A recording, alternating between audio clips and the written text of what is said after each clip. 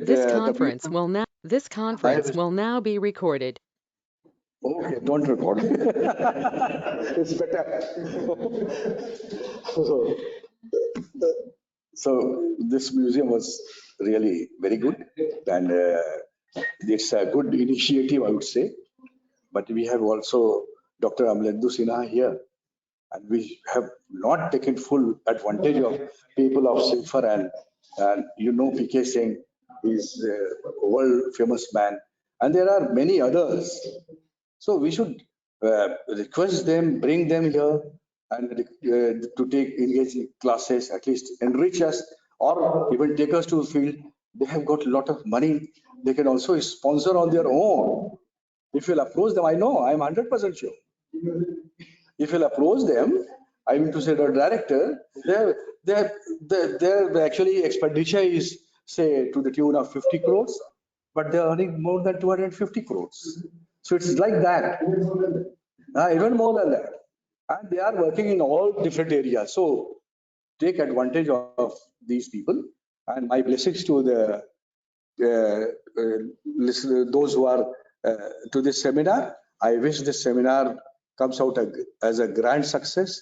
And I also wish that PK Roy Memorial gets A grade, NAC A grade in the coming accreditation meeting. Thank you very much.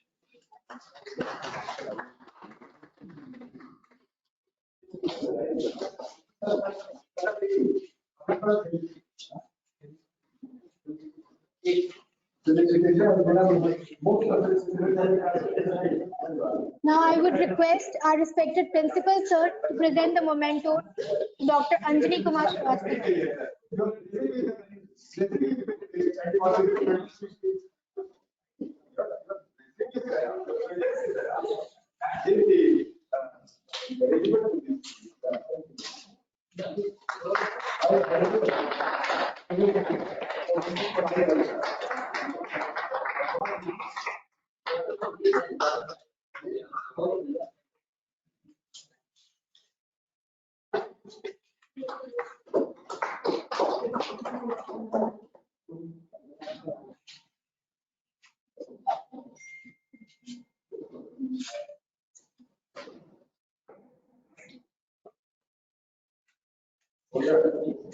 चलिए faculty के साथ बच्चों को भी encourage कर रहे हैं कि आप 8 घंटा जर्नी करके आप आ गए यहाँ ये तो बड़े से बच्चे जा रहे हैं फिर भी इतना समझ निकाले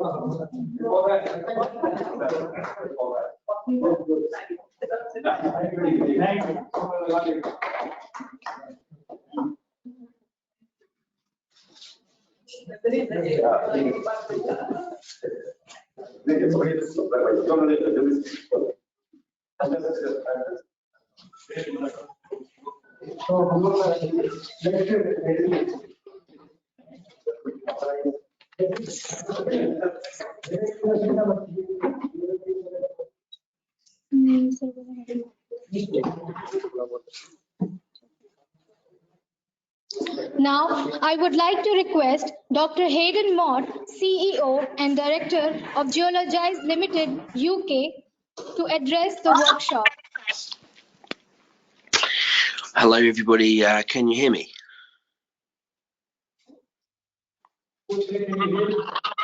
Yeah, you can. Yeah, you can hear me. That's good. I just want to check. Okay, so I wanted to spend these 5 minutes that I have today because for the next 2 days you are going to be speaking a lot about geology and a lot about some quite complicated geology. But I just wanted to applaud what your Vice Chancellor just said, because what he was saying was actually very, very important. He was saying that we need to engage local communities. We need to do a much better job. It was almost kind of a friendly criticism, if you like. He was saying we need to do a much better job in doing outreach to the public. And that's what I do. I'm a geologist, I'm a geochemist, but for the last 2 years, I've been working together with BBC scientist Professor Ian Stewart and other scientists who communicate around the world to train geoscientists to communicate with the public. I'd like you to take this very, very seriously in India, because you guys have some incredible earth sciences, some of the best in the world. And to date, it is not being taken seriously at any geology department. It is being seen as something which is nice, it is good, but not something that is really serious. It's not research, it's not lecturing, it's not forming people to work in the oil and gas industry or the mining industry, and therefore we shouldn't take it seriously. But in these few minutes, I want to make you understand why it is absolutely serious. Around the world, there is a crisis in the geosciences. There really is. It is not an exaggeration, and especially geology, which is where we are today. There is a falling number of people enrolling at universities around the world to study geology. It is now critical. So as the Earth and as societies around the Earth move into this energy transition and an effort to power a low carbon economy, geologists are going to be absolutely essential, absolutely critical in terms of geothermal, hydrothermal, rare earth elements, lithium mining around the world to actually power this low carbon economy. But exactly at the same time, when we need geologists, we're actually having a decreased number of geologists coming into our geology departments around the world. Why is that? Yeah, we have to reflect. Why are people turned off by geology? Yeah, it's great having museums, but today everybody's online. We're not connecting with people online. Yeah, we're not having big, extravagant documentaries which go around the world. That's not what happens anymore. Today, anybody, especially a student with a smartphone and an internet connection, can make incredibly engaging content which can go viral, which can, if you replicate it amongst many, many students, can change society. But the problem is, everybody, the problem is that we don't encourage that. We do not encourage students to communicate with the public. We give them a nice little pat on the back, say, that's great, well done, but that is not the priority. Departments are not evaluated on how they interact with society.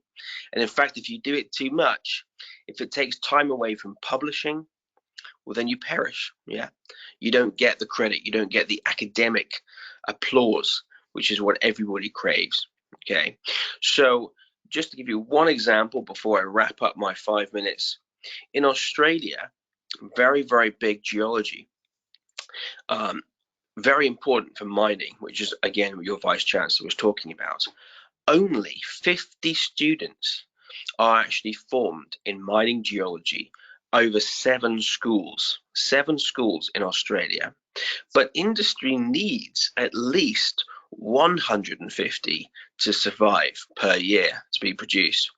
So that's a deficit of 100 just in one country. Canada, Europe, I am not familiar with the Indian situation, but I guarantee if India wants to be competitive in the future, when it comes to the energy transition, because that is the next big thing that is coming, you're going to have to do a much better job, just like the rest of us, in communicating with the public. Because if you change the public's mind, then you change children's minds. And if you change children's minds, then we can get them back and excited and inspired in doing geology. It is not a question of, oh, let's just talk. It is a question of survival of the geosciences. And we need to take it seriously. We need to communicate. So I'll be going into that later in a couple of hours in my presentation and talking about my activities and my suggestions to how we can bring about this future. Thank you very much.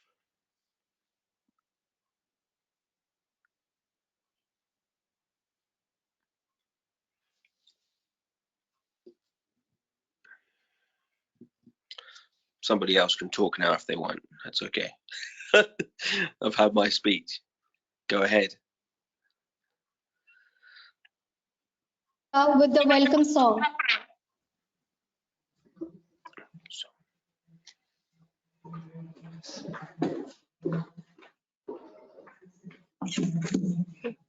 3, 2, 1, start. वेदों का यह देश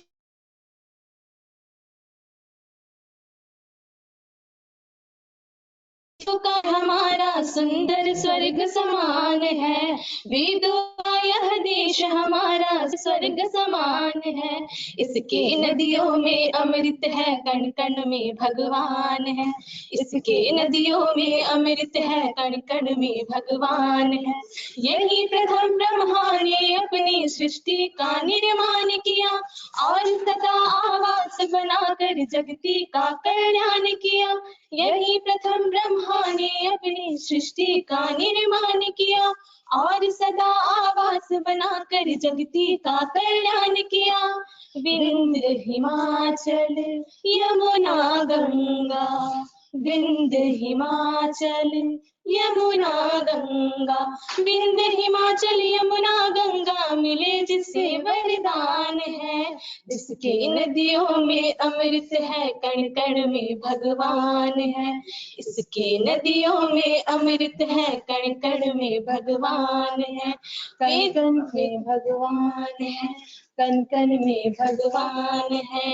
thank you, thank you.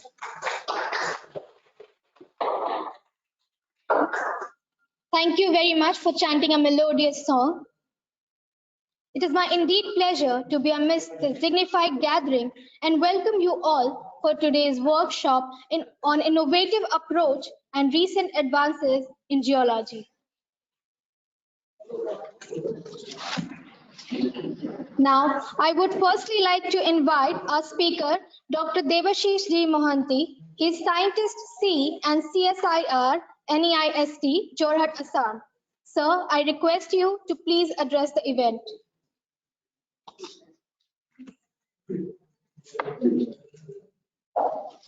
Audible to all of you?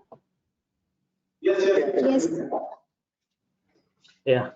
Good morning, one and all, and greetings from Council of Scientific and Industrial Research from CSIR NEIST, Jorhat, and Assam, and distinguished members present here, and the Vice Chancellor, as well as the special guest, Professor Amalindu Sinha, the former Director, SIMPAR, and the students, dignitaries, friends, and not the least the convener as well as the organizing committee of this international conference. So I would like to say that I am really thankful and pleasure. It's my pleasure to make my thankness to Dr. Swain. Dr. Swain, who is the convener as well as the organizing committee of this wonderful workshop. I would say that this platform is really wonderful as well as an innovative platform in this particular time, and it will definitely give the students to interact with the respected dignitaries, and they can convey, and as well as they can interact, and will definitely share the knowledges from the dignitaries. And when I talk about the present pandemic situations, I can say that this is one of the best time where there is no physical observations with the students, as well as it is really difficult to make the classroom classes. This type of innovative ideas and this type of innovative conferences will definitely give the strength as well as the knowledge platform to the students, and I really appreciate this effort from the organizing committees. And let's just wrapping up before my 5 minutes. I will tell that the work which I do and as well as which my department does is a little bit different from the geological work. It's a part of geology, but I am a seismologist and I am working under the CSR lab. The main mandate of our lab is to monitor the seismicity of the Northeast India, that is the part of the Indian subcontinent. And we are 24/7. We are getting the data, as well as we are making the seismic potential of this. As you all know that this is one of the most seismic potential of the world, and we are working to decipher what are the critical geodynamics, as well as what is the seismological tectonics, what is the seismotectonics of these present regions that we will be we are now concentrated on. And in the talk that tomorrow I will be giving on the 10:30, I will be definitely discussing about what are the efforts that we are doing, and how it will be beneficial for the science as well as the society, how the earthquake will definitely benefit to the how the mean of earthquake will definitely be suitable for the social people, and how the social people will be definitely be cope with this type of the disasters, as well as what are the science that I will be talking about. And before I will wrap up, I will again thankful to all of the dignitaries. I can see my professor PNS Roy there, and all the dignitaries there. So I am taking here, and tomorrow will be meeting. And thank you very much again.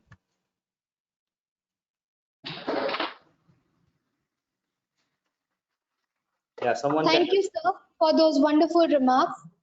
I would now like to welcome Professor Pradeep Kumar Jain. He's a professor of Department of Geology at GMPGC, MCB University, Madhya Pradesh.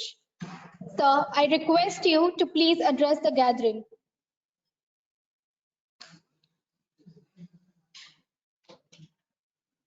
Yes.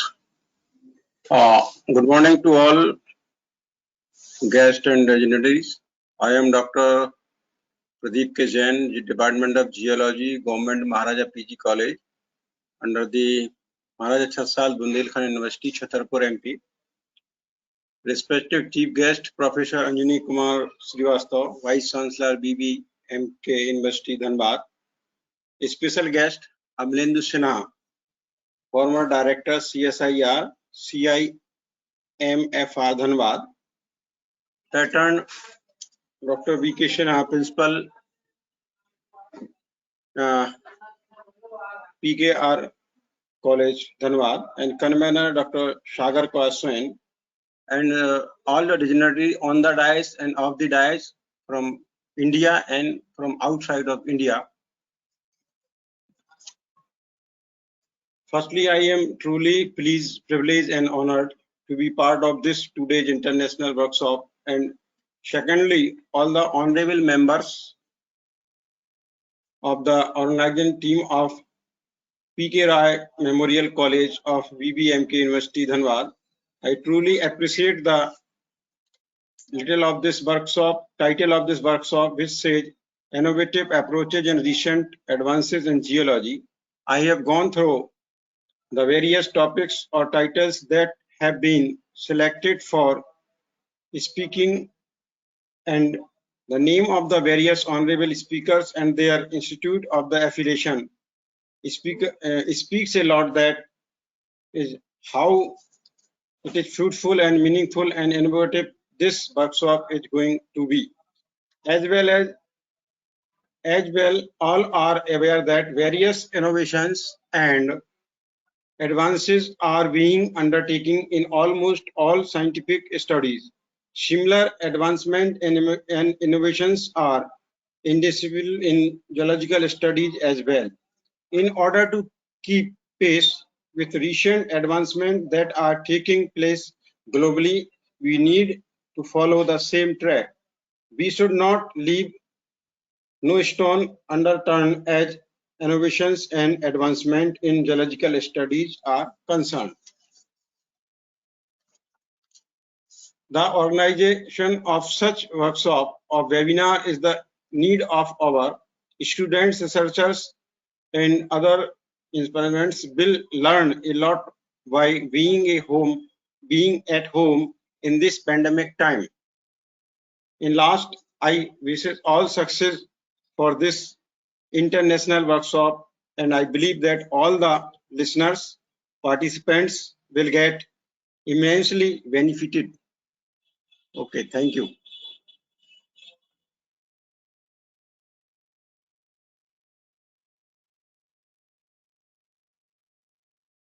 I would like to invite our another speaker, Dr. Benjamin Neech. He is a senior lecturer at University of Yaoundé, Cameroon. Sir, I request you to please address us.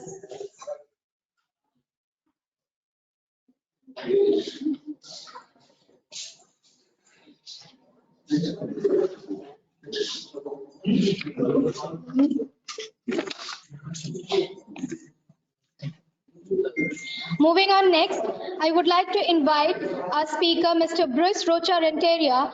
He is an exploration geologist at Capitan Mining, Mexico, North America.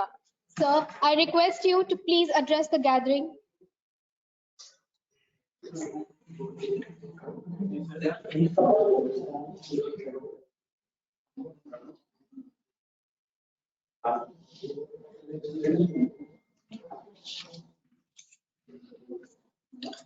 Now I would like to invite our guest of honor for today, Shri R.H. Sagar, serving as Secretary in Geological Society of India, based in Bangalore.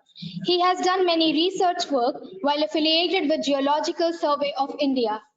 Sir, I request you to please address us.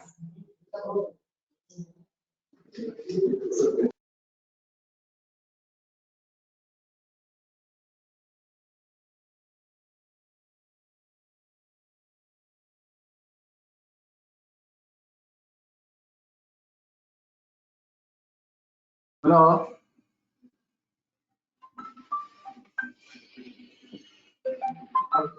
Sir, अरे ममता कर रही है. Hello. Hello.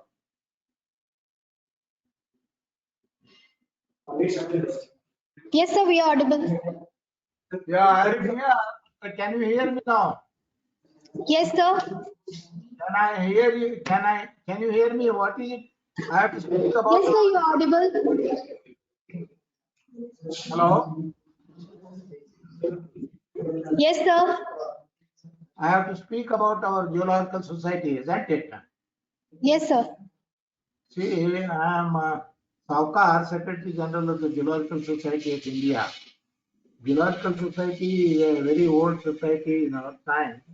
It was established in 1958 with few people. As a matter of fact, earlier to Geological Society of India, Mysore Geological Department had its own publication which was circulated very widely all over the world. Then 5 of the professors from all over India put together suggested that they should convert this Mysore Geological Association into a All India Geological Society.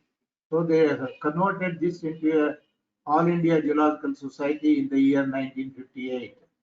Thereafter, the Geological Society of India has been publishing its initially with the annual publications for 1 or 2 years, and subsequently we increased it to quarterly publications for 2 or 3 years. So thereafter, for more than till today, the Geological Society has been publishing its monthly journal, which covers all branches of earth science. As a matter of fact, ours is the initially we started this project till 25 years without any support from any organization. Subsequent to 25 years of our surveys, the Department of Science and Technology came forward to give a small grant of 50,000 rupees per annum to improve the quality of the journal and all that. And after the Department of Science and Geology increased its annual grants from 50,000 up to 55 lakhs of rupees annually. Thereafter, during the Diamond Jubilee celebration, the Ministry of Earth Science came forward to support this society by giving an annual grant of 25 lakhs rupees annually to improve the quality of the journal. Thereafter, we have been printing our journal both in color as well as in the best possible way, which suits the international standards and all that. And this society's journal is registered under the Newspaper Act also. And we have been publishing it and dispatching it to all our readers. before the first of every month. So this covers not only geology, but all branches of science, including water also. So our citation points has increased now up to 4.5, which is considerably very high compared to all other earth sciences that are published in India. So we are now, after the Diamond Jubilee celebration and all that, we have now started thinking of enlarge. Earlier, there were only a few chapters that were not functioning very regularly. But after the Diamond Jubilee celebration and all that, we have now tried to organize some of the regional centers at various places in India to encourage the earth sciences, particularly on agriculture and mining, metallurgy, and all these things. So we have already established more than 2 or 3 regional centers, and they are functioning well with the local information. Whatever is the local information they gather, which are of their importance and all that, we also published in our monthly journal as a news and notes portion of it. And our monthly journal is jointly published by us and the Springers. It is a joint publication of Geological Society and Earth Science. We are progressing very well, and those who are interested to become fellows of our society can go to our website and become a member of our society. All the publications that are given up to that, we have published more than 90 to 100 memoirs and many other special publications and textbooks of all the State Department. Apart from this, we also publish regularly popular science series and all that. So some of these publications are available at more than 50% concessional price to all our fellows. And once they become a fellow or a member of our society, they are eligible for downloading the article free of cost. Whereas if they are not a member, they will have to pay very heavily to the Springer website, more than $30 for every download of an article. I wish and welcome all those people who want to become members of the society, and I am very happy that the Indian School of Mines has considered to involve our society in this function. Thank you very much.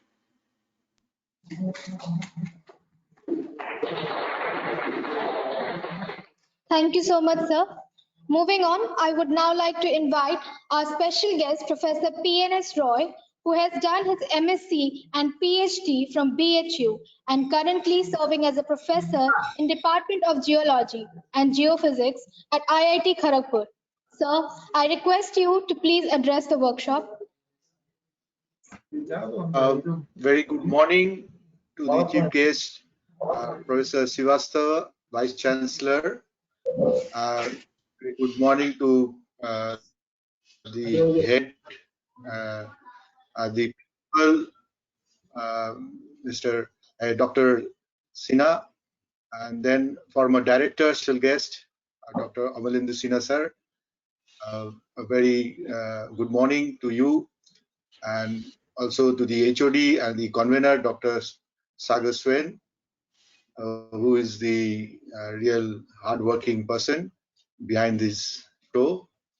And also very good morning to the other present dignitaries in the campus, in the PK Roy College, and also in the online. And I'm really happy to be part of this, or rather I may say that to witness this grand event of inauguration of the museum, the laboratory. It's really a great event. We are really happy that the institute is doing a very good work under the leadership of Dr. Sagar. We are here to deliver some talks. Of course, my talk is there today, so I'll be talking in details there. But looking at the museum and its look, it's really good one. So I would suggest that if it's possible, you can make some online resources in where the students can see how the rocks looks at the field, and that can be really helpful, and you can collect it and put it there, because now it's all digital, so they can see how this sample looks in the real field.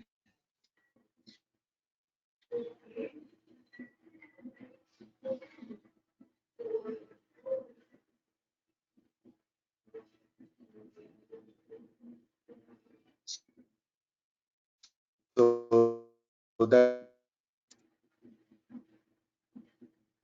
would be really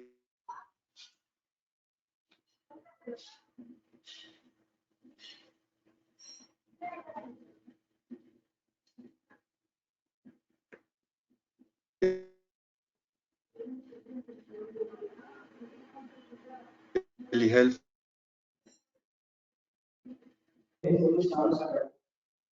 So you're not audible.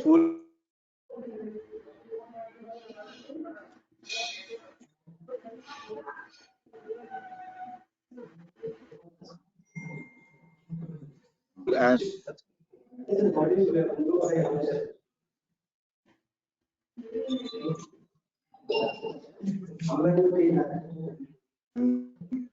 this college is very much in the heart of the coal capital, and also it's a best place for geologists.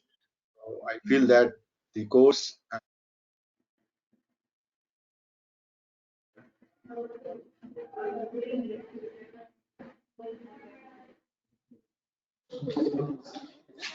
Thank you, sir. I would now like to welcome our another special guest for today, Dr. Amalindu Sinha, former director, CSIR, CIMFR, Dhanbad. He is a member of Academic Council of ISM Dhanbad and National Expert Committees on Roof Support in Coal Mines.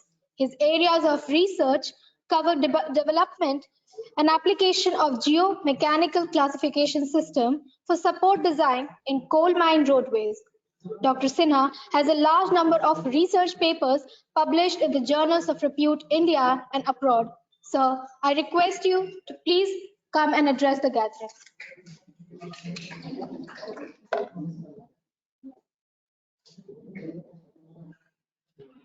Professor B.K. Sinha, Principal of Pekera College, Dr. Sagar, the distinguished speakers who are virtually present with us, dear students, other professors, ladies and gentlemen.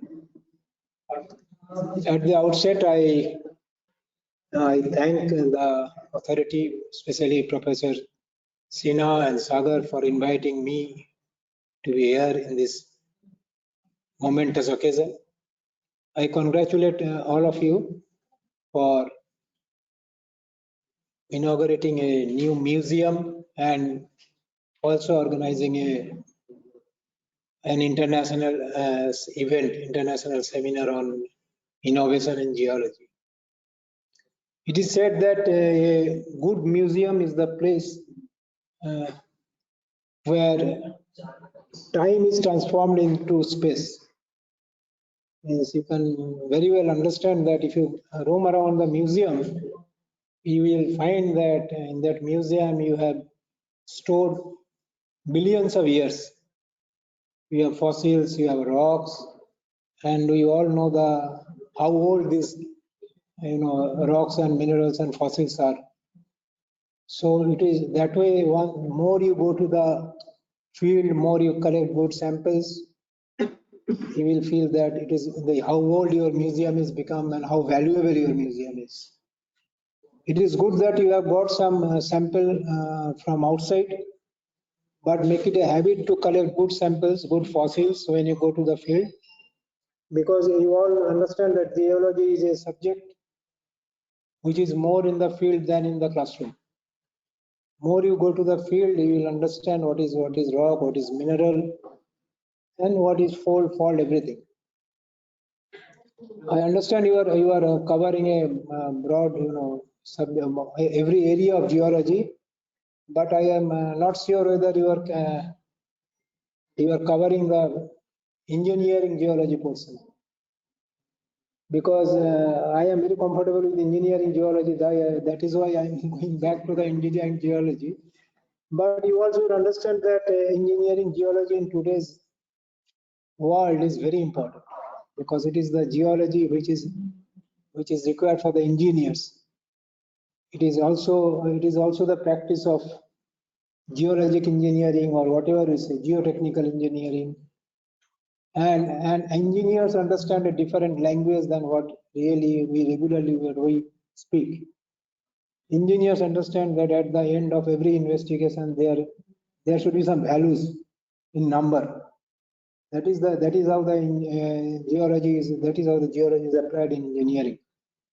So I would request Dr. Sagar and of course Professor Sinha to see that you have a good laboratory of engineering geology, and people get good teaching about it, teaching about engineering geology. Because the beauty of this subject, the beauty of geology is that it is very much academic. At the same time, there are wide applications of geology in engineering. So when you go to the engineering side of it, you will understand that how the science is transformed into engineering or into technology. So you have a wide, you have a very good opening for that, very good scope for that, as some of the speakers were saying, how it is applied in the mines.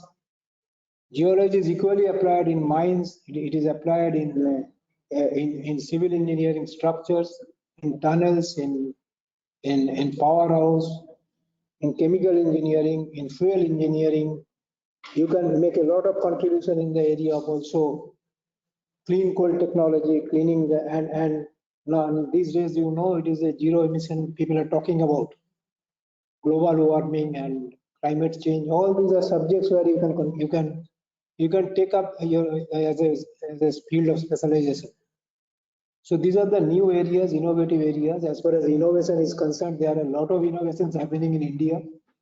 You may be knowing that there is a single borehole drill in Koina area, which is 3 kilometers deep, and it is being studied. So these are the things happening. There are many good areas. You deal with big data, you deal with artificial intelligence, machine learning, and how their application in geology. Big data is coming in geology in a bigger way, and you should understand how it is applied. And those are the areas I wish that you have a more like petrology lab. You have a good lab for rock mechanics, soil mechanics, and geochemistry. You have a good lab for coal petrology. Those are the areas where you should now develop. And I'm very happy that the way gradually you are, transforming it into a very good national institute. I really congratulate for that. I have nothing much to say now, but I wish this effort, this event or international event a grand success. And once again, thank you all for inviting me. Thank you.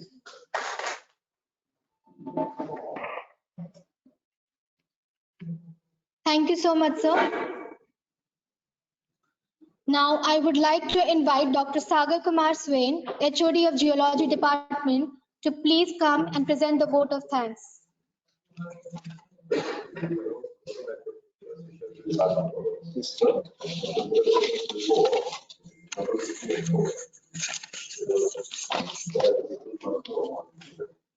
Yeah, thanks, Ananya, for such a nice words.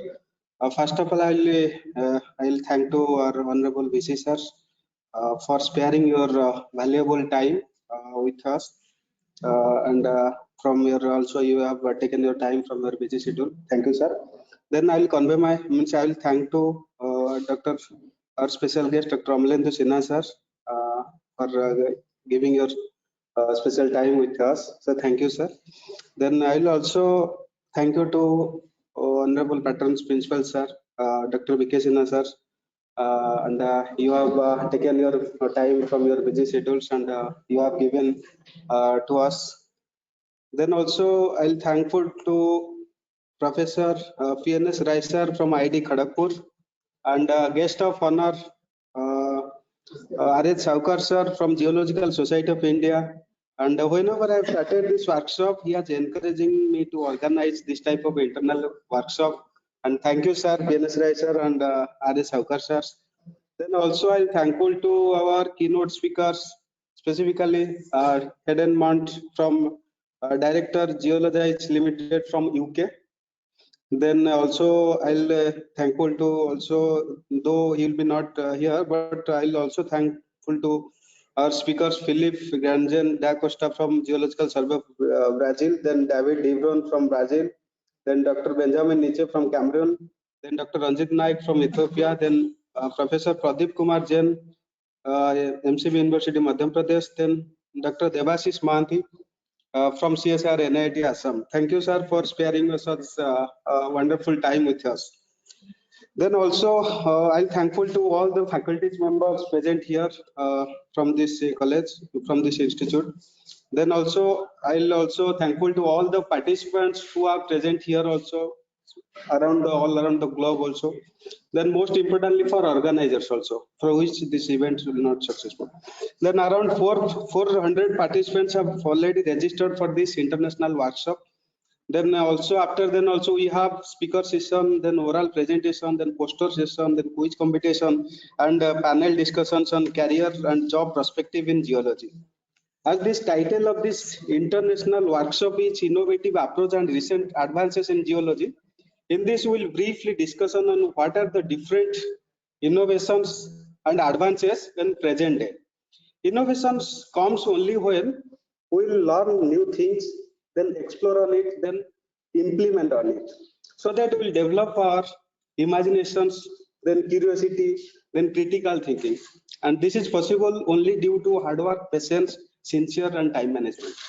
And I'll not take much time as we have very packed schedule. Then lastly, I will suggest to R.H. Sagar sir.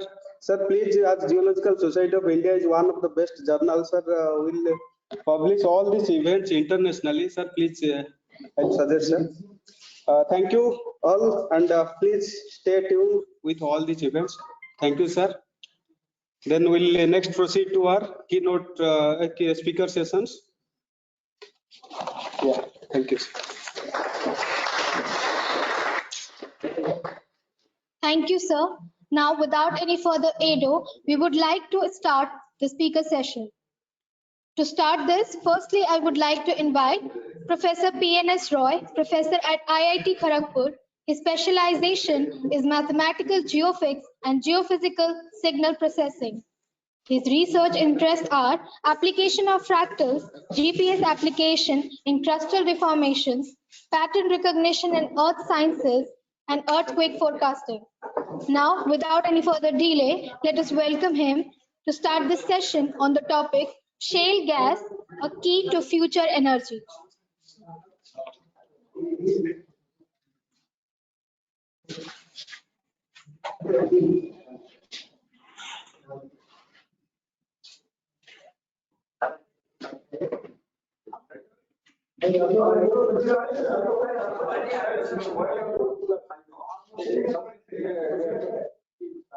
So you can proceed.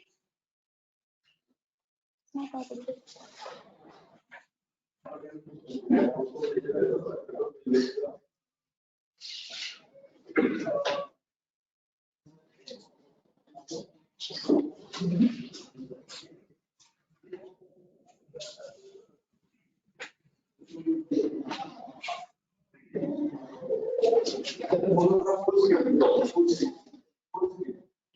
So please present it in full screen.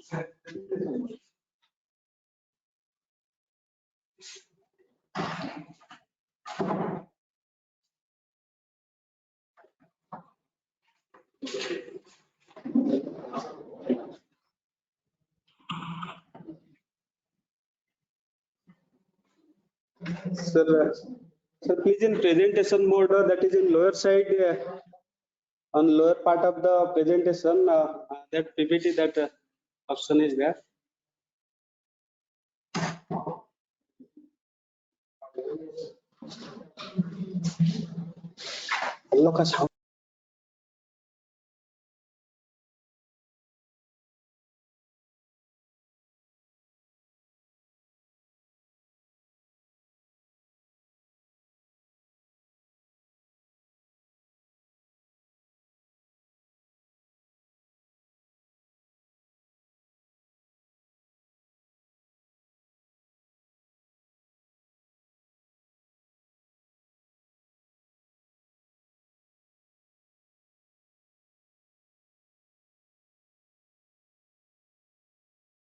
Sir, your sound is not, sir, audible.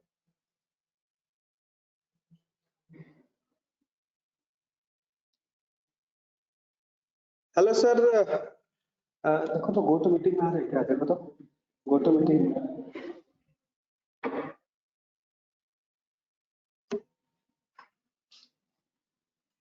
यहाँ पे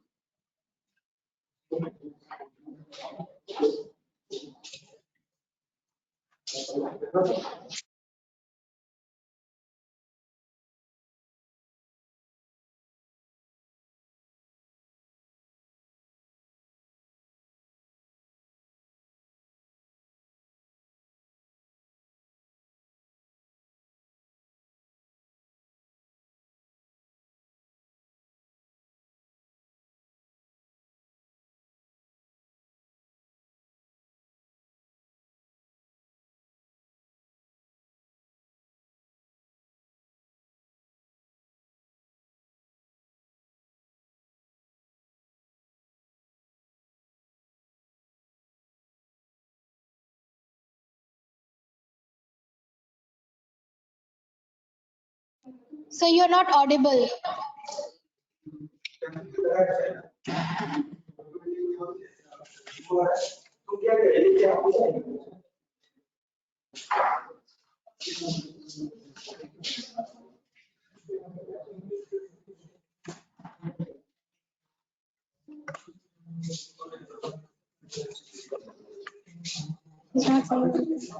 So you're not audible.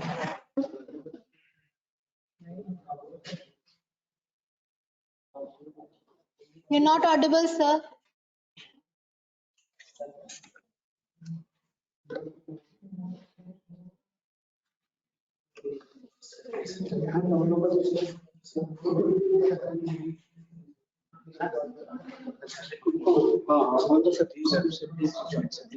So please rejoin.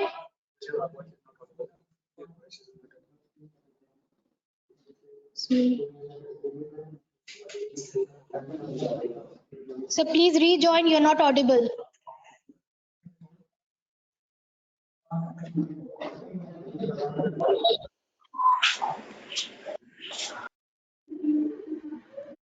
नहीं वो उनका था.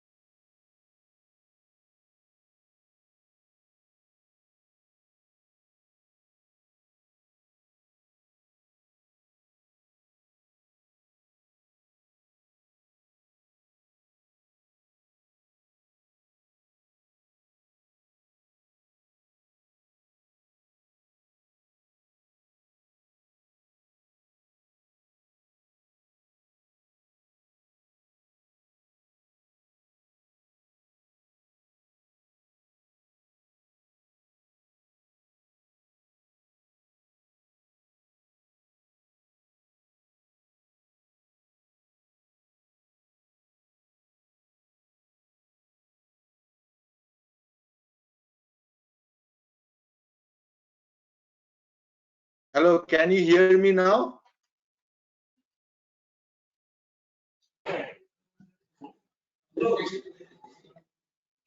Hear me now? Yes, sir. Yes, sir. We can hear you. Okay, I'm now sharing my screen. I don't know, some problem maybe.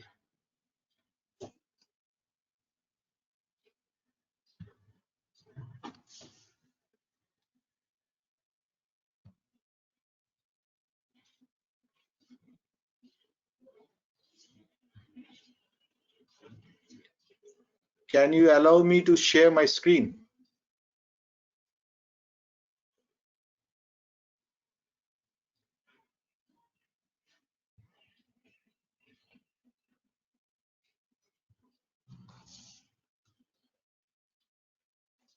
Can you allow me to share my screen?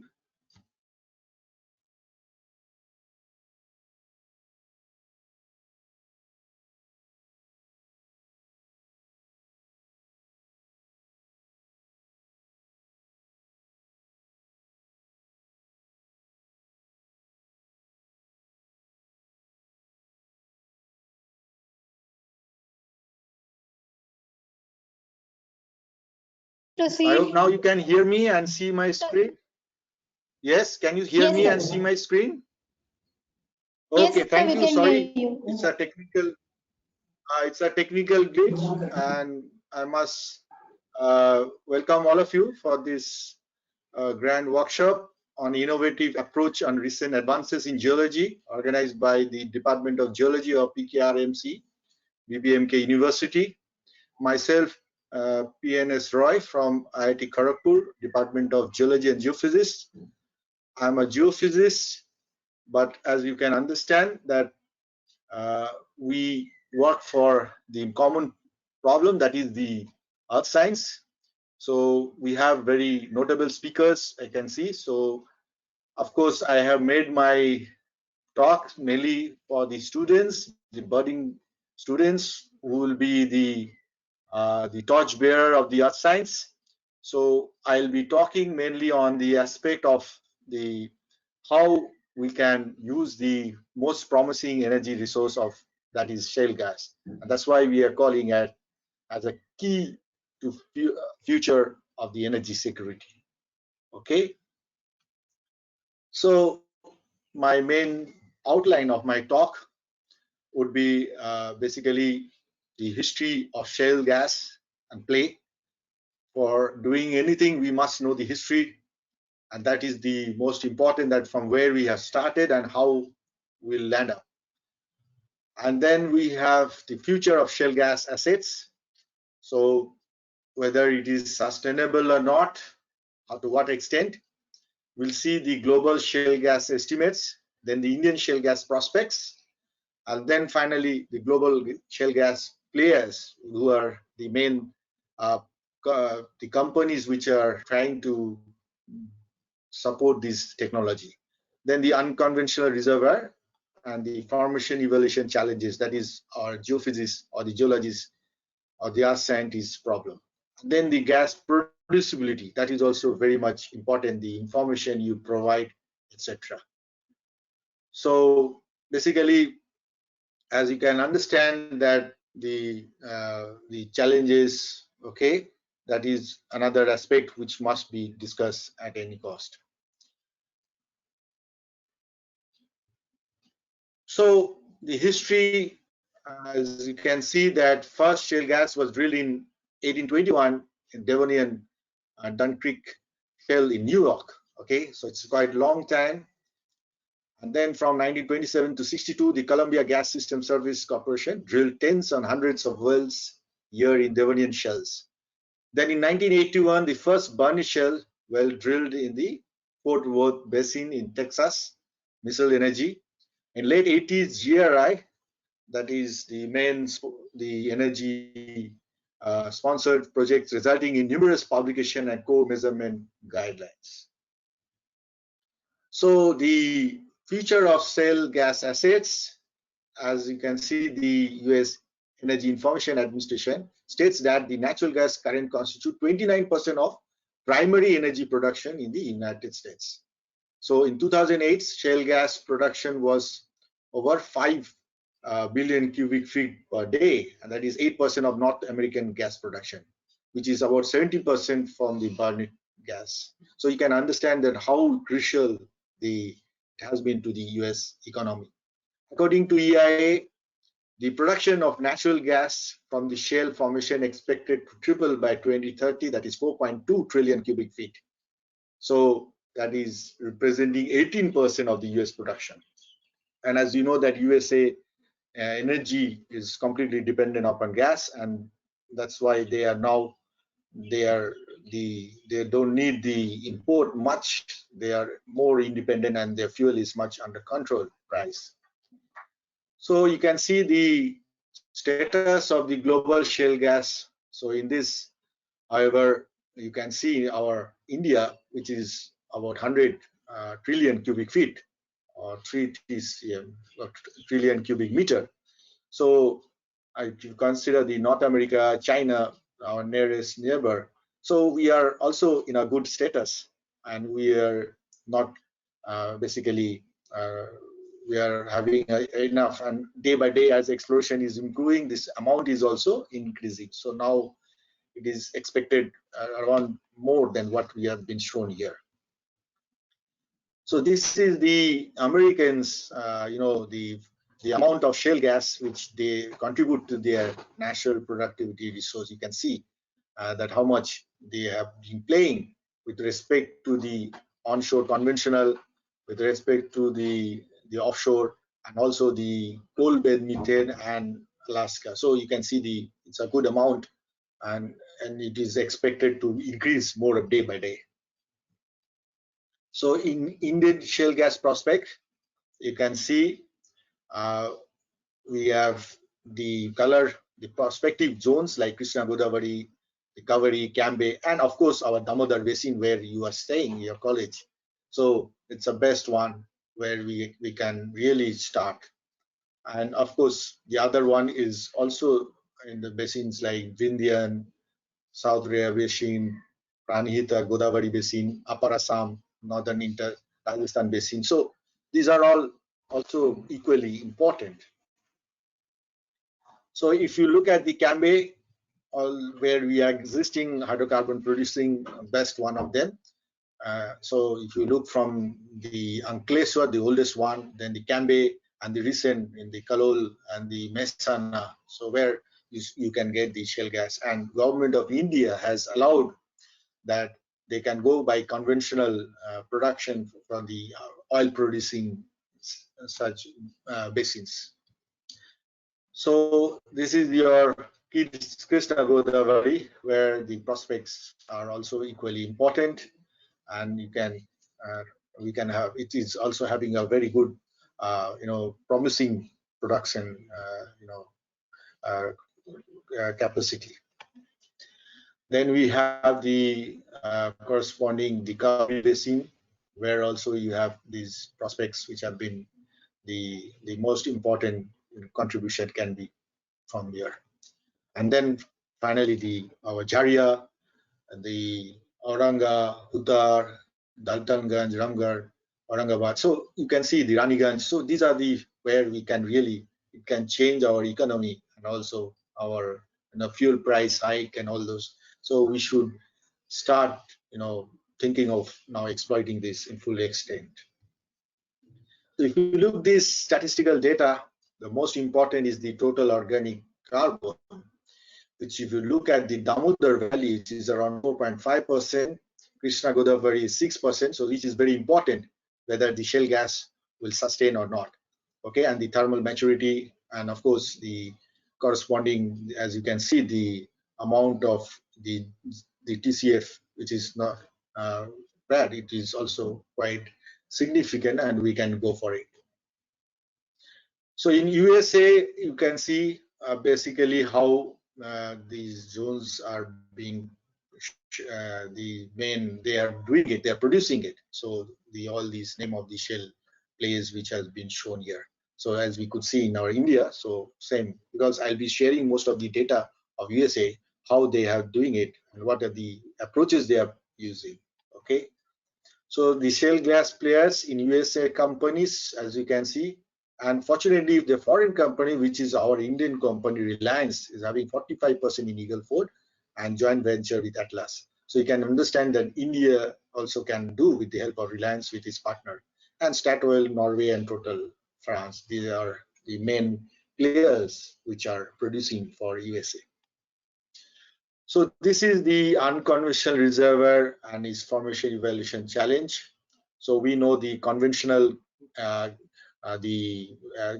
and the oil, which is having a typical structure, whereas in case of the shale gas, which is the unconventional, so which is the source rock, and of course that is which is basically characterized with the help of the lithology and mineralogy, porosity, permeability, water saturation, total organic carbon, then the geological characterization like structural features and fractures, okay, within affecting this layer. Then your geomechanical reservoir characterization, sweet spot identification, okay, means where you have the good amount of gas of at least 30 meter. Then increasing development by horizontal, lateral, and multilateral, select optimal location and the placement where we can exploit, like where you have a very good coverage. There must be a fracture stimulated to produce at economic rate. That is the main challenge.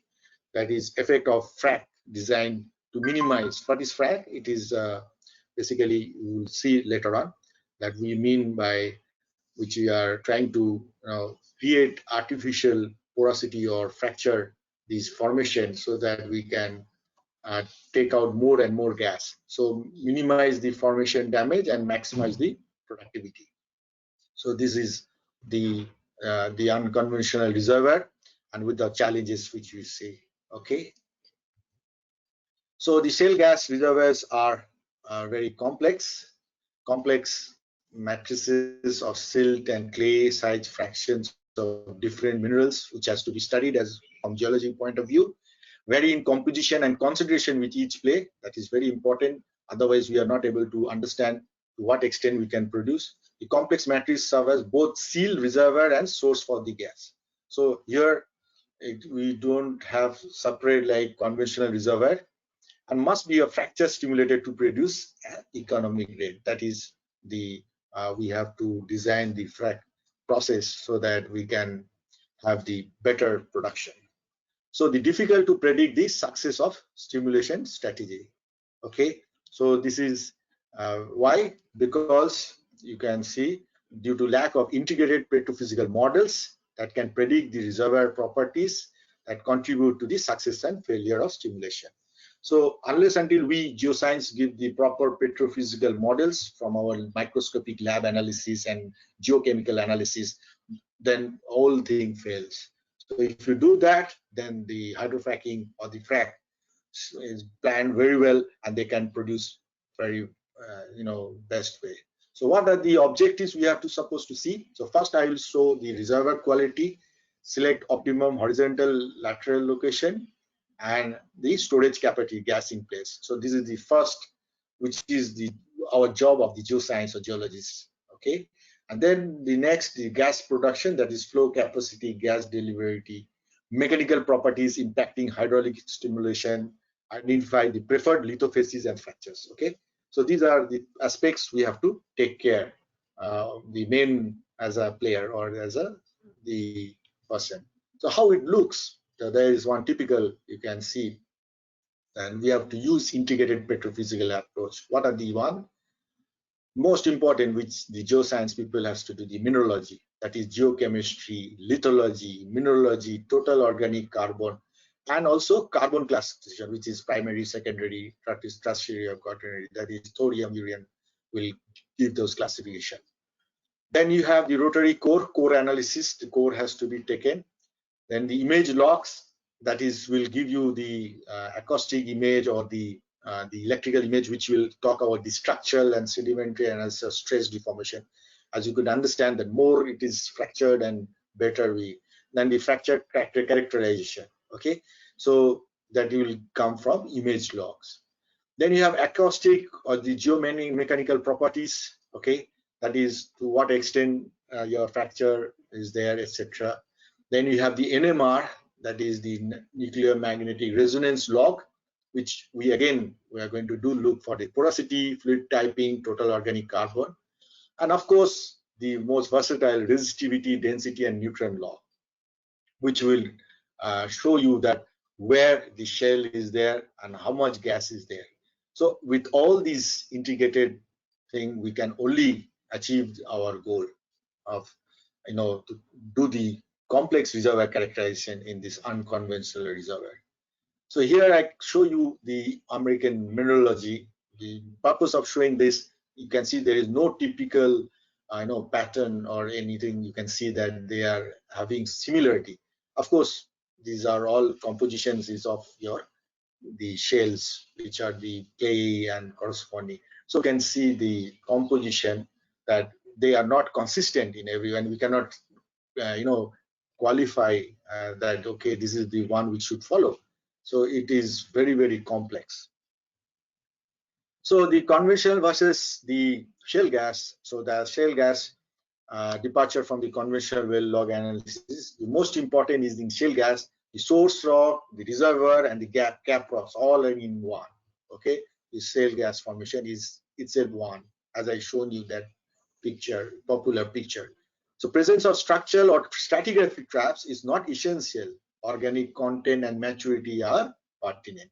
So the total organic carbon, that is very important. The adsorbed gas. Okay, so here the shale gas reservoir contains both free gas and pore space and adsorbed gas in the matrix of the shale. So one is adsorbed, which is another is free. So both are equally. So these are most important, not the structure, which is we look in the conventional reservoir. So we look for the where is my cap, where is my source, etc. Where is my reservoir? So here we don't require that. So the new formation properties which we look at these unconventional reservoirs to handle the adsorbed gas, new formation properties which are like total organic carbon, which is measured by the geologists, most important property directly related to volume of gas in the shale. Kerogen content, again from the geochemical analysis you can know this, the insoluble sedimentary organic matter dispersed in the rocks. Again, in the laboratory analysis from your microscope, reflectance coefficient, that is RO, which will talk about the vitrinite reflectance, which you have studied in your classes, the undergrads.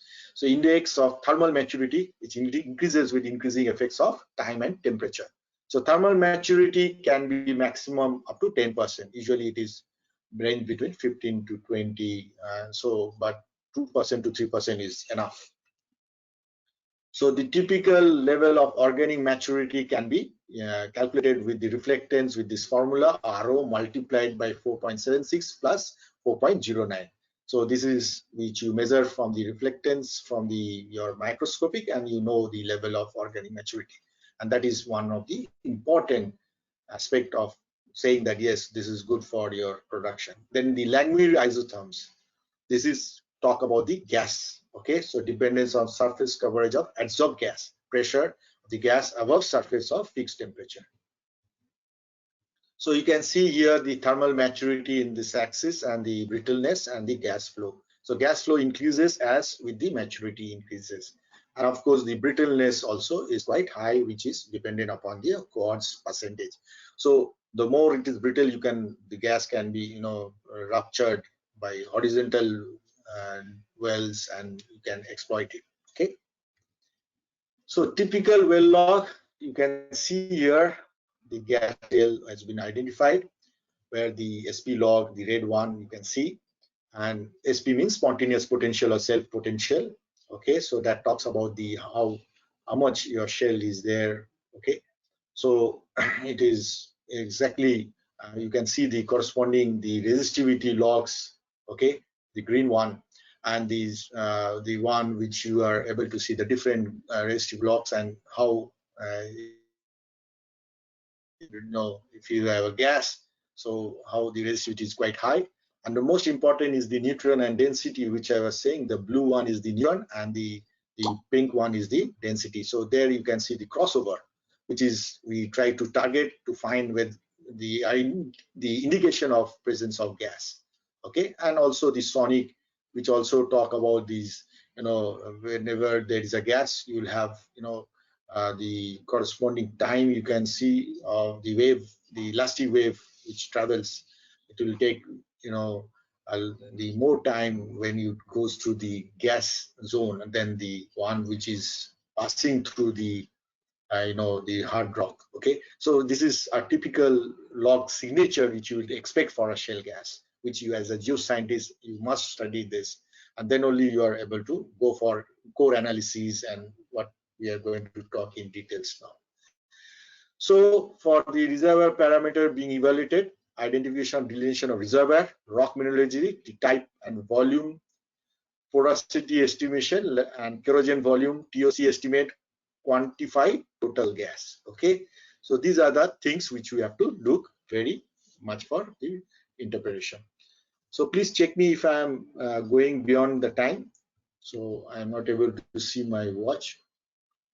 So then we have from the core, as you can see, the typical minerals related to the shells, the clay, and their minimum and maximum and average and percentage. So the corrosion, you can see 99, which is from geochemical analysis. Core analysis, you know the porosity, and remaining you see all X-ray. So you are all the job of geologists. So this is for Devonian shell, of course. Okay, so for us also we can generate our data because the institutes which is in the Damodar basin only.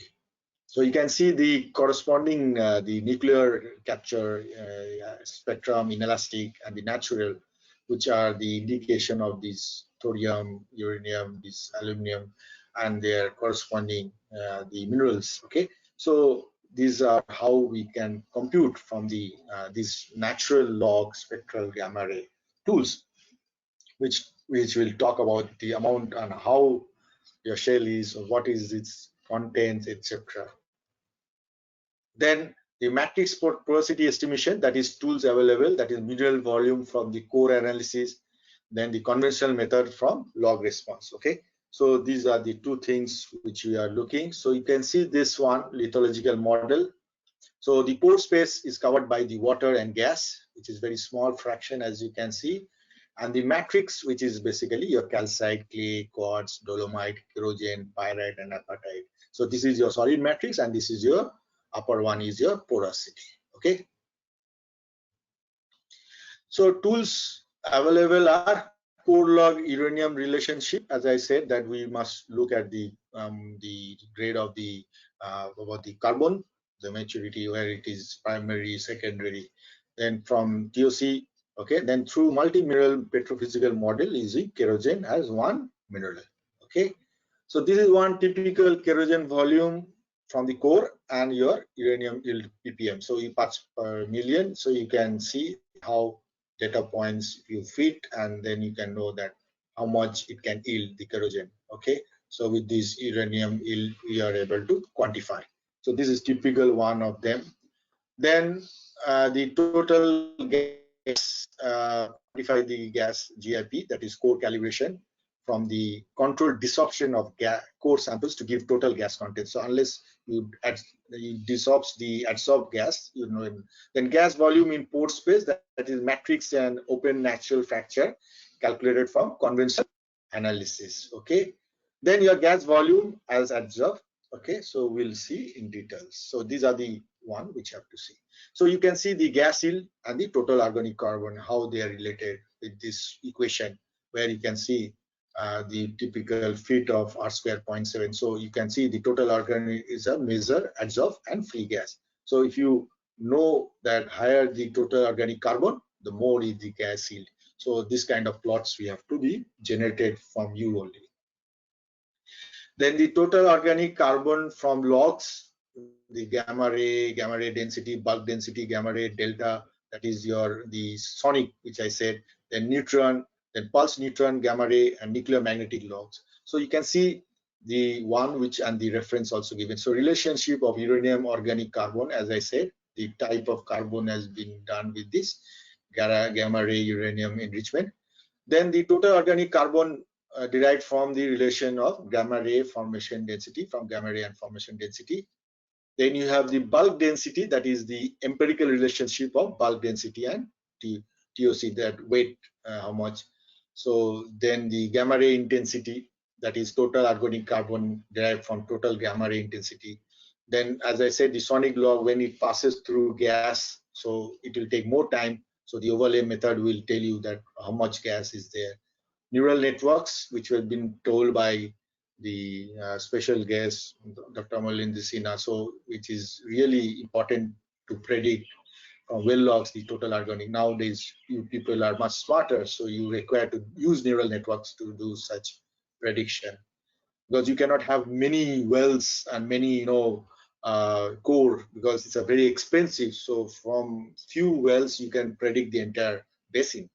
Then pulse neutron and spectral gamma ray, that is mineralogy and pulse neutral spectral gamma ray, so which would really help you. So, and then your total carbon estimates for kerogen density. Okay, these are typical plots. As you can see, the sonic time and the total organic carbon, how it is related.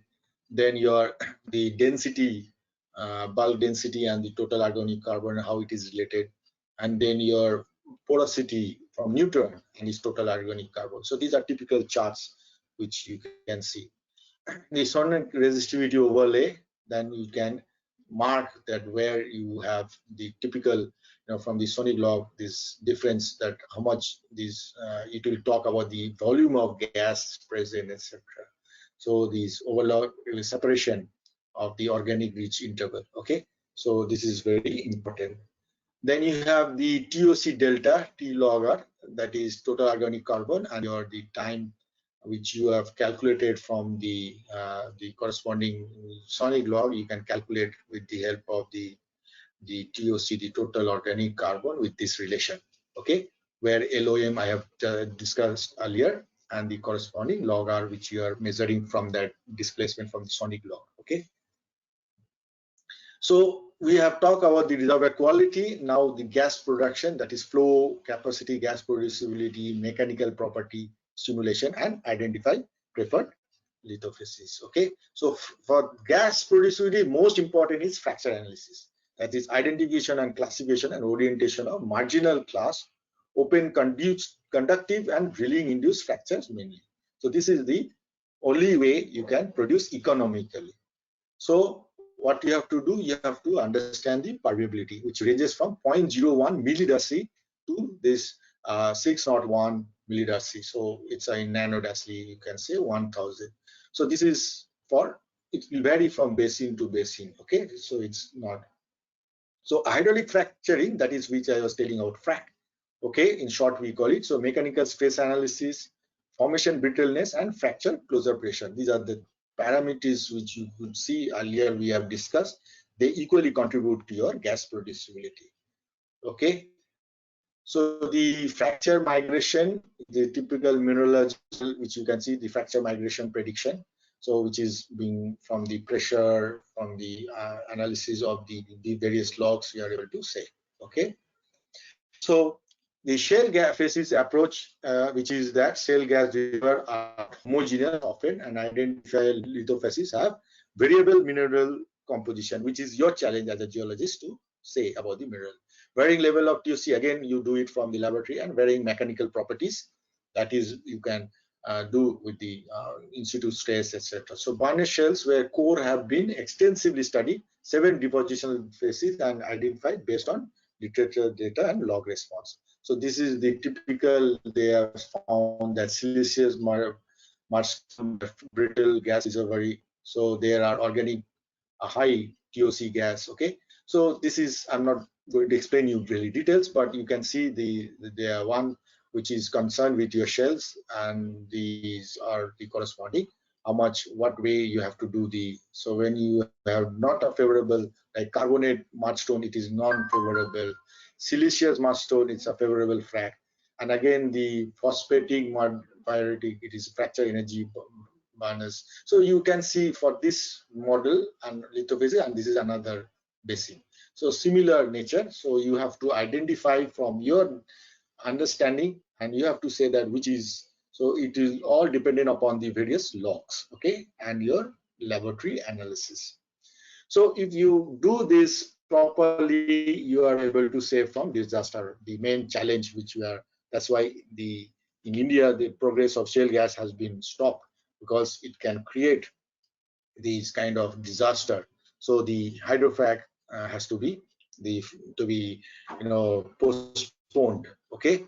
So the conclusion, I can say that India has very good prospect for shale gas. As you could see, that the basins are having a good total organic carbon from the preliminary analysis, but we require to do further analysis from our our laboratory, and analysis can really contribute, and especially this college being there, then laboratory analysis within India is optimum. Okay, so because we have such facility in India, and especially in your already you have microscope, now you have to X-ray and all those, so you can do with the help of FISH program of DST, etc.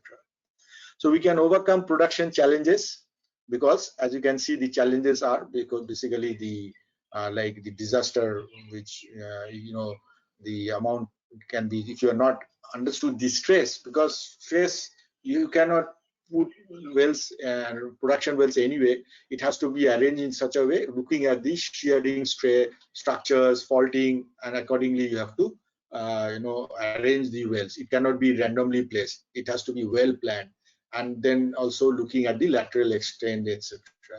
This shale gas can fill the gap of Indian energy security, because as you can understand, in India we are now the fuel price can it gives you the alarm that how India is starving, despite of our all efforts. The conventional resource is not enough. You have to keep on importing. So this would be filling the gap. I think I've taken a lot of time. So thanks, and ready for the answer your question. So please, I think I was in time. Hello.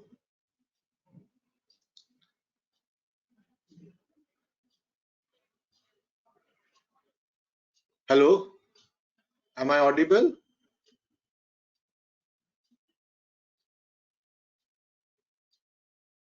Students, the convener.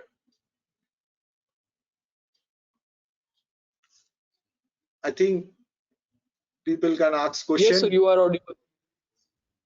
Yes, please. Now, if you have quick question, I don't know the time, how much I took. If there is any time for question, please allow them. The organizers.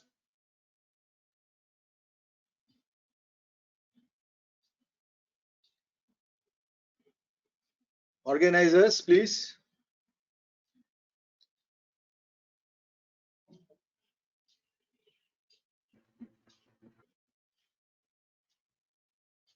Any questions from anybody? So, but I'm free. You can mail me. You can see my email in the website. Actually, I'm teaching this subject, boreal geophysics. So you can be free but as you know that I don't know if you don't have any questions. So organizer, I am done. Hello.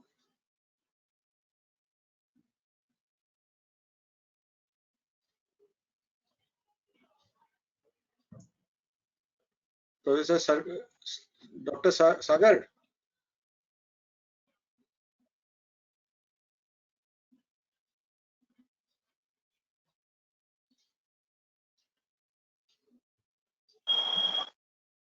Hello, sir. You nicely presented your presentation on gas cell. Yes, thank you. Okay. Any question, please? Yeah, I have no any question. If there is any question, we can ask on your or email you. Yes, that will be fine. Please. So thank you. So I can stop my sharing, I believe. Yes, okay, sir. thank you, sir. Thank you, Stopping sir. my sharing. Thank you. So please now you can open to the others. Next presentation. Okay, thank you you. very much. Thank you for giving this opportunity. I must thank Dr. Sagar and the team. Okay, thank you. Next speaker. Yeah, next speaker. Next, I would like to invite our another keynote speaker, Shri R.H. Sagar, Secretary in Geological Society of India, to please begin the session on the topic, a new approach to development of India's precious metals, public-private partnership model. Am I audible?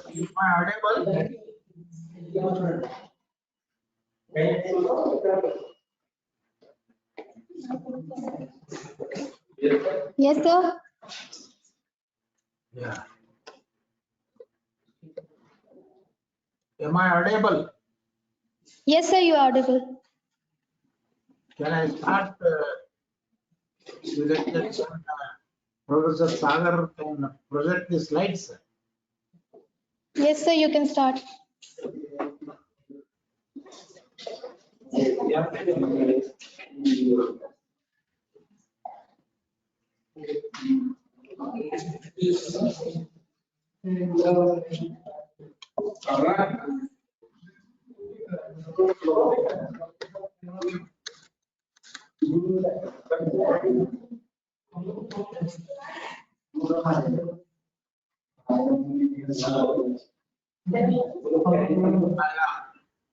Okay.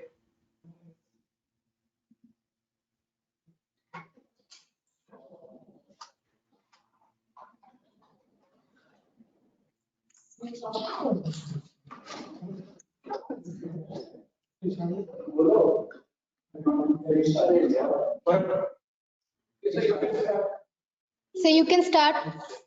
Yeah. Okay. You see,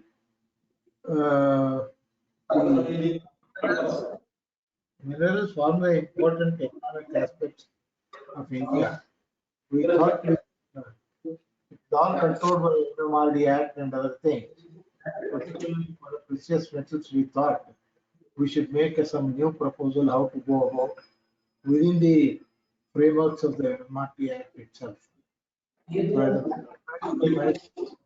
Viknato, who also happens to be one of your own students.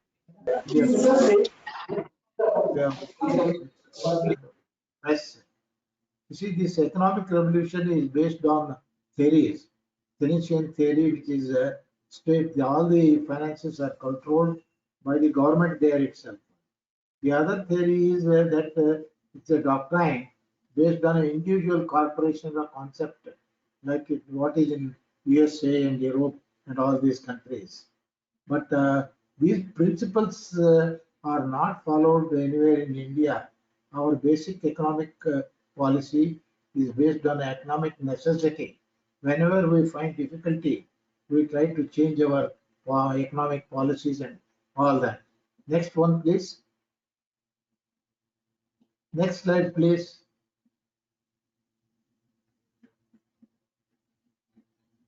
Can I go to the next slide?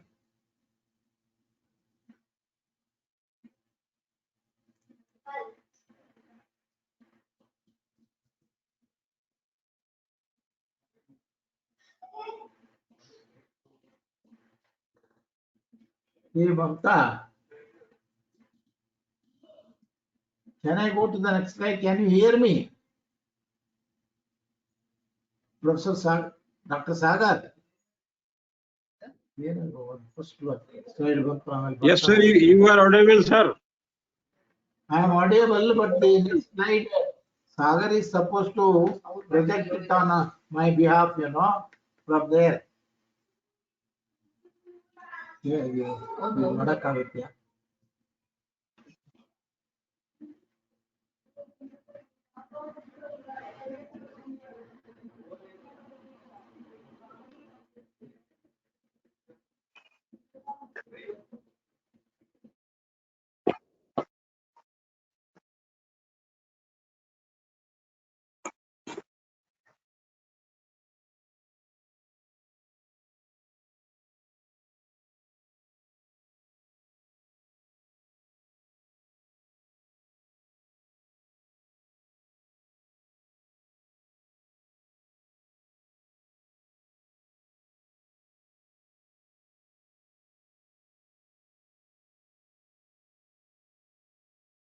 Is there any difficulty, Dr. Sagar?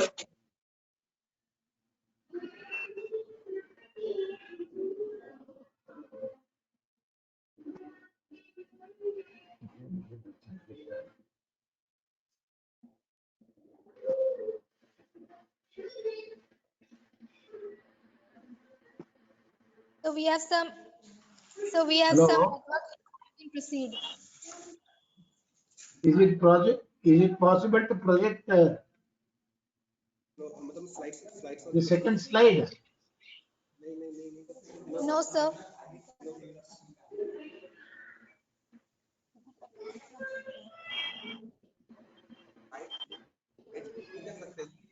We cannot show slide. Next slide, please. Second slide.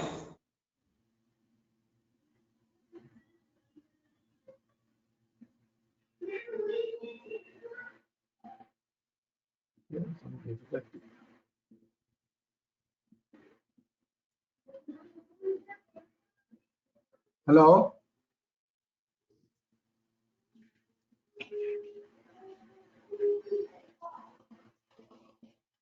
You can share your slide by your own, sir. We have some network issue, I think. Our system is lagging. 1 minute, if you want me to project from here itself, sir. I require more time, you know. I thought they would Yes, sir, we can project proceed. from here.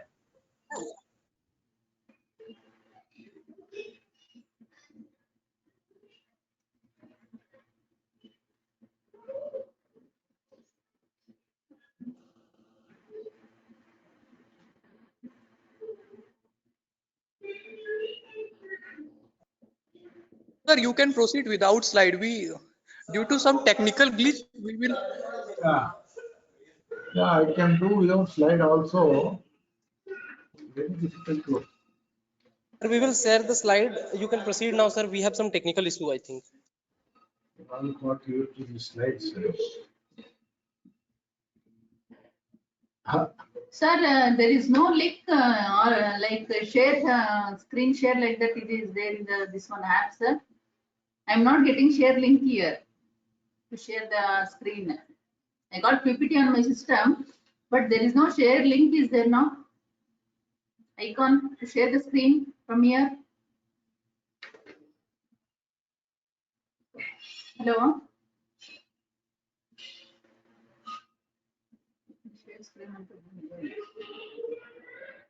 Sorry, sir. Due to technical glitch.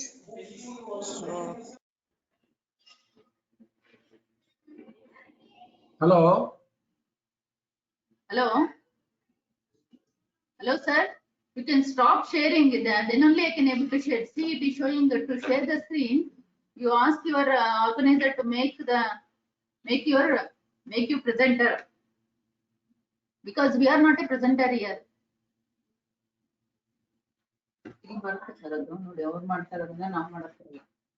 To share your screen. Ask your organizer to be here. Can I only speak? Yes, sir. You can proceed, sir. There is a technical problem at the organizer end as well. So, sir, you just proceed without slides. It can be communicated in the group. Yeah. Later on. I can also. You see, I told you that in the previous this one, the economic resolutions are based on some principles, but in India they are not at all based on any principles. In May 1991, the economic situation was so bad that the Narasimha Rao government actually has to airlift 67 tons of gold to get an emergency loan for our exchange problem and all that. As a matter of fact, this privatization or anything there was the proposal of the UPA government only. But the 2014 Parliament election, privatization was not in the agenda of the BJP at all. So, but because of the controversies that arose in the allocation of natural resources after the 1914 and all that, you see the natural resources such as spectrum, mobile phone, mining leases, coal and iron ore. equal opportunity was given. That was the court's decision. So as a result of this one, the two things were struck down. One was the state government, different state governments, they allowed their public undertakings to have a joint ventures, and also they allowed some of the areas to be unreasonably unimportant people for development of mineral resources. On these two counts, the allocations were struck down. You see, the afterwards in 2015, a new amendment has been brought out in the MMRD Act. But even in this also, you see, the policy is first made, then the amendments are brought next. But what has happened here is the amendment is brought first in 2015, and the policy based on that amendment was declared in 2015. This is just like saying the cart was put before the horse. You see, and this was also again modified, right, to accommodate some of the lacunas in the MMRD Act, and that was with the formation of the amendment in March 2021. This is the latest amendment which is promulgated in the last parliament. Formation of NMET amounts to, what is it that they have done? They have whole nationalized the exploration itself.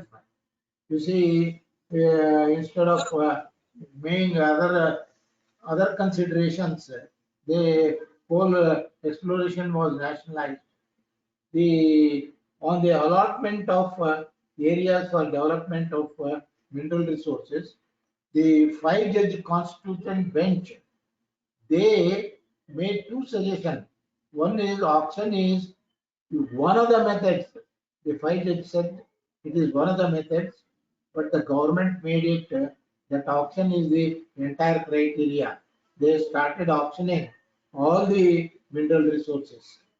The FIMI, which is the Federation of Mineral Industries, has formulated a table which indicates that the reconnaissance permit or PL or execution of ML, which were earlier good in between 2006 to 2010, or 2010 to 21 were good, but after that it becomes null. Nobody is interested in applying for a mining leases or grant and other things. That was the difficulty of even in respect of taxes also. You see, the government of India has levied so many taxes that it crosses almost 57% or more than 50%. But all over the world, it is only 40%. So the auction is linked to the revenue as far as the government is concerned. They want to make more revenue, so they want to tax more. So, but what happens ultimately is by this process, the inflation is created. For example, the end users like a steel or a cement or any other industry, they take the mines, and irrespective of what it is going to cost for a mining, they will increase the sale price of steel or cement. That is how the inflation increases. So most of the captive mine users, like our cement, steel, or any other mineral, you see, they try to transfer all this cost of mining and put it onto the end user. That is why. So the policy has to be designed something how to go about and improve our production in terms of the mineral as well as exploration. So the Geological Survey of India, which is the pioneer organization for the India, has identified obvious geological potential area for exploration. That amounts to almost about 57,000 square kilometers. That is what that has been identified by them. So out of these obvious potential areas and all that, when applications are made for allotment and all that, they are a closed system between the central and state government. State government have actually no powers. They have only powers on paper. But it is the central government which decides. And the decisions are not open for discussion. And allocation of natural resources, again, controversy on air allocation, land allocation, coal allocation, iron ore allocation. So, pronounced the judgment, state government cannot grant a joint venture and they should not. So in order to modify this, and again in 2025,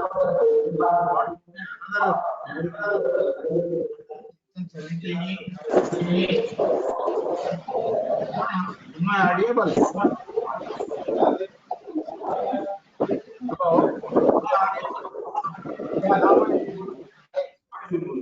now they brought 2021 the estimate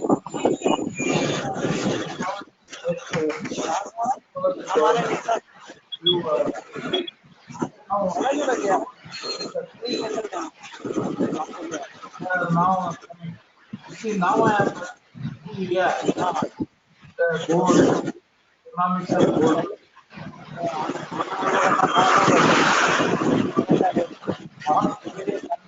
of the so the cost is as fixed cost and divided by contribution sale minus variable. The rent of what the grade is you can make it economically viable for a lower tonnages. If the grade is there, that is if it is less viable. But see, it also depends upon the scale of operation. The scale operations are very large, like in other countries and all that. You can even make it for 0.5 or 0.7%. Based on this concept of economic model and they projected some large number, about 7 or 8 centers where board can be developed. And based on this, they projected about the board.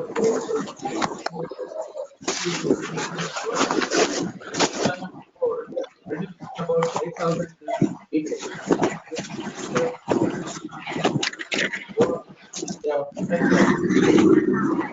More than a lakh what can I tell you? Here.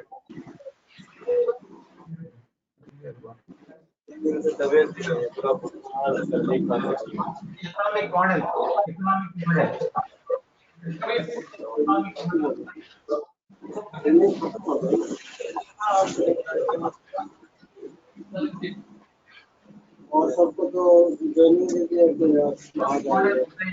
You have come to the 11th slide already.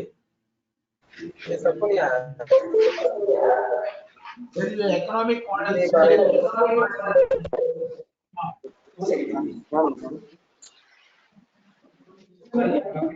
Hello?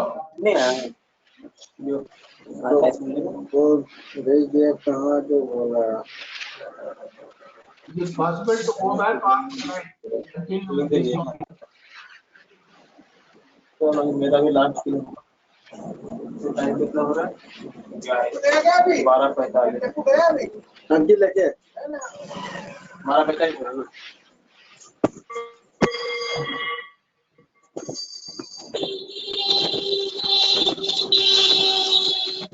from that also.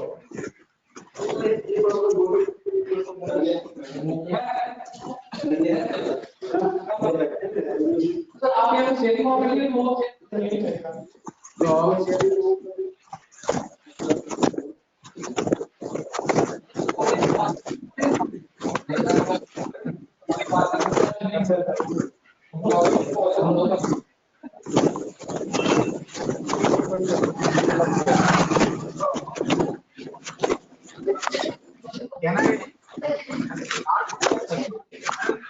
I go ahead? Yeah, yes, sir. You'll continue, sir. That some economic model or any other chart is also all right. I can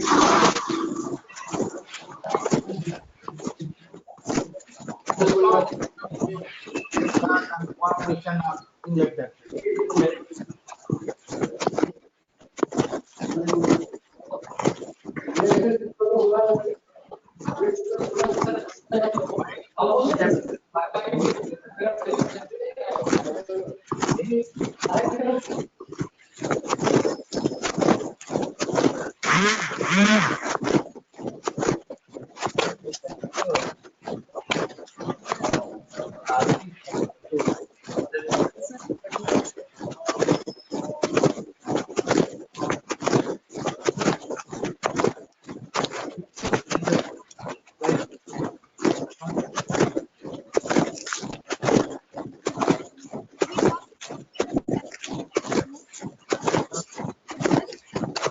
Hello.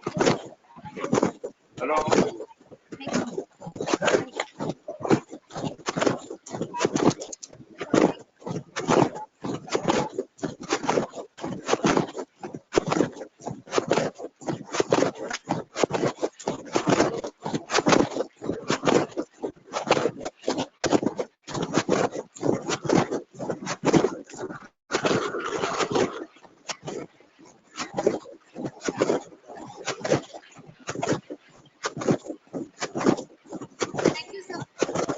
Oh, can you hear me? Sagar. Sagar.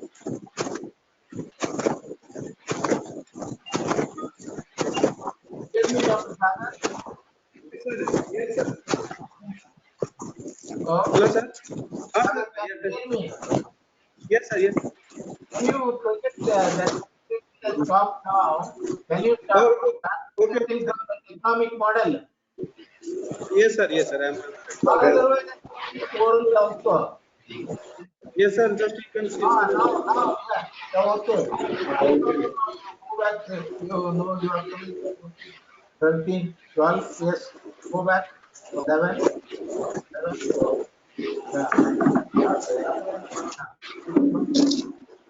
Yeah. Yeah. Okay. You take the next one. As I told you, that creation of all these number of prospects in Karnataka and creating about 50 tons of gold will generate more than a lakh of employment. Gold mining is a very highly invented or generated labor intensive industry. Next one.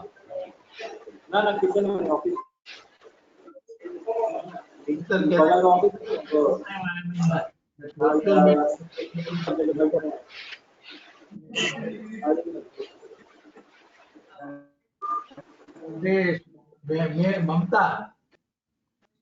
Hey, Mamta. Professor Sagar, what is the next रुको रुको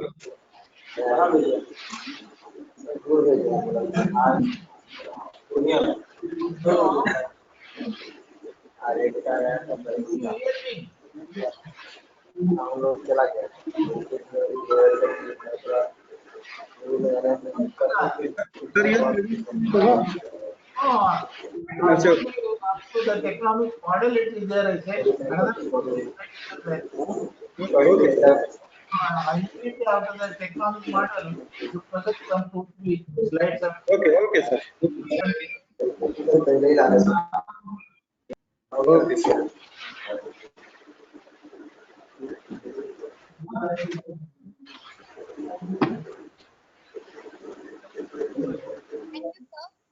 Your thoughts.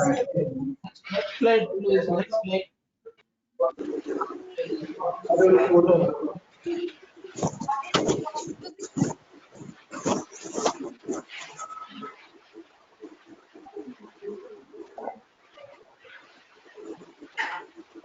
Next slide, please. Next slide is on historical production.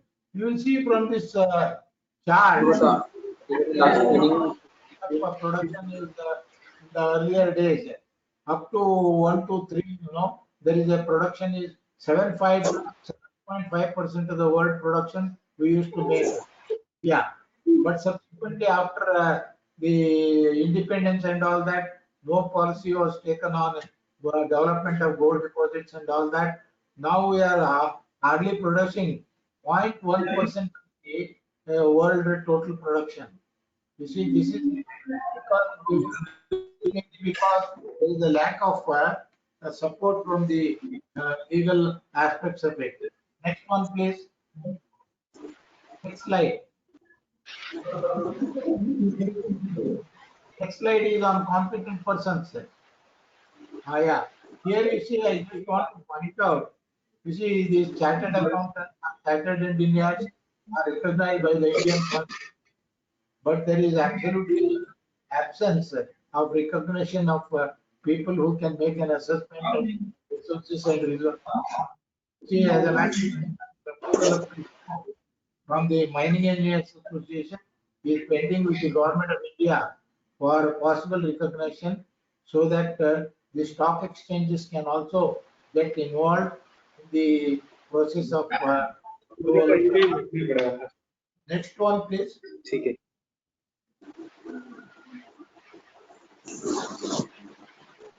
Next slide.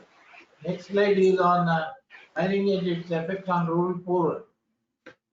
See, here we want to project, because the mining is mostly in rural areas, how it is going to benefit and all that. For example, if you look at the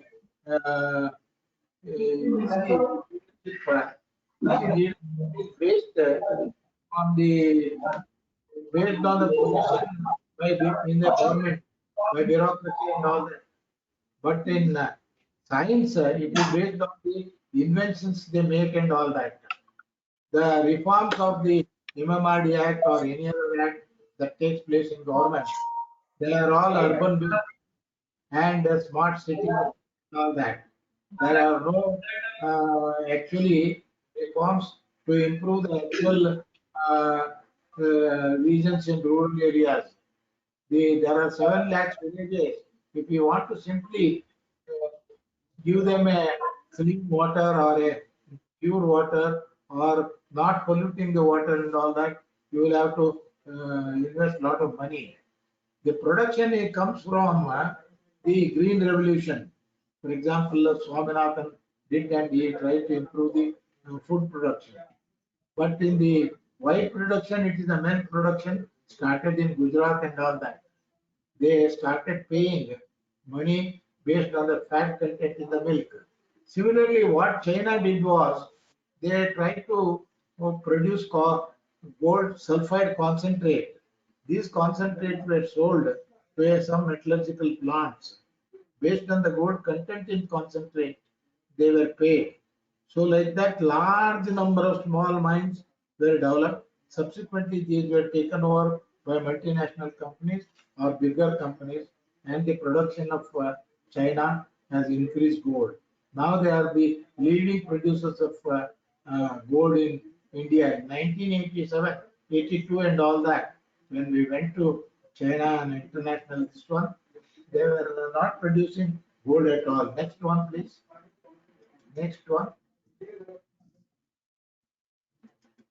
Yeah, no. Next one is on Radhakrishnan 11 one. Pick 11 one. You are going for the 11 one. Radhakrishnan, it is written cooperative sector. आपका number मेरे पास नहीं है sir, दिक्कत हो गया sir आया 14 के बाद तो सर हमें सर कहाँ है सर आपका नहीं है Getting wait for you. It is better I conclude these things. Hello. Can you go back to slide number 11? Yes, sir. We are listening, sir. Yeah, it is enough. You see, now this is the basic point which we wanted to present, make a presentation on public-private partnership model. Here, we developed on mineral resources. So we should involve local people as a cooperative form, as what I explained to you, how the milk development was taken place and all that. On the same lines, they have to do. The PPP model concession rules are written based on the Niti Aayog model. You see, they have already written a big volume on how to prepare a model concessions in all industries, farming, road, or mine, all these things you can prepare a model concession order. You see, in that the PSU will prepare the blocks such a way it is ready for then afterwards call for a tender and allot them. So this is how we should go about and see that the private mineral development organization is involved in that. And it is possible under the present revised March 2021 model, where there is a development under 72A and 72B. Next one, please. One.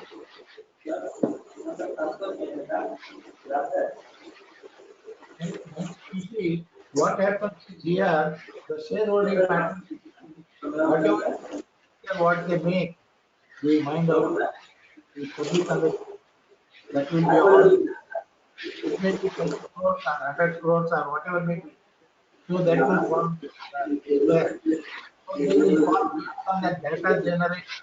They will call the partner or a joint venture to develop a bankable study, to prepare a bankable study, development of the notion of resources into reserves, a plant, produce a metal and market it.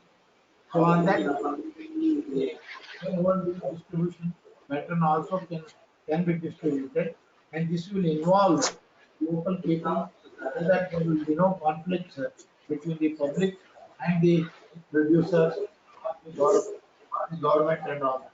Next one,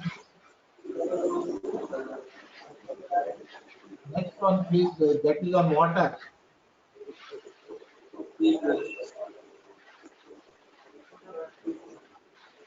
Hello.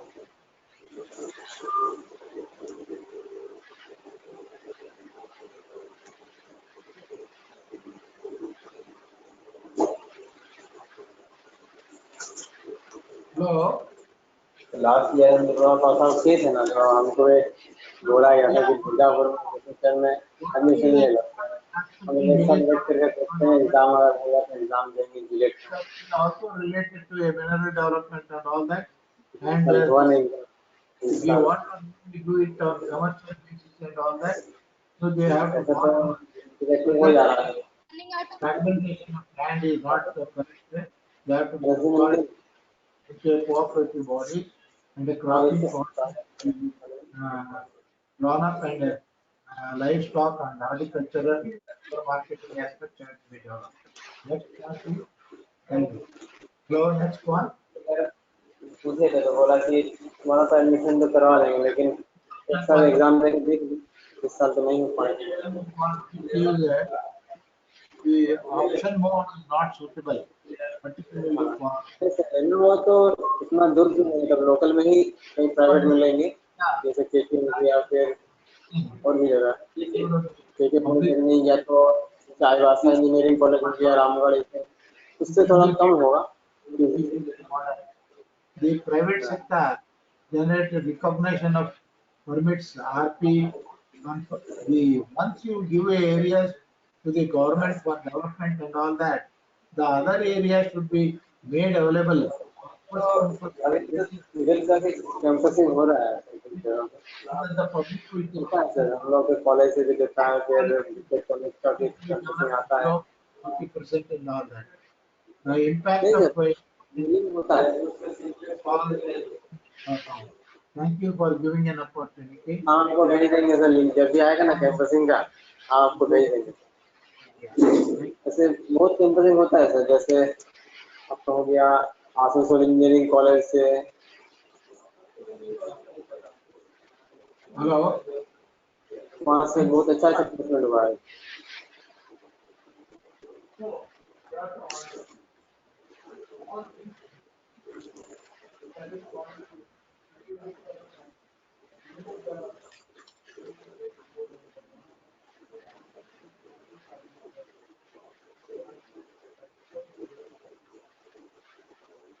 Thank you, sir.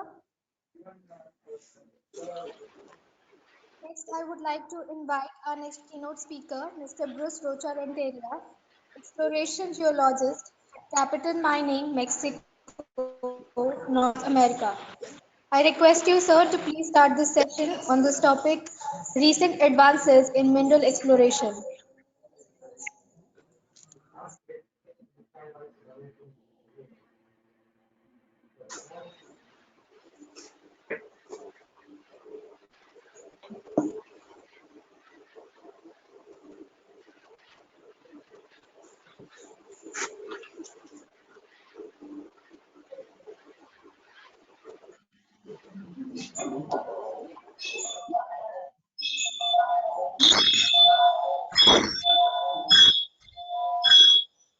I would now like to request Dr. Benjamin Neech that was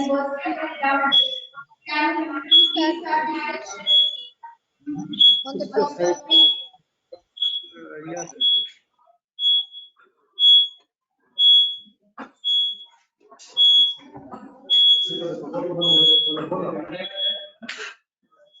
बोलो ठीक है, हो गया। अभी तो आपका इसका निकला हुआ है, PPCL का निकला हुआ है सिविल में, PPCL पावर बिल। अरे तुम्हारा ये तो ऑन कर दिया।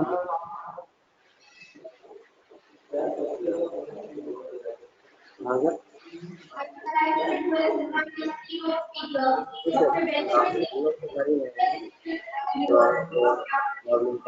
निकलता है, हम लोग भी है काम कर रहे हैं।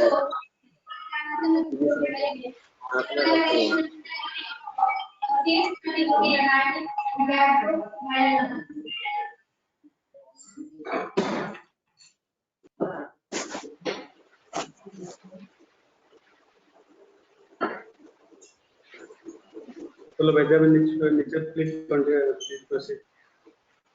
Okay, here online.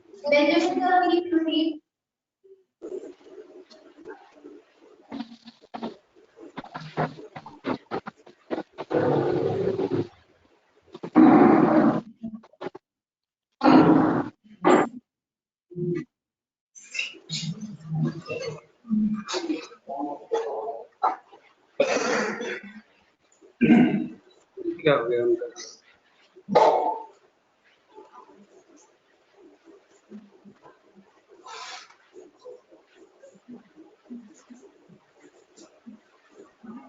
तो बेंजामिन का टाइमिंग देखो तो program schedule. Hello everyone.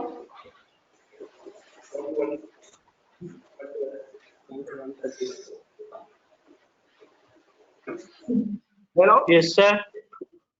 Good morning. जी sir.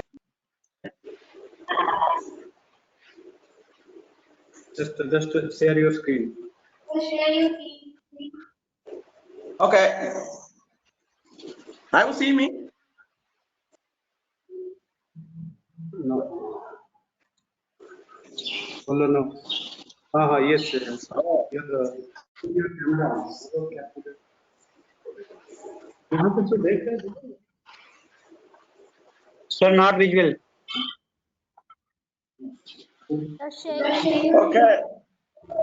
It will be difficult for me, but I will try.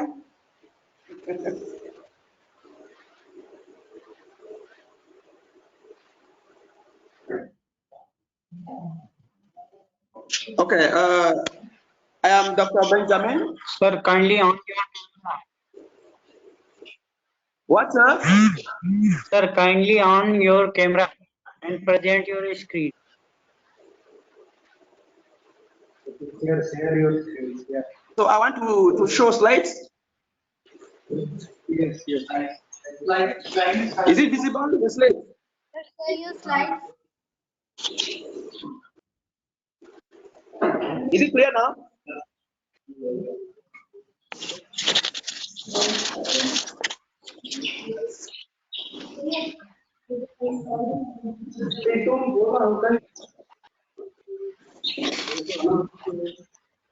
Yes, sir.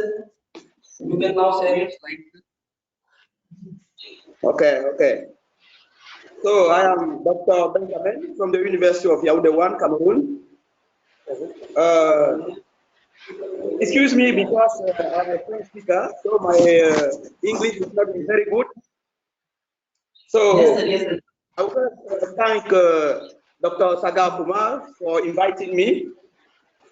So my topic is influence of shear zones in all PGE mineralization in plutonic rocks. So we took the case of granite and gatro. Only. Training को जन्म दे रहा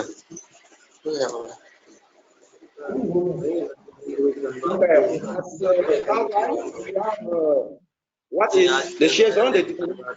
We will define the shear zone. After we have EGM and PGE.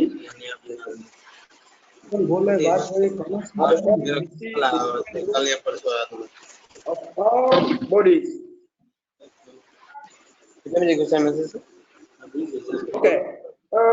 Shear zone. Shear zone is a zone in which strength is clearly higher than in the whole rock, and whose margins are defined by a change in strength. And this is typically seen by rotation of pre-existing markers or formation of new fabrics. So shear zone also is an area where rock has been crushed due to stresses. Okay, we have here an example of outcrops who have been sheared. My name?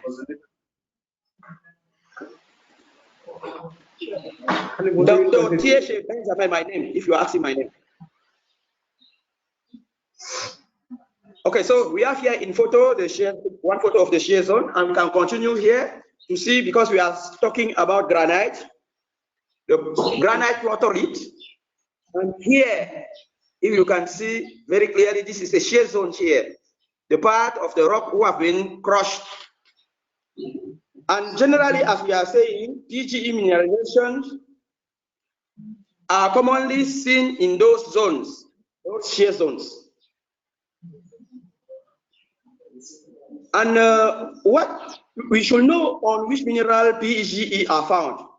So, numerous minerals present PGE mineralization. We have, for example, chalcopyrite, pyrite, bornite, galena, sperlite, and many other sulfides. So, generally, PGE minerals are opaque,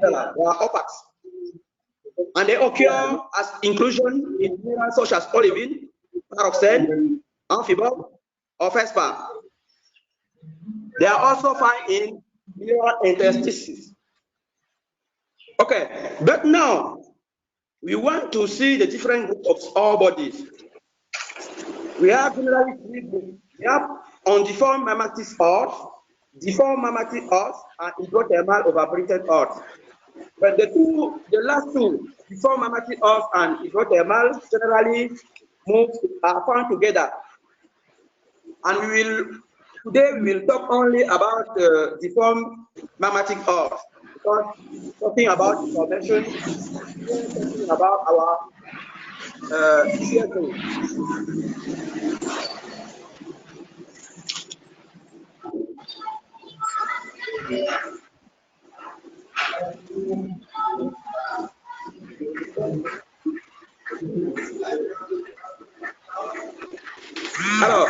So in general, as we know, the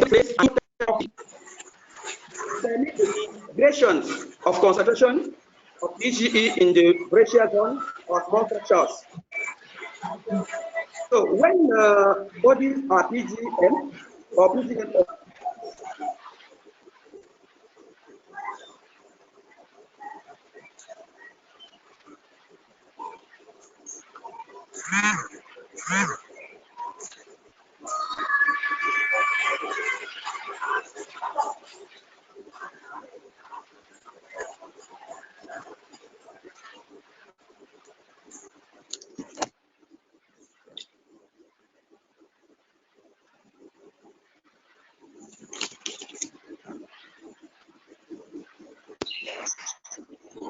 So, click at sulfur.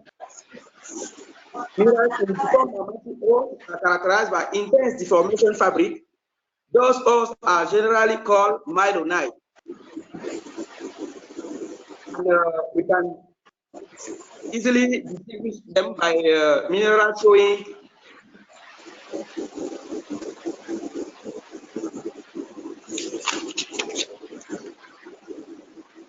thin band, wavy extension, dominant structures, elongated grains.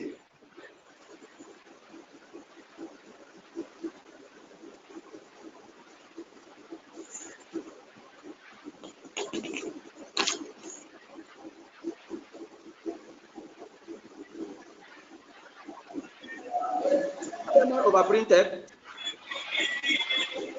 So, during this process, fluid and all elements are released and react with some rock. So here in focus here, you have here some hot rock. We have mafic dike here. We have gabbro, and here we have mylonite. In this section of mylonite, we will see now the remobilization zones here.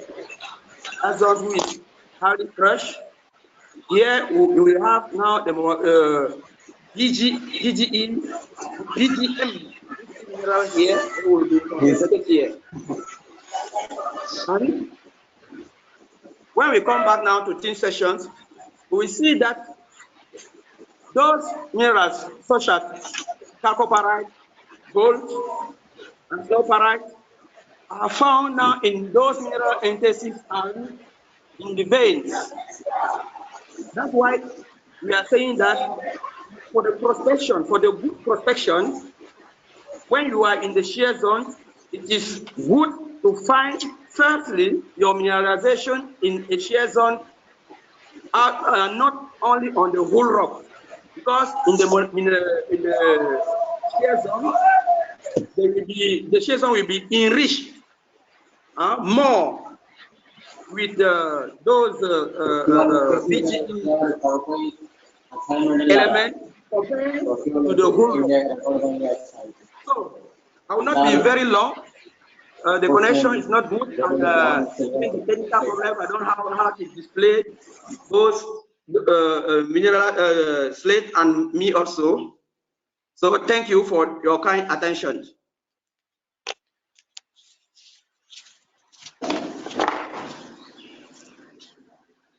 So the slate will be sent to Dr. Sagar, so that in few days, even with my mail, so that if there are questions, they can ask. Thank you, thank you. Thank you, sir.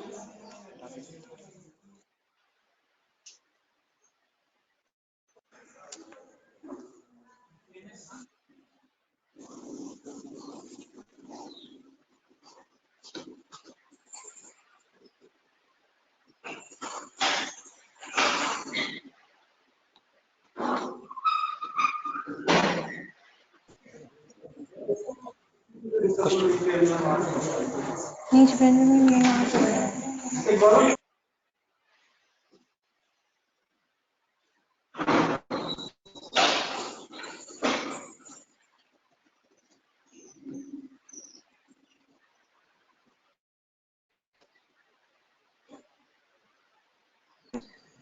Thank you, sir, for giving this speech.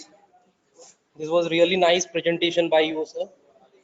You graced us very much. Thank you very much. Thank you very much. Despite the fact that the technical problem, I did not know how to present both. You presented this session. That was really and nice me kind also. of Thank you very much. got from you, and we are very Thank you. lucky you. And I'm once again thanking you, sir, for being here and being the part of our this workshop. Thank you very much, sir. Thank you very much. Thank you. I will send the video, the slides to Dr. Sagar so that he will share to everybody. And my email will be available for questions. Thank you very much. Thank you. Thank you very much.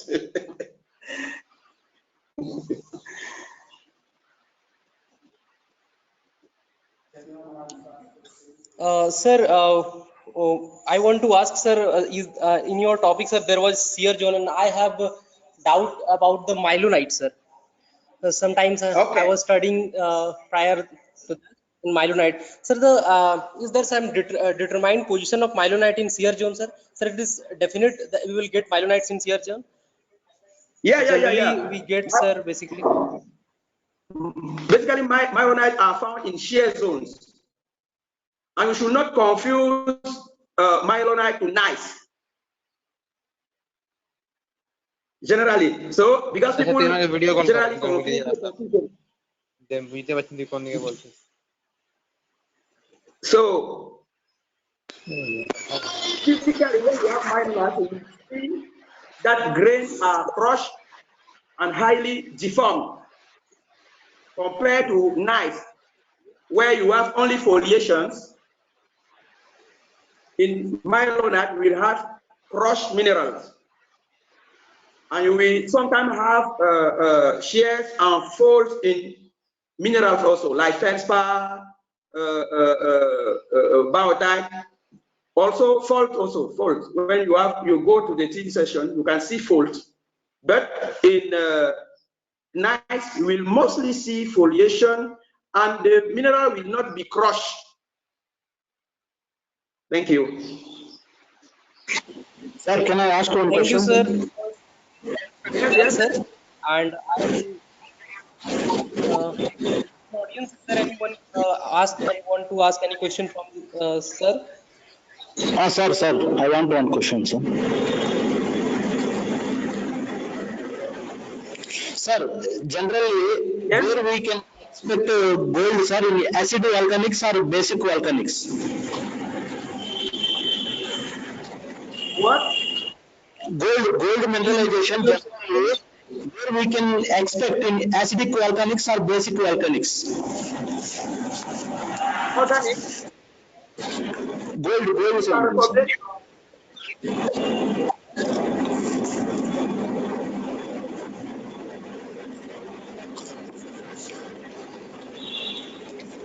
Hello, Purna Chand. Can you repeat your question? I think sir is not getting your point. What do you want to ask? Can you repeat it, please? Sir, gold mineralization generally where we can expect in whether it is in acidic volcanics, like sir told, myelonite comes under basic volcanics or acidic volcanics. How it will form? But for gold, you can see it in many places, many rock types. Basically, in one day you can have it. You can have gold mineralization inside.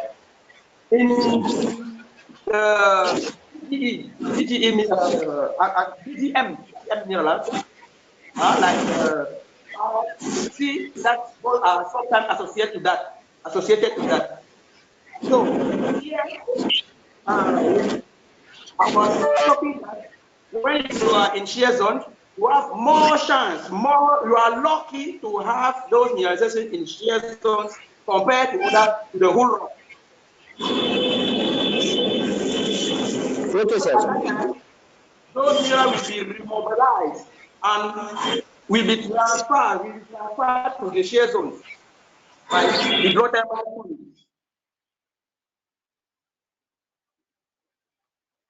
Are you okay with me?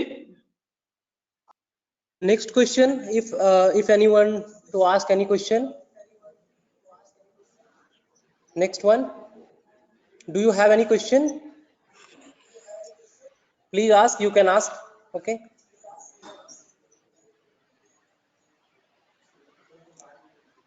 I think there is no more questions, sir. Okay, thank you very much. Thank you very much. And you gave all satisfactory reply to all the questions, sir. And I am once again thanking you, sir. Thank you very much for being there and gracing us. Thank you. Thank you very much. Thank you. Me too. I'm thanking all the groups. Thank you for your blessings, sir. Thank you for blessing us, sir. Thank you. Thank you. Now we are moving towards the next keynote speaker session.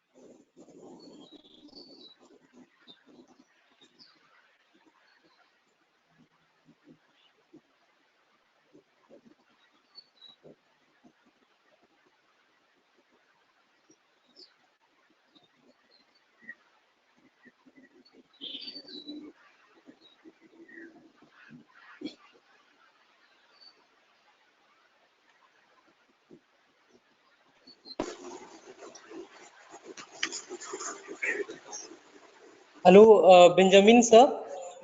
Yes, sir. Sir, once again, sir, I want to ask you about some what can we develop new things in our university, because gradually we are doing a lot of things, and we want your suggestion in this time. And you are a senior lecturer of University of Cameroon, so sir, please enlighten us in this regard what we can do in our department to improve it. Okay, this is not geology related question, but this is geology department. Yes. So Yes, yes, sir. your view, sir, if you have time, sir. Because, okay. It is a very good question that you are asking now. So it is simple. What I would suggest you through your head of department, it is to sign some conventions with companies, because when you go to the field, you will realize that what you generally have in the classroom is more complicated than what you have in the field. So in the field, you will gain more. You will gain more by realizing that it is simple what you are generally you see. Busy আছে principal মনে হয় কোনো কাজ তো certificate issue করবার জন্য তোর মনে বিজি আছে, সবাইকে সার্টিফিকেট দিও না পাস আউট যারা হয়েছে, সেই জন্য একটু লেট হবে, এই জন্য আমাদেরও লেট করবে দেখুন। তাহলে ওয়েট কর না, এই যাবো, না হলে তো আমার কোনো জায়গায় ভেরিফিকেশনও প্রবলেম হবে না, ওই জন্য আমি অল্প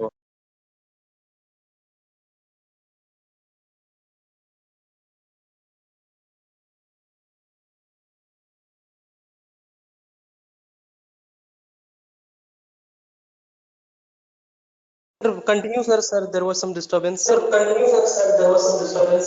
Sir.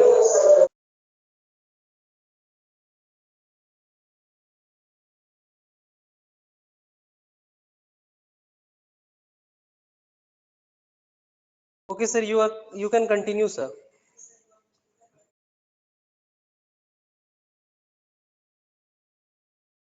Benjamin, sir. So sorry for this disturbance and inconvenience.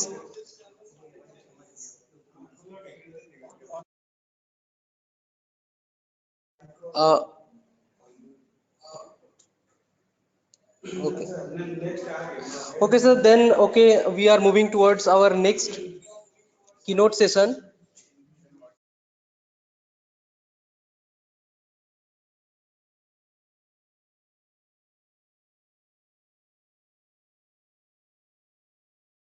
I would like to request Dr. Hayden Mot, CEO and Director of Geological Limited UK, to take his session on the topic Saving Geoscience, the Importance of Powerful Public Engagement.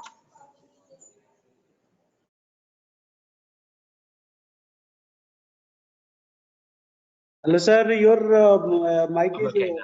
Okay. Hello, everybody. Greetings from the United Kingdom. As I was just announced, I'm Hayden Mot. It's 9 o'clock in the morning here.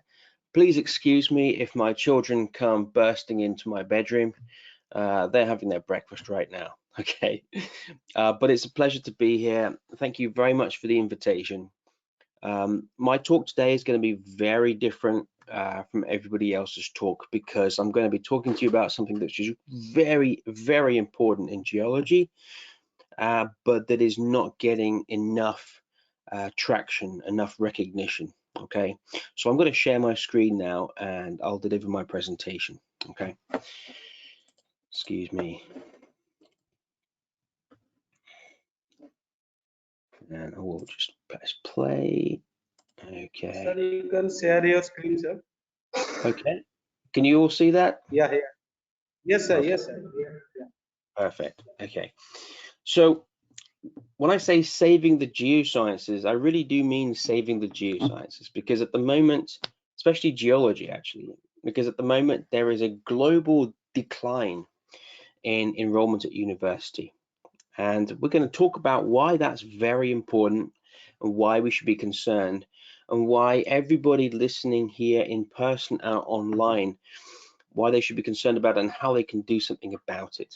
Okay, so it's about the importance of powerful public communication.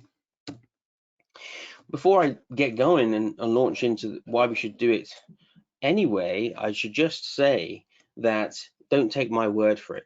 Take this guy here. This is Warren Buffett, billionaire American investor.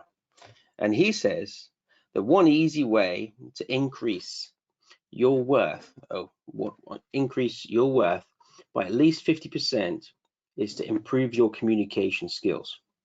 That's pretty dramatic. Do you think it's true? Do you think that's right?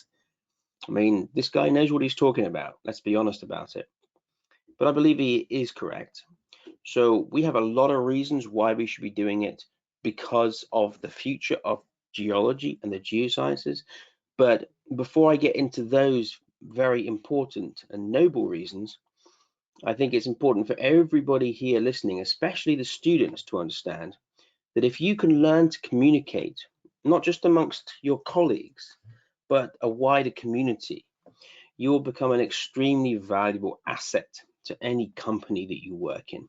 Okay, so you owe it to yourself to actually understand how to communicate effectively. Right, before I kick off with the presentation, please, if anyone's got a smartphone, go to Instagram if you have Instagram and follow me there. The reason I suggest you do that is because if you look on my videos there, you'll find out powerful ways to communicate. Okay, so my Instagram is Geologize Official. Okay, and also visit the training website that I have. My company is acclaimed. It's endorsed by the Geological Society of London, the European Federation of Geologists, the American Institute of Professional Geologists, and many other organizations from around the world, including mining organizations and petroleum organizations. Go check it out, training.geologize.org. Before I get into it, maybe you should think about yourselves. This is the teacher in me asking you guys to think. Why do you think we need to communicate the geosciences and communicate to the public? What are your ideas about that? Why do you think it's important? Okay. I wish there was some interaction. I'd love to hear your opinions, but maybe if you have questions at the end, you can tell me what your opinions are. Okay. Well, one thing that's really important is that if you look here of the university entries over time, this is in the UK, but it is mirrored around the world. Going from 1972 to just about 3 years ago, you'll see that there has just been a consistent decline in interest in opting for geology at university. And there's also a persistent gender gap. You know, geology is often seen as a male-dominated subject. That gap is closing in the West. I don't know what it's like in India, but it is still present. But the reason for that is that there seems to be a very bad, very poor perception of what the geosciences actually is. Okay, and that is our fault. be very clear to you. Not you students. You students are here despite our failures. But the next generation, we have a big problem, and I'll explain to you why in a moment. So why do we have this decline? What's going on here? Well, probably because there is this interplay between the petroleum industry and climate change. Yeah, geology is associated specifically with petroleum geology, and people think that it is just a dirty subject. We shouldn't be doing geology because it is responsible for the rape and pillage of the natural environment. We should not be involved in geology. There have been many environmental disasters which have to be highlighted because of what we have done. And it's just not seen as a science for the future. People just don't think it is something that we need to engage with. Okay, well, you're here, so what's the problem? Okay, well, the problem is, if you actually look at the consequences of this, they are real and they are serious. Okay, so there is insufficient numbers of people to actually sustain industry.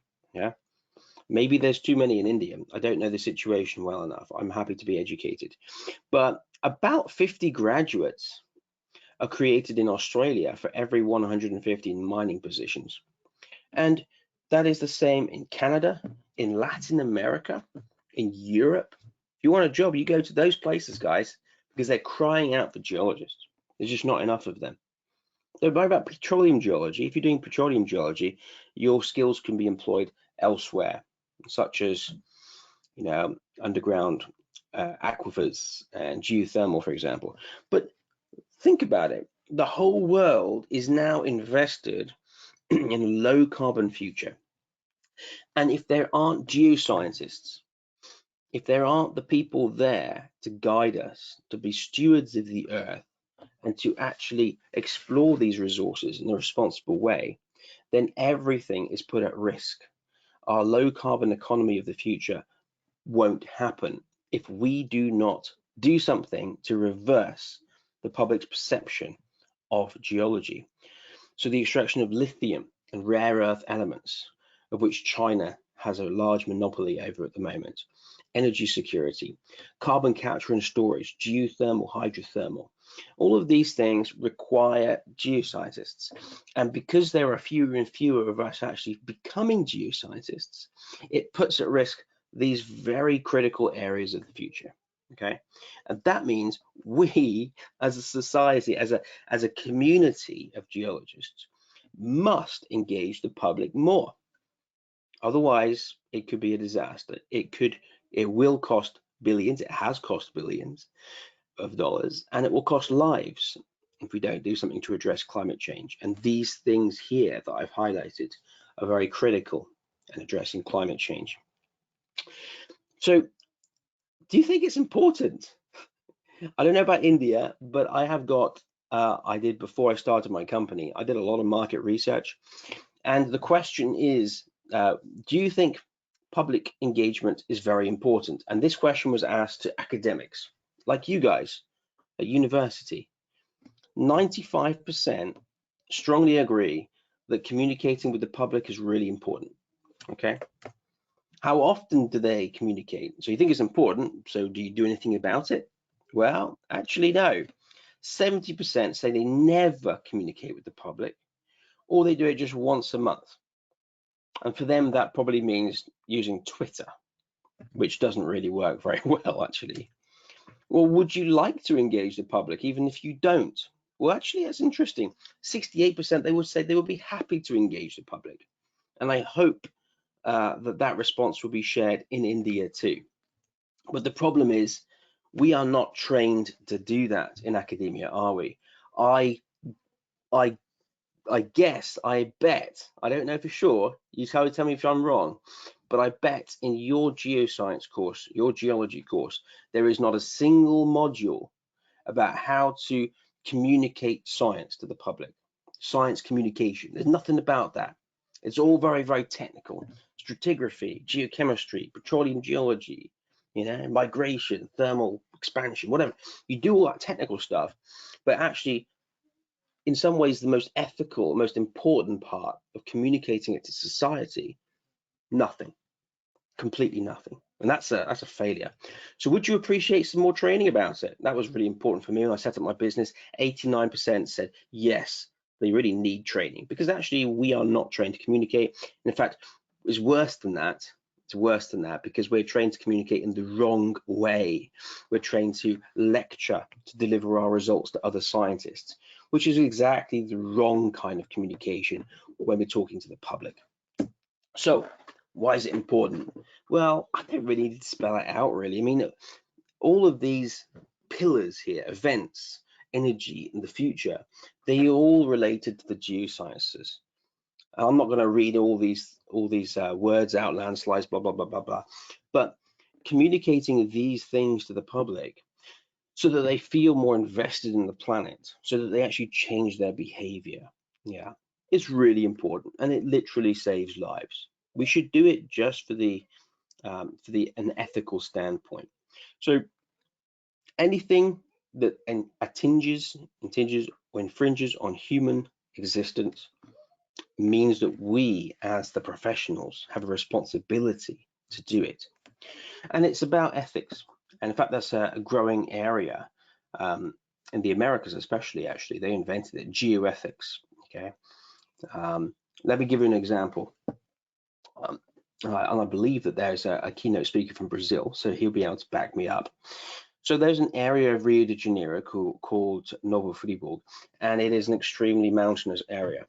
And the Brazilian Geological Society, back in the early 80s, they created some wonderful geohazard landslide maps, okay, of the areas. And you can see the red areas here, which are areas basically which means there's a very high risk of landslide. Do not build houses there. Do not go there. It would be folly. It would be a stupid mistake to build anything there. And of course, what happens? Well, hey, it's Brazil. People build there anyway, you know, and there's no oversight from the government. There's no police saying you can't build there. And what happens every single year? This happens. Massive landslides, loss of life, disaster every year because people are building in these red zones. The Geological Society of Brazil has already told them not to do. Okay, so that's a disaster. Well, why is that happening? Yeah, surely the geologists have been talking to these people to say, no, don't go there. No, they don't do that. Who does that job is the mayor's office of Rio de Janeiro.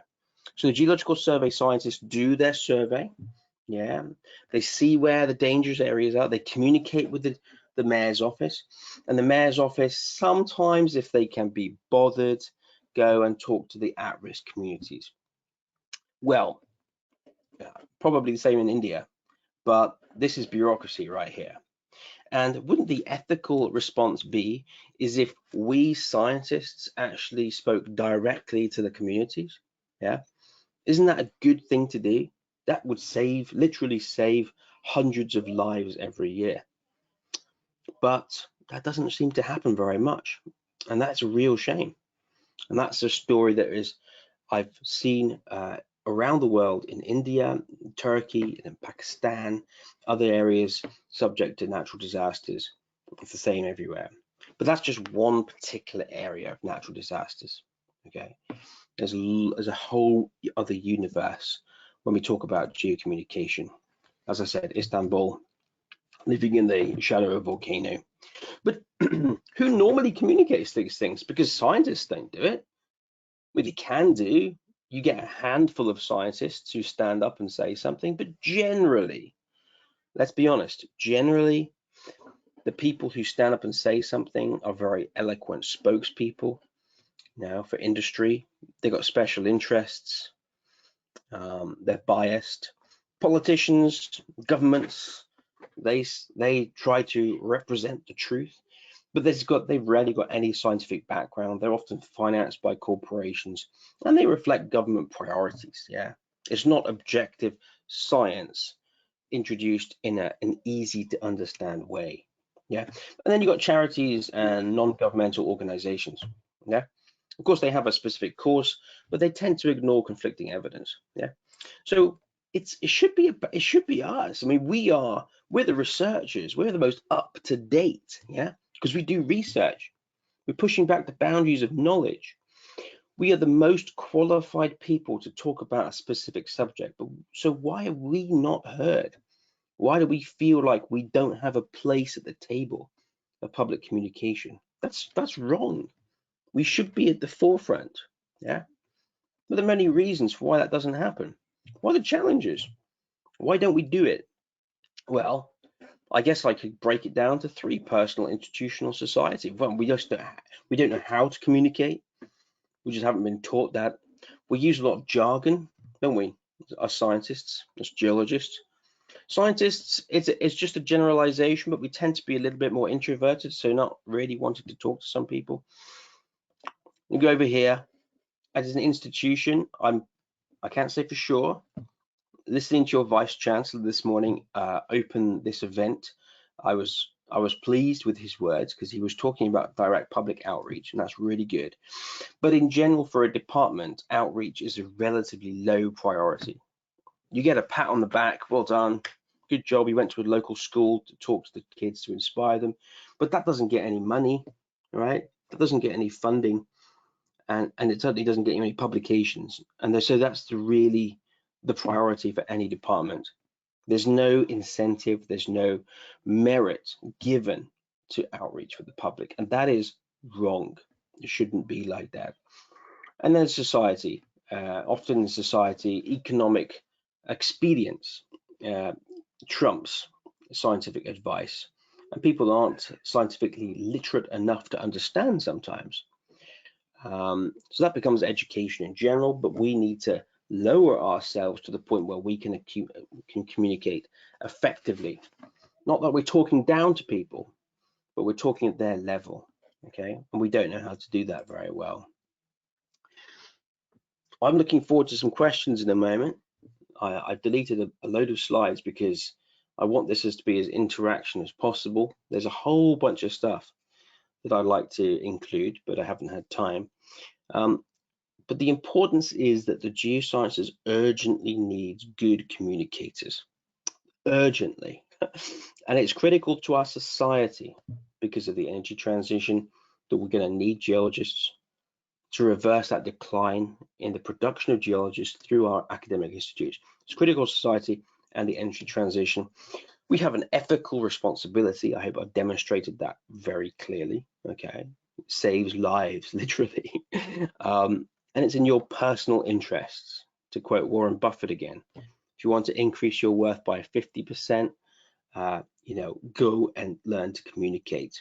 Yeah, people, I know there's a different session tomorrow. There's a plenary session tomorrow about, jobs and finding employment after your degree. Well, I guarantee you, the one thing that will set you apart, this is relevant to what I was saying. The one thing that will set you apart is actually learning to communicate. Yeah, if you are a powerful communicator and a geologist, a company would be stupid not to snap you up, because that is a rare skill set to have in balance. Okay, so it's in your personal interest to learn how to communicate. Okay, I'm gonna finish there now. Just in case you haven't already, please go and follow me on Instagram for lots of hints and tips of how to communicate on social media. That's a really, really big thing. Look at the training website, and if you're a student and you're actually interested in doing my training, which I said is accredited by many global universities, that's my email address. Write it down, take a screenshot of this if you want, and please get in touch with me afterwards, and I'll be happy to answer any questions that you have. Okay, we're a bit early, so I hope you guys got some questions. Thank you very much.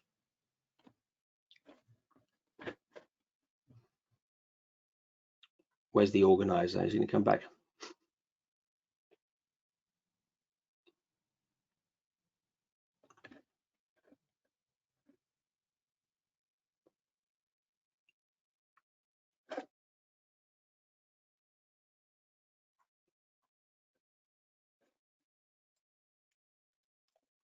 Was in stunned silence here. Am I going to talk to myself for a little bit more? Is that what you guys want?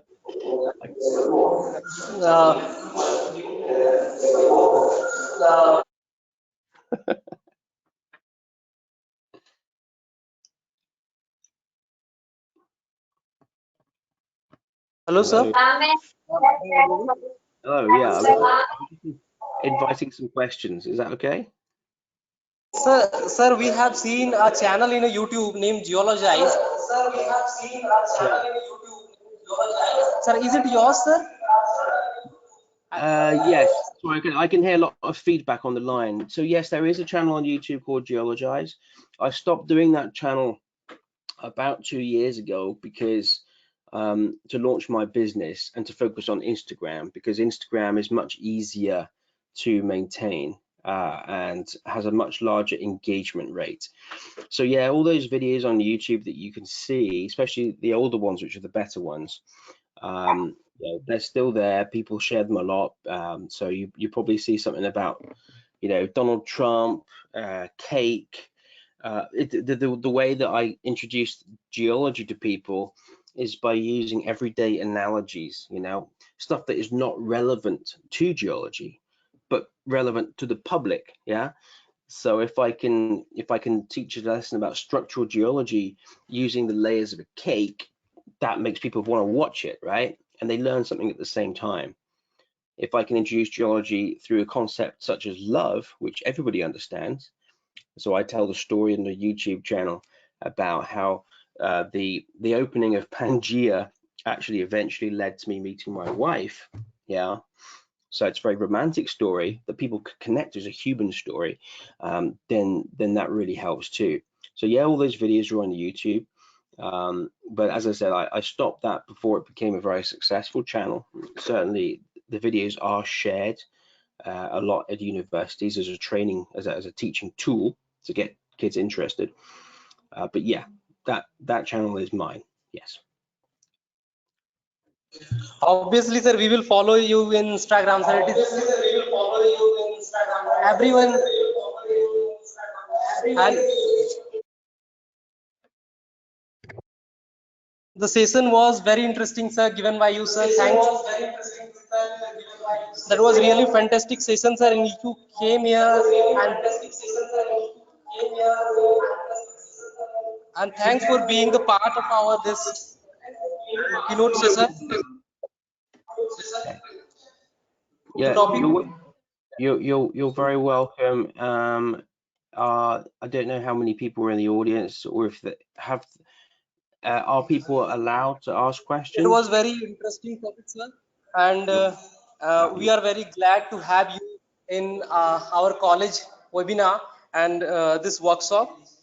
Thank you, sir. We are waiting for question. If in audience anybody want to ask any question from the topic related to topic, you are welcome to ask. Anyone from the audience, do you have any question in the topic saving geoscience, the importance of powerful public engagement? This was very exciting and interesting topic by Sir Hayden Mot. Okay, I can see this. It's such a very different topic to what you maybe were expecting, because at the end of the day, I am a sedimentary geochemist, right? I study past environments on Earth, but that's fine. That's important, but I can see I'm speaking to a bunch of geologists who maybe have never ever thought that this was an important subject, but it really is an important subject. It's an important subject for you guys watching, because if you do not engage the public, then our science will continue to die. And if you're passionate about your science, do you really want that to happen? Yeah.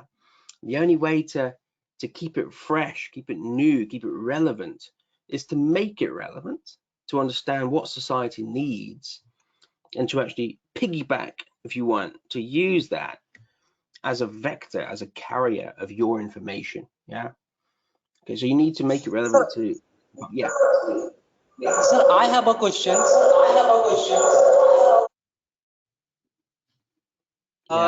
Regarding the public engagement. So nowadays we are moving towards the renewable energies. Okay, and the geology basically deals mainly, it is a perception that it basically deal with the non-renewable energy.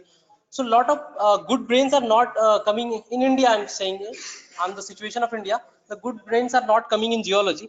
So sir, what is the in renewable energy, what the geology's the scope of geology in renewable energy, and how can we improve the public engagement in that sector? Well, So can you guide us in this topic, sir? again, yeah, of course. But this is about communication. I mean, you're worried about it, but so you need to talk about it. You need to communicate it with the public, right? Of course, geologists have a role to play in renewable energy. The renewable energy that you talk about requires energy to be stored, and that requires an enormous amount of lithium.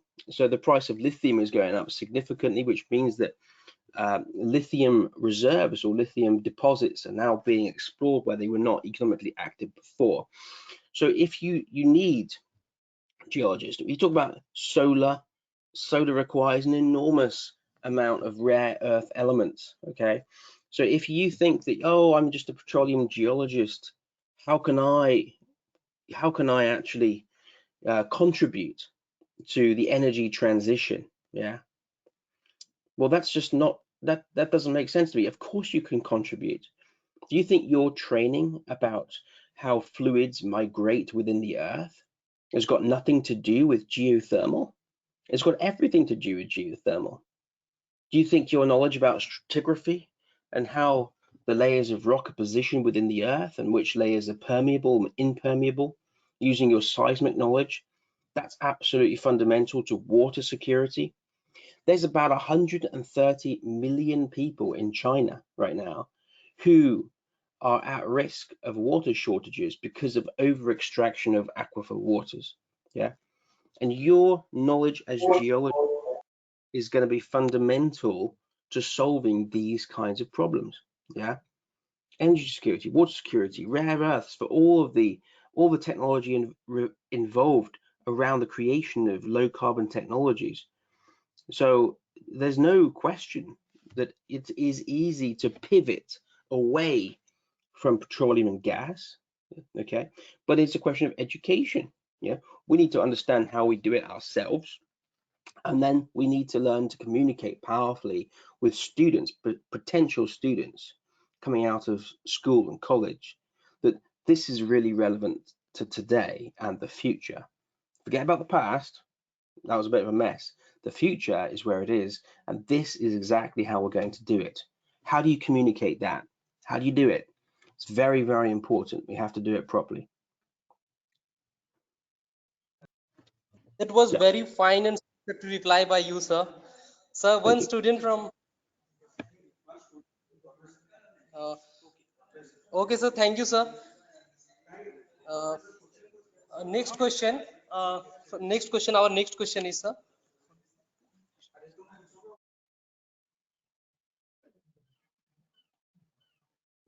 Sorry, is there a question?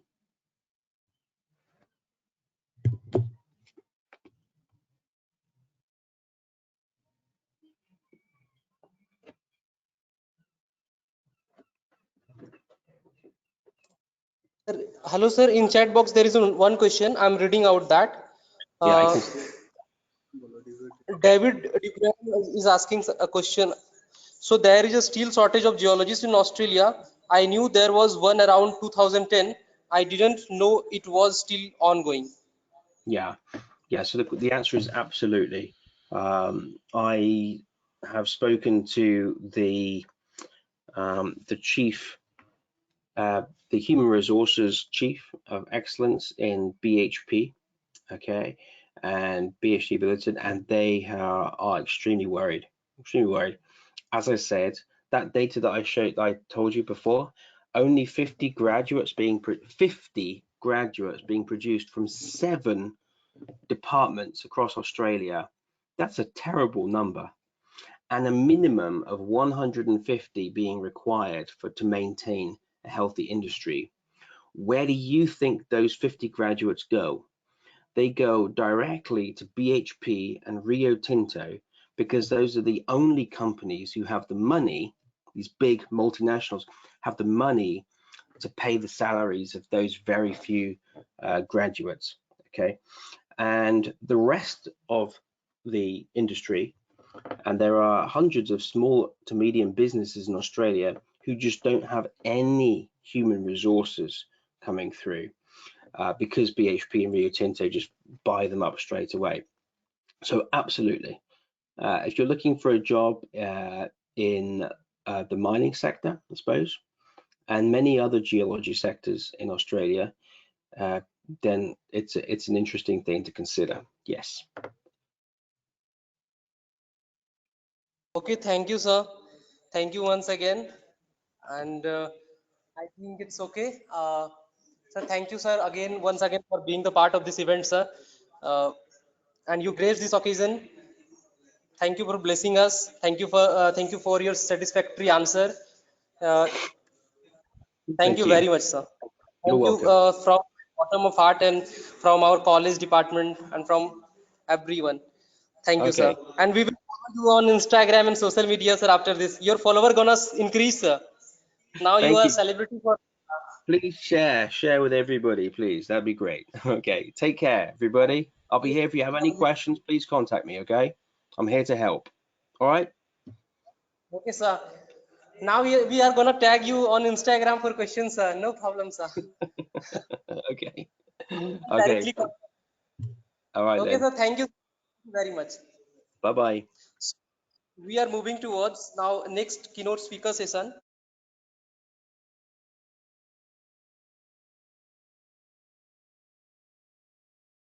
Next, I would like to invite Professor David Debrin, Adjunct Professor, Federal University of Pelotas, Brazil, to begin his session on the topic Petrogenesis and Metallogenesis of Layered Mafic, Ultramafic Complexes, an example from the Neoproterozoic Canyon Layer Intrusion, Brazil.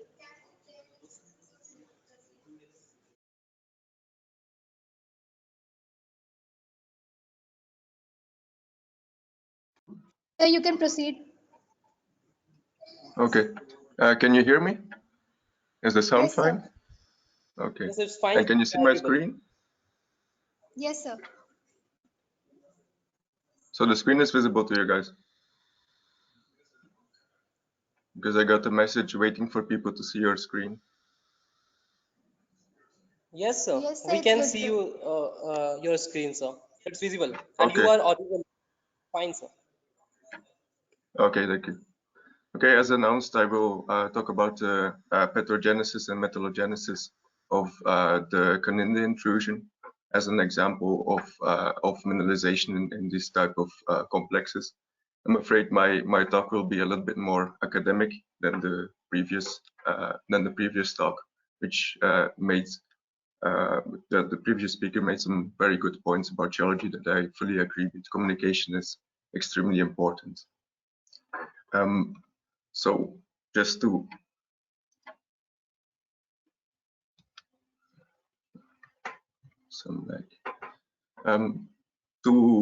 before we start with talk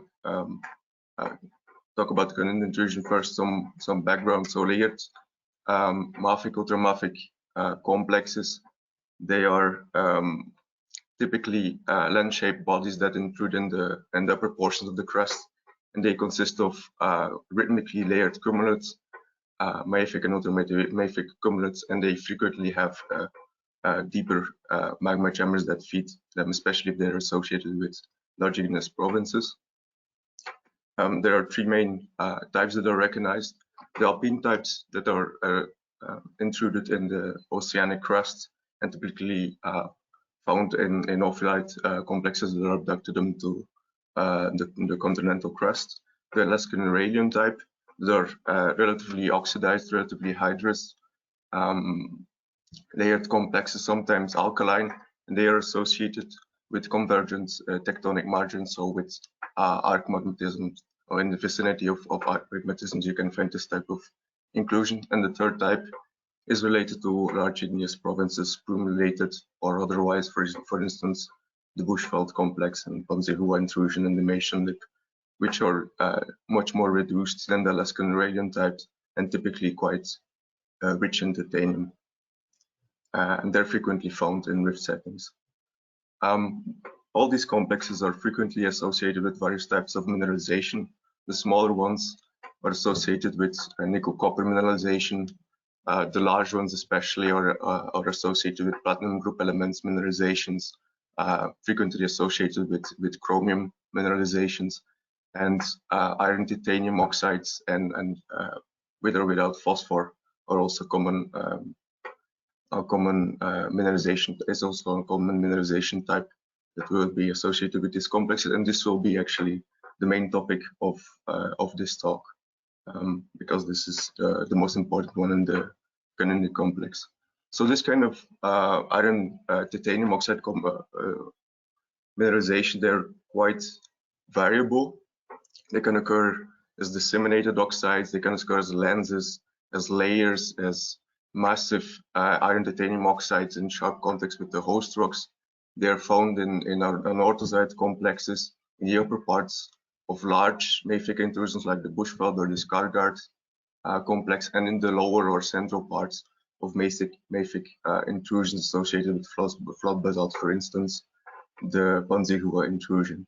In the image you see to the right is an example of a mechanism that enriches these iron titanium oxides in central portions, in central and lower portions of the layered complex. So the petrogenesis of the layered complex and the metallogenesis of these iron titanium oxide deposits, they are intricately related, and they result from highly dynamic processes. So this is part of an ongoing change in paradigm that started a very long time ago, where the magma chambers are seen as increasingly dynamic systems with many processes that operate within them that are highly dynamic, including not only formation of cumulates but also convection cells creating density plumes and density currents, assimilation of the host rocks,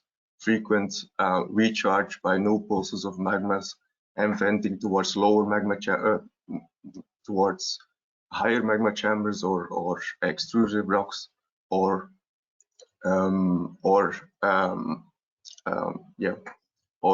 crystal segregation between during transport between magma chambers, as we've seen in the previous figure, showing the mechanism for, or one of the mechanisms for, iron titanium oxide formation. So why are these types of mineralizations interesting?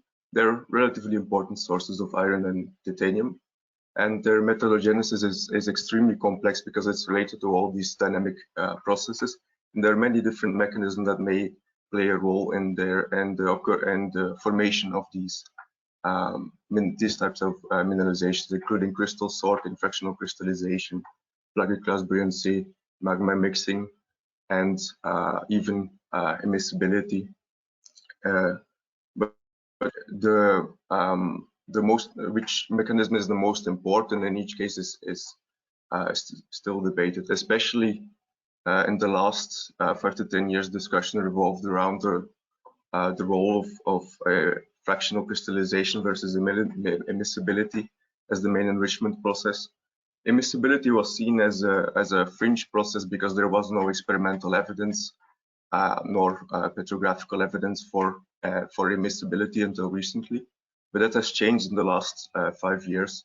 First with the melt inclusion data from the Bushveld complex by Fisher, and study by Fisher, and experimental reproduction of immiscibility in the study led by Hu et al. So in certain scenarios, immiscibility can play a key role. So this is the first advance.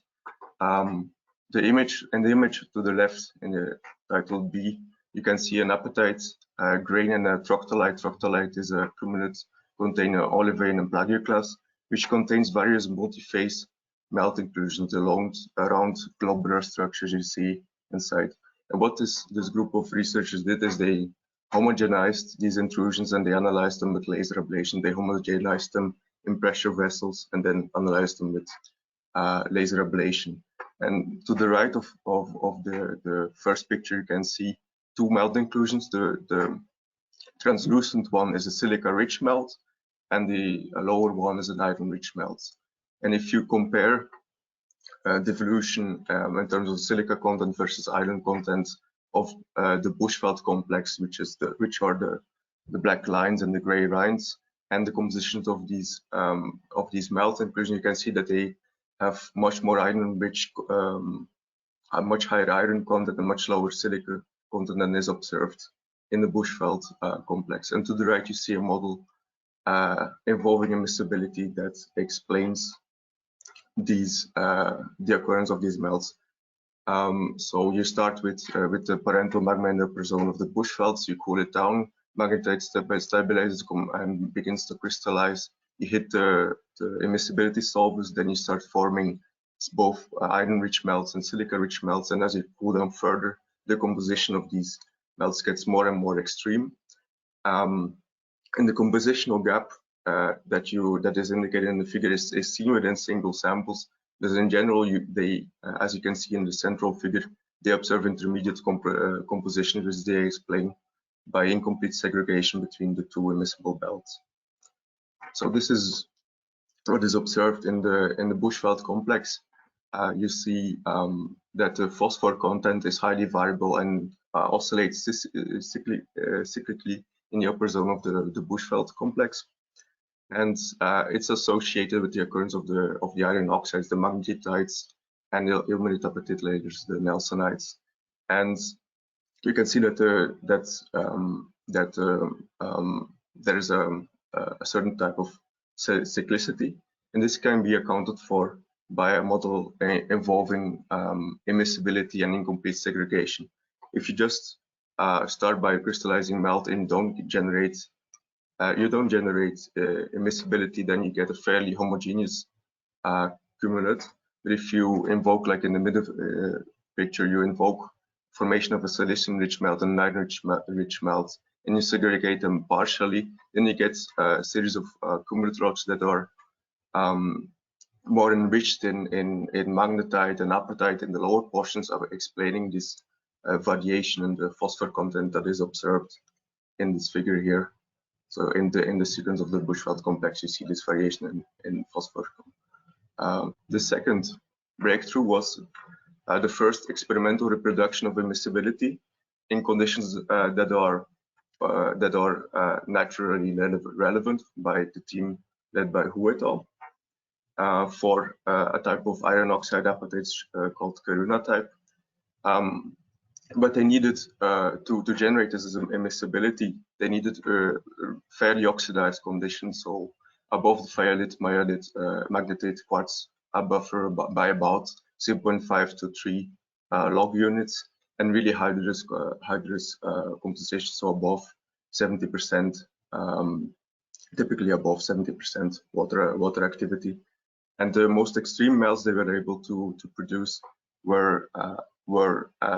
contained less than 5% silicon. This is interesting because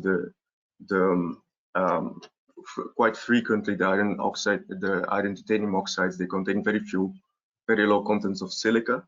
It's difficult to just by fractionation alone create this, because if you form cumulates, then you trap the interstitial liquid, and once this interstitial liquid crystallizes, you get a siliceous composition. So it's very hard to get to the low silica contents of these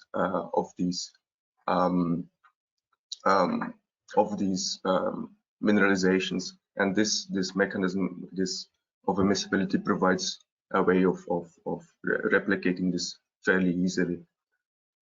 So these conditions, the oxidizing condition, normally they're not available in tholeiitic magmas, but in archelated magmas, so in the Alaskan type complexes, you would expect oxidation conditions above the phyalite magnetite quartz buffer. So with that said, we can move on to the case study about the Canadian intrusion. Here you see the team that was involved in the study, along with the schematic representation of the intrusion. To situate the intrusion, it's located in the Mesoto-Neoproterozoic Sergipano belt, which formed when the Pernambuco-Alagoas block collided in the north here in the picture shown. collided with the San Francisco Craton in the south. And this represents the western equivalent of the Ubangates or orogeny in Northwest Africa. And in the central right portion of the figure, you can see metasedimentary sequence, which represents the passive margin of this newly formed continent. And in the central region, you can see the Canindi domain where the Canindi intrusion is found. So this Canindi domain itself was variously interpreted as an ophiolitic complex, also as an island arc, but more recently it's been reinterpreted as an intercontinental rift system that was inverted. And this rift system was active between about 715 and 640 million years ago. So the Canindi intrusion itself is not an extremely large intrusion. It's about 5 by 1 to 2 kilometers wide. It contains some magnetite ore bodies, which is the purple region, the very small purple region you see in the lower central part of the image. So the relative area of mineralization where you get the strong iron and titanium enrichment is quite low. It has excellent surface exposure, so it's easy to study this complex. And previous analysis already in the 90s indicated that it's difficult to account for these iron titanium oxide gabbros with crystal fractionation alone. So it's an interesting complex to study. Here's again the schematic representation of the Canindi intrusion, where you can see that there are it's subdivided in 3 main units. In the basal unit, unit 1, you have the ultramafic cumulates, periodotites, pyroxenates, and occasionally hornbrandites, and the rocks are troctolites. So again, these plagioclase olivine cumulates that are also found in the bushveld complex, gabbronorites. And as you evolve, you get in second unit olivine gabbros, leucotroctolites, anorthosites, so plagioclase cumulates start to appear here. Apatite gets saturated for the first time in this unit. And as you get to the third unit, you really see the most evolved rocks, so gabbros and leucogabbros, more frequent than orthosites. You see iron oxide gabbros that also contain apatites. And finally, you have the magnetite ore bodies, which is about 80% magnetite, 20% ilmenite, and it also contains about 3% silica. So in the field, you can see picture A, the troctolites of these plagioclase olivine cumulates and olivine gabbros of the first unit, the layered gabbro of the second unit. In B and C, you see one of these anorthosite layers inside the gabbro. In D, you see some in the border zones that intrusion assimilates some metapalates from the Novogosto formation to the south, which is a formation containing flood basalts and some metal sediments. And E, you see a pegmatitic texture within a gabbro, which is probably a pocket of water-saturated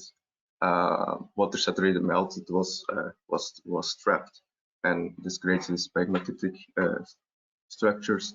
And F, you see an iron titanium oxide together with an anorthosite from the third unit, and G and H show the surface expression and a detail of the ore bodies respectively. So in terms of the geochemical evolutions, it's always tricky to analyze the evolution of cumulates chemically, because they don't represent the liquid, the composition from which they formed, but the cumulus material that's separated from this liquid. So to facilitate it, in these diagrams, I plotted the compositions of olivine, orthopyroxene, clinopyroxene, and plagioclase cumulates, and where they plot in each of the Venner diagrams. And as you can see, the ultramafic cumulates, they have very high magnesium contents, which is way higher than what you would get in the parental magma. So these are the cumulate concentrates. The remaining rocks outside of these ultramafic cumulates, starting from unit 1, are typically show consistent patterns, which is consistent with common evolution from a similar magma or pulses of magma with similar compositions. And It's interesting to note that titanium is initially incompatible and then becomes compatible once you start crystallizing a lot of ilmenite. Phosphor becomes compatible in the cumulates that have less than 6% magnesium oxide, indicating the onset of apatite saturation. And again, these iron titanium ore bodies, which are very, very, they have very, very low silica content. They are represented by the gray stars. The trace elements, nickel, chromium, and vanadium chrome, they show that the fractionation of clinopyroxene, orthopyroxene, and olivine, this combination can account for the evolution of these three trace elements across the Pluton. So this can account for the trend observed from the most primitive Unit 1 rocks to the more evolved Unit 3 rocks.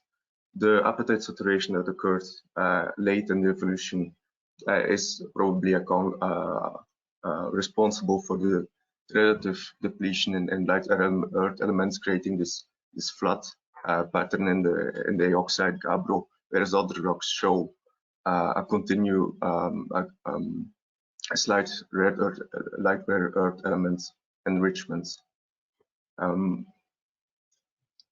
In terms of the geochemical evolution in terms of trace elements between the three units, one interesting thing to note is the europium anomaly, which starts out as positive in the gabbronorites and melanotroctolites of Unit 1. Then you get neutral anomalies as Unit 2, and then positive anomalies and very strong anomalies in Unit 3, and especially in the anorthosite gabbros there. This indicates the behavior of plagioclase, which starts out as a negatively buoyant phase because the first plagioclase that forms is about 70%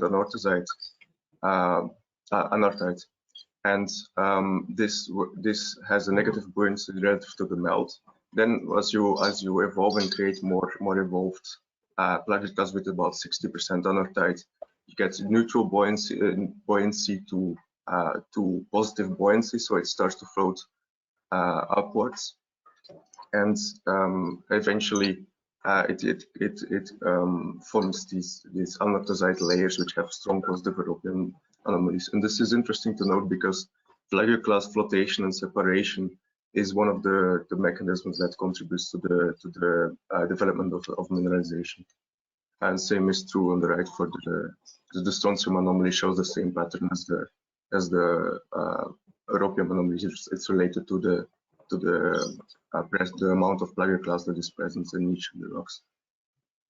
Another interesting thing to note is that the rocks have consistently negative niobium anomalies and zirconium anomalies, which is typical for rocks that have that form through interactions with a source that had interactions with an aqueous phase, which tends to create niobium and zirconium depleted melts. The only rocks that have positive zirconium and niobium anomalies are the magnetitites, but these are volumetrically so minor that they cannot compensate for this lack of this depletion, these negative anomalies of niobium and zirconium. Some of the apatite gabbros also have positive zirconium anomalies, but they're also not volumetrically important. So in terms of if you take into account mass balance consideration, we can say that the parental melt was depleted in or had negative anomalies in niobium and zircon, and is also enriched in light iron lithophile elements like rubidium, potassium, strontium, barium.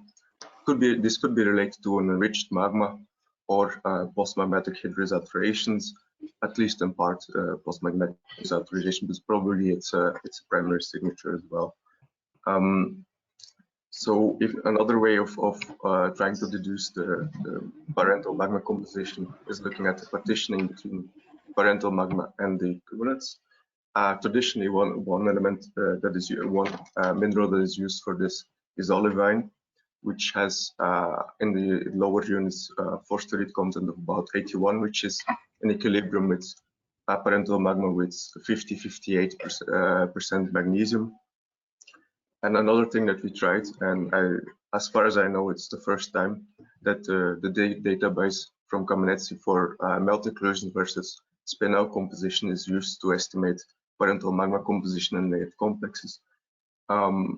If you look at the spinel compositions in Unit 1, the first ones that formed, they would be consistent with a melt that has 1 to 2% titanium oxide, so an intermediate titanium content and a wide variety of aluminum content. So this method is not very precise as a way of determining the aluminum content of the parental melt. But as a whole, we can infer that the parental magma is similar to a hydrostolitic basalt with intermediate titanium content. Hydrous because hornblende and phlogopite or ubiquitous minerals in the intrusion. So what type of complex is Ganende? We can immediately preclude like alpine type because the inferred tectonic setting is a rift setting. It's relatively undeformed. There's no polyform chromite. The spinel minerals contain a lot of titanium, which is more typical of stratiform types.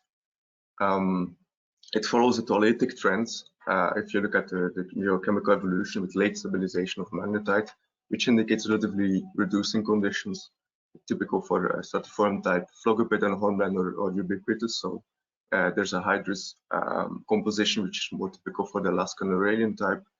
Feldspathoids are absent, so certainly it doesn't have an alkaline affinity. So what about the spinel compositions? These are usually quite indicative of the type. And the first thing to note is that they have in the figure on the bottom right, they have quite high titanium contents, with similar contents are related to related stratiform complexes, for instance, the Bushveld complex. They have low magnesium. Contents, but this is probably related to post-magmatic re-equilibrations facilitated by persistent regional metamorphism in the amphibolite phases. So this is not a primary signature, most likely. And the vanadium content is slightly higher than typical Alaskan type complex, so it's more reducing. But there are still some. So overall, I would say it's a stratiform type complex, but there are some affinities with the Alaskan Uralian type, not only from spinel chemistry. Some open questions related to this. This affinity with Alaskan types could be related to the emplacement in the root of an older arc complex. The complex is emplaced in the root of an older arc of about 1 billion years old. It could also be related to intrusion in a back arc setting, so a rift zone adjacent to a subduction zone. This could also account for the intermediate characteristics.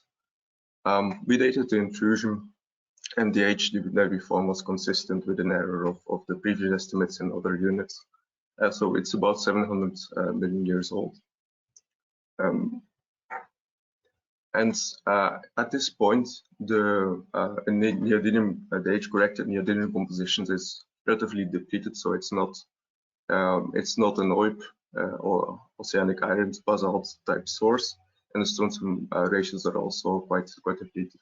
Similar source signatures are found in the subcontinental lithospheric mantle, and this is interesting because involvement of or interaction between plumes and subcontinental lithospheric mantle is thought to be important in similar complexes in the Permian emanation lip that are also mineralized in iron and titanium. And the neodymium content, it shows quite a bit of heterogeneity, so about 3 eta units. And this can be explained by replenishment by the distinct magma pulses, minor crystalline stimulation because the values are quite primitive, both neodymium and strontium. And it's an open question, an interesting question here, is how much of this variation that is present is related to distinct magma pulses and varying amounts of crystal assimilation, and how much is attributable to the error propagations combined error on the eta neodymium value and the back propagation, the uncertainty on the summary neodymium slope in the measurements. Likewise for strontium. So in terms of the potential triggers for the mineralization, could be that phosphor loss was an important trigger because petrographically apatite saturates before the formation of the iron titanium oxides, both in the gabbros and the magnetitides. And apatite tends, loss of phosphor tends to lower the solubility of iron in the melt. There's evidence for assimilation of the Novogosto formation, and these could trigger changes in water content, oxidation state, chemistry that may be a mechanism for creating the mineralizations. And at this point, it's unclear whether liquid immiscibility contributed to the magnetite formation at Convenor, because we do not have any observations of melt inclusions. So in terms of the intrusions, it's a single-layered intrusion of about 700 million years old. That's related to fractional crystallization and cumulus formation, evolving towards increasingly faster composition and terminating with the iron titanium magnetites. The parental magma is similar to a relatively titanium-rich hydrostolatic basalts. Both the geochemistry, the negative zirconium and niobium anomalies, and the strontium neodymium isotope composition suggest involvement of subcontinental lithospheric mantle. As is usual for these type of complexes, there's probably a deeper magma chamber, but we need more solid evidence to support this. And it's a stratiform type layered complex consistent with the inferred tectonic setting, but it shows some Alaskan type affinities. These Alaskan type affinities could be related to placement in an older R complex or in a back arc setting. And this last hypothesis is explored in more detail by one of the co-authors of this study, by Luis Enrique, in his paper from this year. So in terms of the iron titanium mineralization, there are many mechanisms that can play a role in the formation of these extremely depleted iron titanium rich mineralizations. Could be related to apatite fractionation, host rock assimilation, plagio-class flotation. We don't have evidence for liquid immiscibility, but evidence from other intrusions has shown that this can play a role in certain scenarios. And to understand this kind of deposit better, we need additional experimental constraints to deduce the conditions at which you can create immiscibility and under what kind of chemistry can create this immiscibility under which conditions. And another thing that would be really helpful is modeling that can incorporate the dynamic processes in the magma chamber. So both the physical and the geochemical processes and the interaction between them.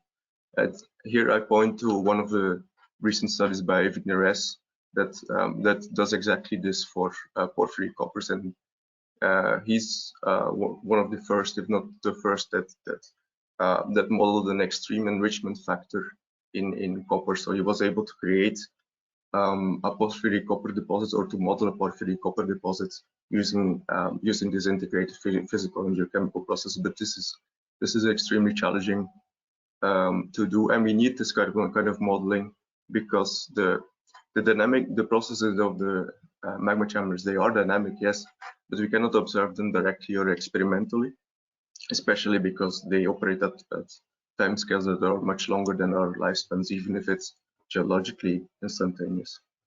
So with this, concluding this presentation, thank you for your attention. Thank you, sir. Basically, sir, we have few questions.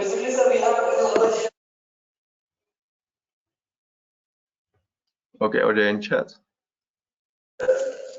Okay, so in chat box there are some questions.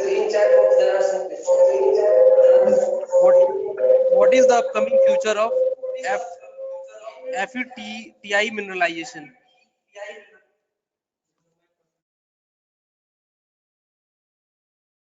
Can you repeat? Now it's I fine. had a lot of echo.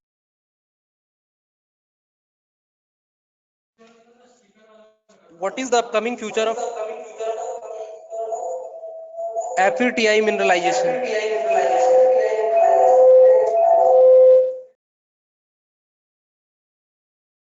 I understood what is the future of, and then I didn't get what was.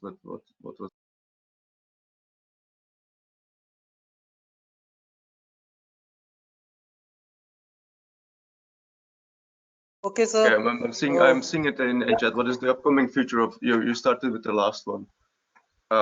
Yes.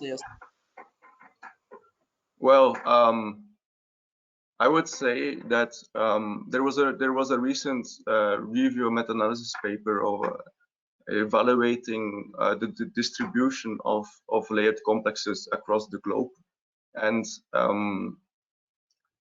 by Wolfgang Meyer and a collaborator, and they found that certain continents have much more than others, and is probably related to differential attention, differential exploration, amount of attention and exploration that is ongoing in certain regions. So they concluded that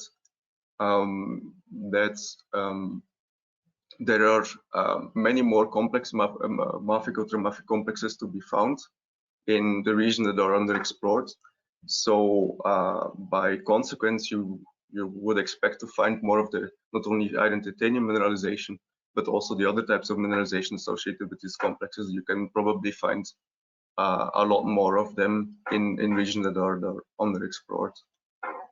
So I don't know if that answers your question. Okay, sir. Sir, our next question is, what are the common isotopes found in the mafic ultramafic rock deposits? They have they're quite similar. For instance, if you look at the Imation lip, the Panzihua deposits, they have quite similar niobium and strontium composition. They are a little bit more enriched in strontium than Caninde. They have 7.4, 7.04, 7.05, but they're overall very similar to the Caninde deposits. I had some slides. Can you put me as a presenter again, Sagar? He wants. Okay, sir. This answer was really satisfactory, sir. Okay. I think no problem, sir. Because we are running out of time. That is why. Okay. Actually, thank you once again, sir, very much, sir, for being here, sir, and thank you once again, sir, from the bottom of my heart, sir, and thank you for being the part of this event. Thank you, sir. So now we are moving towards the next speaker session.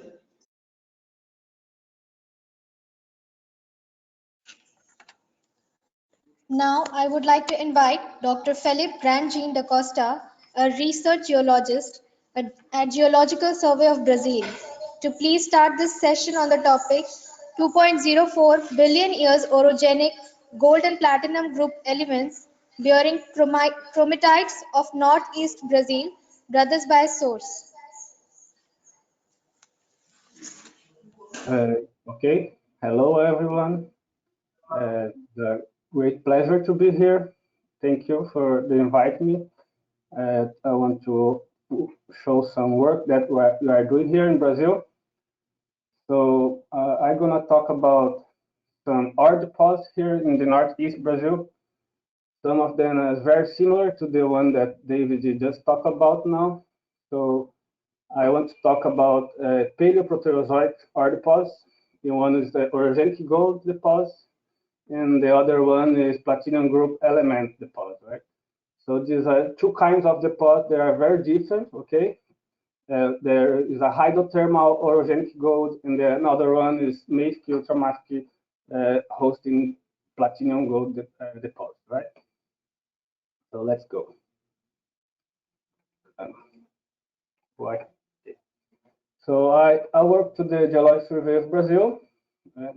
We are a company of the government, a federal company. So we have several offices in the state of, in several states of Brazil, and I work here in the northeast of Brazil. Let me put here. So right here in the northeast of Brazil, in the beautiful city called Fortaleza, in the Ceará state. Okay, so this is the regional geology, right? Similar to what Dave just talked about now. We are in this gray color here, which is a new Proterozoic mobile belt. It's about 6.5 million years. And we're gonna talk about this number one here, which is the Troya Massif, which is Archean to Paleoproterozoic basement in Lear, right? So it's probably, he worked at Catonic margins. So let's go down there.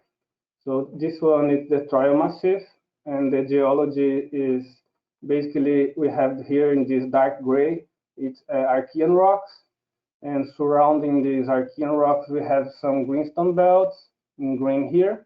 Also diorites and tonalites, granites, also probably from arc-related, which are acquainted to this Archean margin here. And here we have the orogenic gold deposits in the greenstone sequence. And here we have the platinum and palladium deposits associated to mafic, ultramafic rocks. Okay, so the local geology again. So here we have again in the dark gray here, the Archean rocks. And now this sequence, volcano-sedimentary sequence with plutonic rocks is the greenstone belts, right? So you may see here in this cross section that it's probably, we have this major boundary between Paleoproterozoic and Archean rocks. And here's the orogenic gold. And here is the platinum and palladium bearing chromatites. So here it's a more artistic view of this cross section. Again, the gold is hosted by greenstone sequence. So it's associated to shear zone. It's a hydrothermal deposit. And here you have the PGE, the platinum and palladium associated to chromatites, associated to mafic ultramafic complex. So what we're going to talk about, what is the source for these rocks, right? Are they sharing a common source? I think so. So firstly, I want to talk about the PGE mineralization, which is hosted by the Troya Pedra Branca mafic ultramafic complex. And this is the mafic ultramafic complex here in green. You may see that it is strongly folded, right?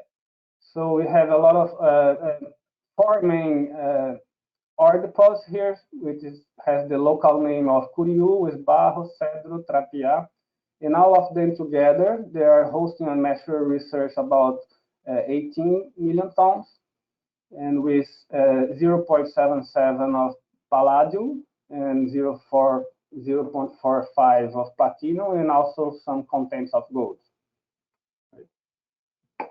So this is how it looks in the field. Right? We are in a very dry section of Brazil here. This is our Brazilian desert, right? So this depression here that you can see, that's this valley, is where the mafic and ultramafic rocks are. It's very susceptible to weathering. Okay, this is how it outcrops. So you also may see that we have some compositional banding here. So down here, we have some more leucogabbros with plagioclase here in white, and this very stretched mineral here in black is hornblende. Right? So we have some more mafic compositions, and we also may see it in the single outcrop. So this is more mafic compositions, layering with some leucogabbros, right?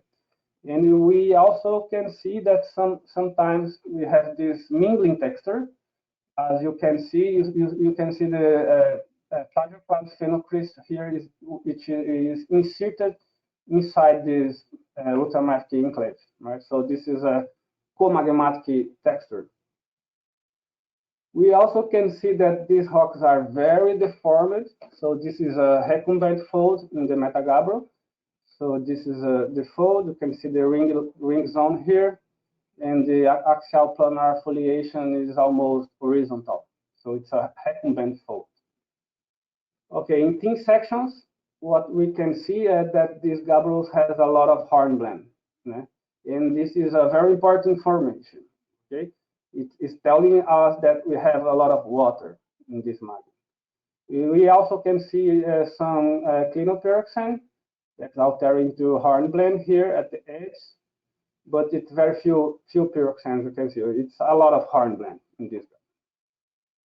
We also can see in the more evolved samples, we can see biotite and also K feldspar, right? Potassium feldspar, which is another very good information. And so we have some gabbro diorites. So we're probably dealing with a alkaline gabbros, right? From more mafic to slightly evolved intermediate rocks. So again, we may found in the field some of these hornblendites, which has this interstitial plagioclase here. So again, it's a lot of water, right? So we have a lot of accumulate rocks with hornblendite. The gabbros have a lot of hornblende. That's important information when we want to talk about the source. So here we have the dunites. The dunite I have never seen in the field because they are very susceptible for weathering. So you only can assess these rocks by drill cores.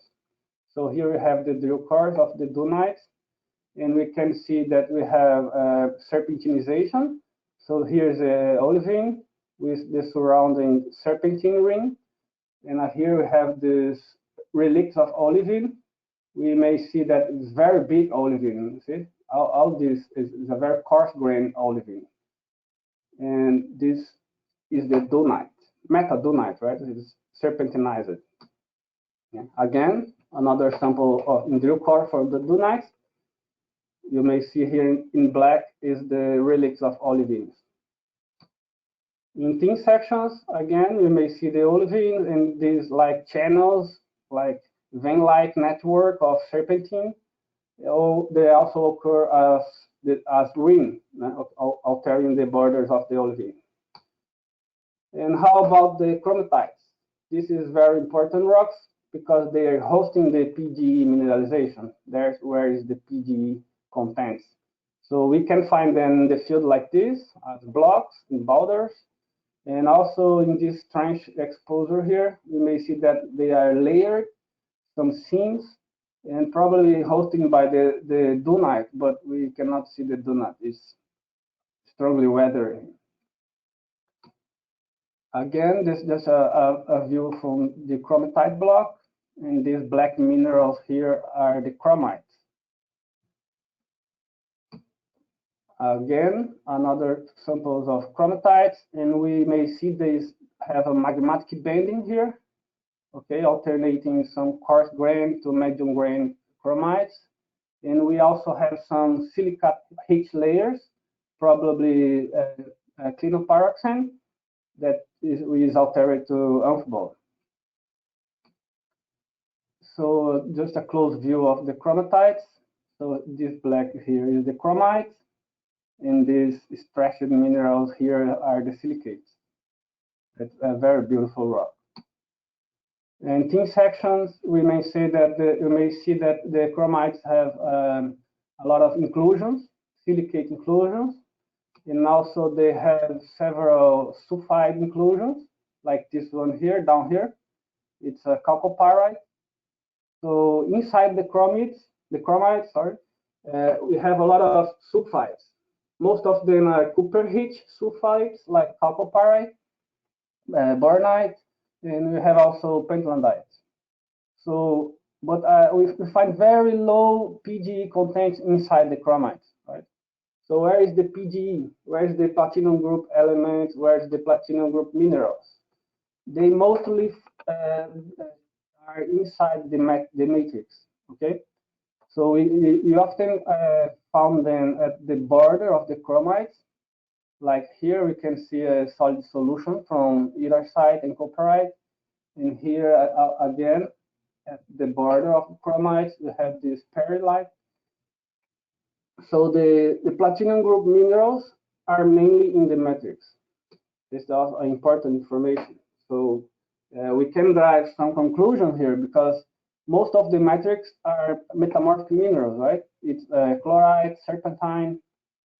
So probably these platinum group minerals have been recrystallized, but I'm not saying that they are coming from external source, right? They just recrystallize it. Right? So they are original minerals, but in response to the metamorphism and deformation, they are not the same anymore, but they are there. How about the geochemistry of the gabbros? You may see here that the gabbros has pretty range value from 48 to 53 weight percent. So as we already talked about, they have some gabbro diorites here, which fall in the intermediate rocks. They are slightly alkaline if you take this Kuno curve here. So they are little alkaline rocks. So it's compatible with what we have seen in the field. And in this diagram here, we can see they are slightly calc-alkaline. And also in this diagram here to the right, they are totally calc-alkaline. So that's an important information, right? Also in the higher earth element, we may see this steep pattern here, right? They're very inclined one. So it's more like to be enriched in higher earth, light earth elements, which is different from the normal morb, for example, right? It's more likely to be related to an enriched source. So in this tectonic diagram here from Pierce, we may see that our metagabbro samples plot away from this mantle array here. In the plot, we see the arc-related rocks. Again, another tectonic diagram. We may see that the gabbros plot in this island arc basalt field here. And I also plot a lot of Alaskan type complex here to compare. And we may see that they are very different from the Norilsk intrusions, which are intertectonic intrusions within plate basalt. So we are getting some tips about the source of these rocks, right? We also have chromite chemistry. So this is the chromite. This is our sample. This is one from the literature. We also may see that the core to the ring have some variation, probably due to metamorphic process, as I already talked about for the Canindé complex down in the Borborema. So, but we also plot all of this in this tectonic diagram, and they have very similar characteristics to stratiform complex. In this diagram here again, they are similar to stratiform complex, but also very similar to the Alaskan type complex, right? And the Alaskan type is the mafic ultramafic rocks original find in Alaska, which is active margin. It's an arc-related rocks, okay? So again, another tectonic diagram for the chromites. You may see that they plot close to the island arc field here, and also in the Alaskan type field here, and inside the supra-subduction peridotite. In this other diagram here, exclusively to supra-subduction zones. So what can we conclude about the source of this mafic ultramafic complex? Is that we have a lot of water, we have a lot of hornblendites. So the whole rock geochemistry suggests some arc-relate signature. Also, the chromite geochemistry suggests some subduction-related signatures. So we may conclude that these ultramafic complex are probably derived from the metasomatic mantle, right? So not necessarily during subduction, but it's probably related to a metasomatic mantle. So the age of this complex, we have an age of the metachromatite here, and it's about 2036 million years, right?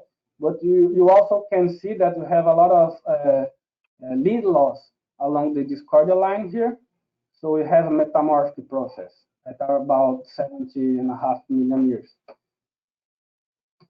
Okay, and how about the gold? No? Where is the gold? Let's talk about the gold, which is another kind of ore deposit, right? This is hydrothermal deposit associated to shear zones. So here's the gold associated to shear zone, hosted by the greenstone sequence. And when you go to the local geology, there's a very important information here that we may see that the gold mineralization is epigenetic, of course, but it have a very stratigraphic control, very strong stratigraphic control, right? They are placed right between the lower unit here, which is dominantly by metavolcano rocks, and also the upper unit here, which is metasedimentary rocks, which have also kyanite schist and also graphite heat schist. So we may talking about a redox bondite, right? This is the trap. But where is the gold coming from to get in this trap? We also may see here in the magnetic image that has a strong structural control, and this very magnetic shear zone here is probably controlling the gold mineralization, and it's also very associated to the limit of the Archeans to Paleoproterozoic rocks. So it's probably a transcrustal structure, right? So gold, orogenic gold, is very often associated to these large crustal scale structures, but they often are related to lower order to upper order structures. And in this case here, we may see that they are controlled by some redox bondite because they are between these two units here. So how will you see this gold mineralization in the field? This is the greenstone sequence. That's how we can see them. A lot of thrust tectonics. Yeah. So a closer view here, we may see this huge packet of metasedimentary rocks with a lot of quartz vein and quartz feldspathic veins segregated and very deformed and folded like this. So we have interfolial folds during shear. Yeah. A closer view here, we may see that this very tight fold here, some of them lost their limbs during shearing.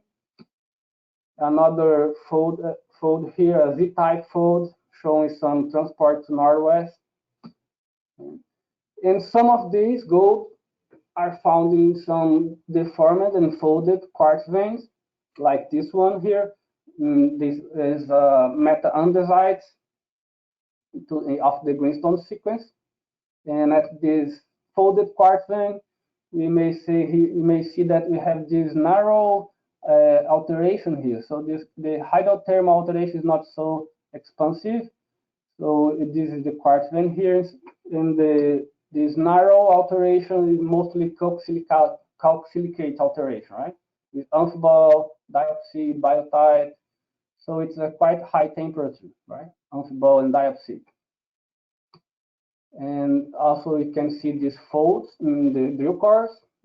Thank you for the Jaguar mine for the access to the drill cores. And in the thin section, we may see that gold, like this photo here, is that we have free gold associated to amphibole and biotite. We may see the beautiful yellow gold here and the palish yellow here from the pyrites. So again, it's a quite high temperature, right? We have amphibole, biotite, and gold. Again, another view of the alteration assemblage. And here we have the pyroxene. It's a diopside and associated to amphibole and pyrite and titanite. Okay, so we have the titanite here and gold associated to titanite. So let's see a closer view of this. This is the very well crystallized titanite associated to pyrites and magnetite. So we have a lot of gold minerals inside this titanite. And for this titanite, we have the uranium lead age, laser ablation age for this titanite. And what we got is 2029 million years. And again, we have a lot of lead loss to the new Proterozoic metamorphic event. So it's very similar to the age of the chromatites, right? So I just put here to compare the age of the chromatite with host the platinum group elements is 2036. While the gold mineralization is 2029. So they are the same age between the A-holes, right? So when we correlate this age with the regional tectonic interpretations in this area, we may see that they are very late, probably late in the collisional event. So all of this age up here, from 2.2 to 2.1, is mostly interpreted as arc-related tonalites, volcanic rocks of the greenstone. So when we go down here at about 2.1 to 2.0 gigayears, we see that this is a collisional event. So we have metamorphic rings, so zircons, we have leucosomes, migmatites, S-type granites. So this is a collisional event. So we have PGE mineralization and gold mineralization at the late collisional event of Paleoproterozoic orogen. So how we can see this tectonic model, we may discuss that the arc-related rocks from 2.2 to 2.1 is maybe related to backyard sequence, island arc, continental arc, all kinds of arcs. But during the collision, all of these has been amalgamated with some Archean rocks to build the so-called Columbia supercontinent, right? So during this collisional event, we have the platinum group mineralization and the hydrothermal gold mineralization at the same time. So as we discussed, the platinum group mineralization and the mafic ultramafic rocks probably come from the metasomatized mantle because of they are very water rich, they have whole rock geochemistry, the chromite geochemistry is very similar to Alaskan type. So we have an arc-related mantle source, but not necessarily they melt during subduction, but they are melting this mantle during collisional event. But how about the gold? Can the gold come from the same source? Let's talk about. So the discussion for what's the source of fluids and gold for orogenic gold has been a long time, right? I'm just a young scientist, but I know that that has been this discussion for science a long time. So I just put here the crustal continuum model from Groves. The Groves 1998 is the one that gives the term orogenic gold. Before him, this is always called like only gold, load gold, quartz vein gold. So he put the term orogenic, associating gold to orogenesis. So, and how can we track the source of gold? Stable isotopes, not very conclusive, I know, but it's what we can do. So that's what I did. I took some samples and I did my stable isotopes in the University of Cape Town, the beautiful city of Cape Town, during my PhD, part of my PhD. And during this I have the pleasure to do a 2-day course with Richard Goldfarb, which is a very renowned name when you talk about orogenic gold. And I remember that I always asking him that could my samples be related to magmatic or mantle source? And he always said no, it's metamorph. So he's very skeptical about another models. He likes very much the metamorphic model for gold. Okay, we're gonna talk about this. So from the stable isotopes, carbon, oxygen, and hydrogen, I got this temperature here about 500 degrees from the quartz, delta 18 oxygen from quartz and magnetite pair. So it's about 500 degrees.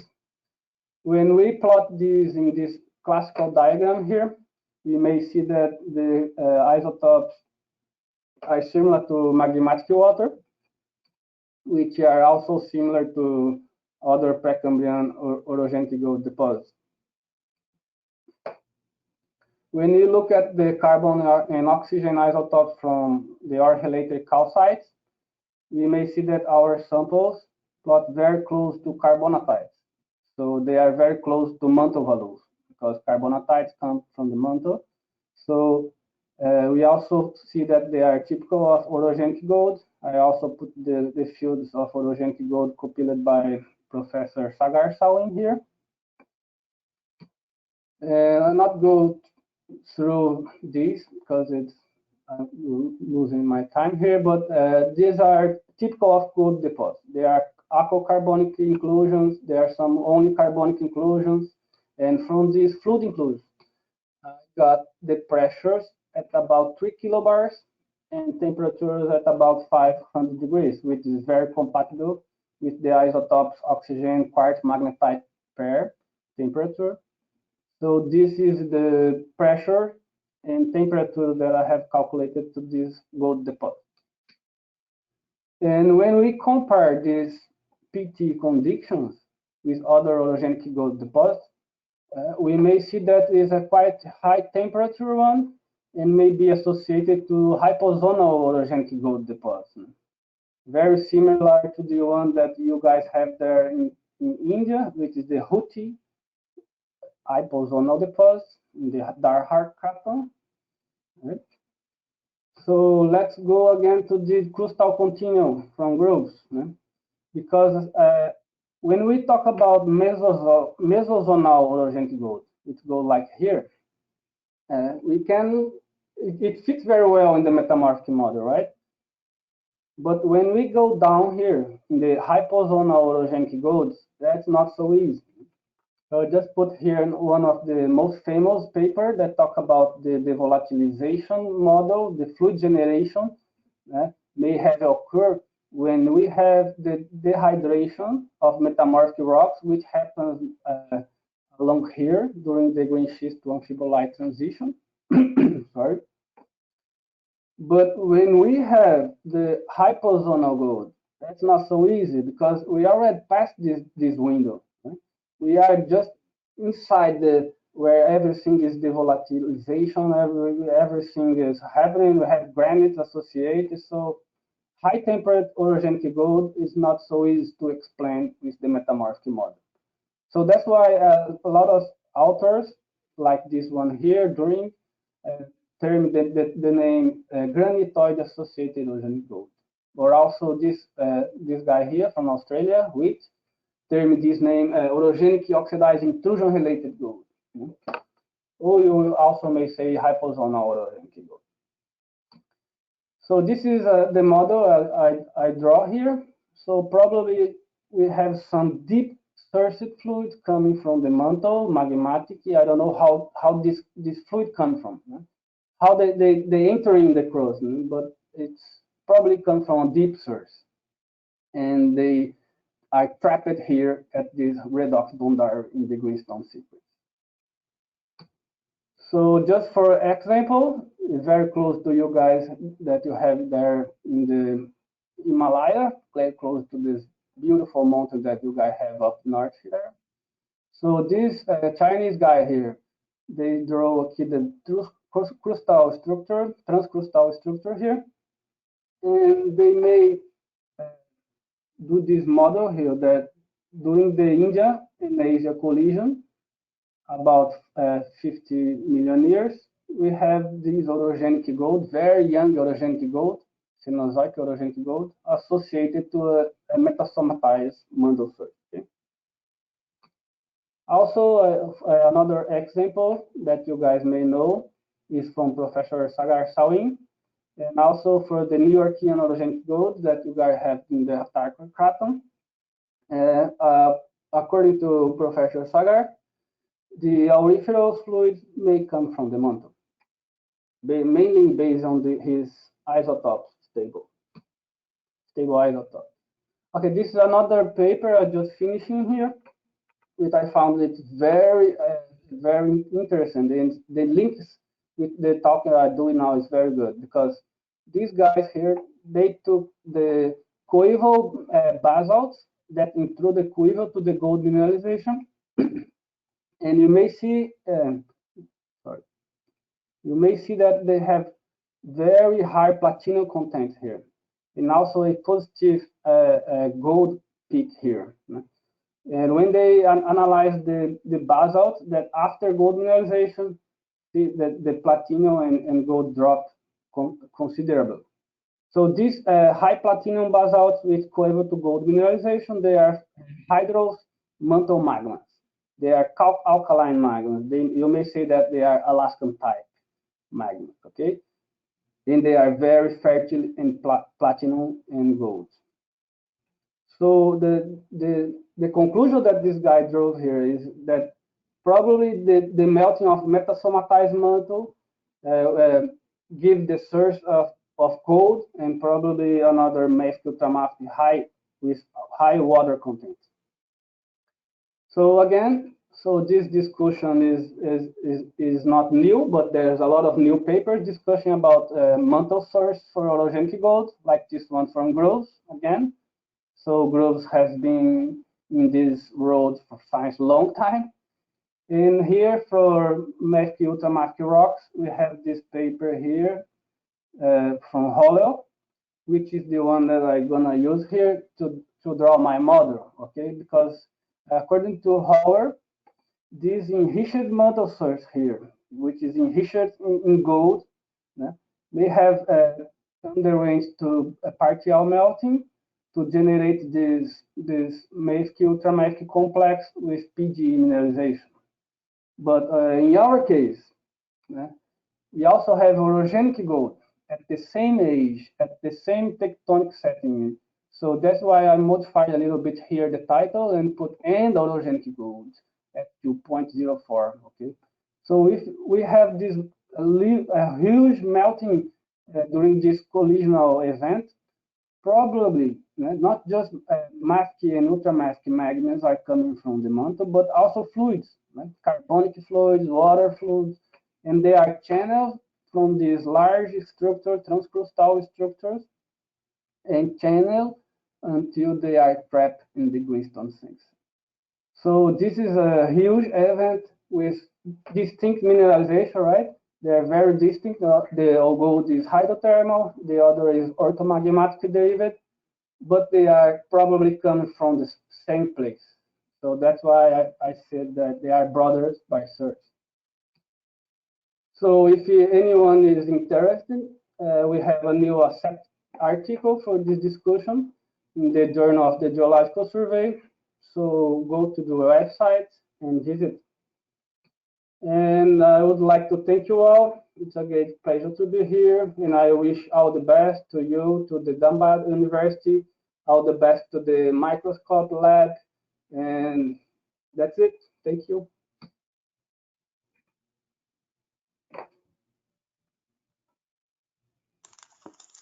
Thank you, sir.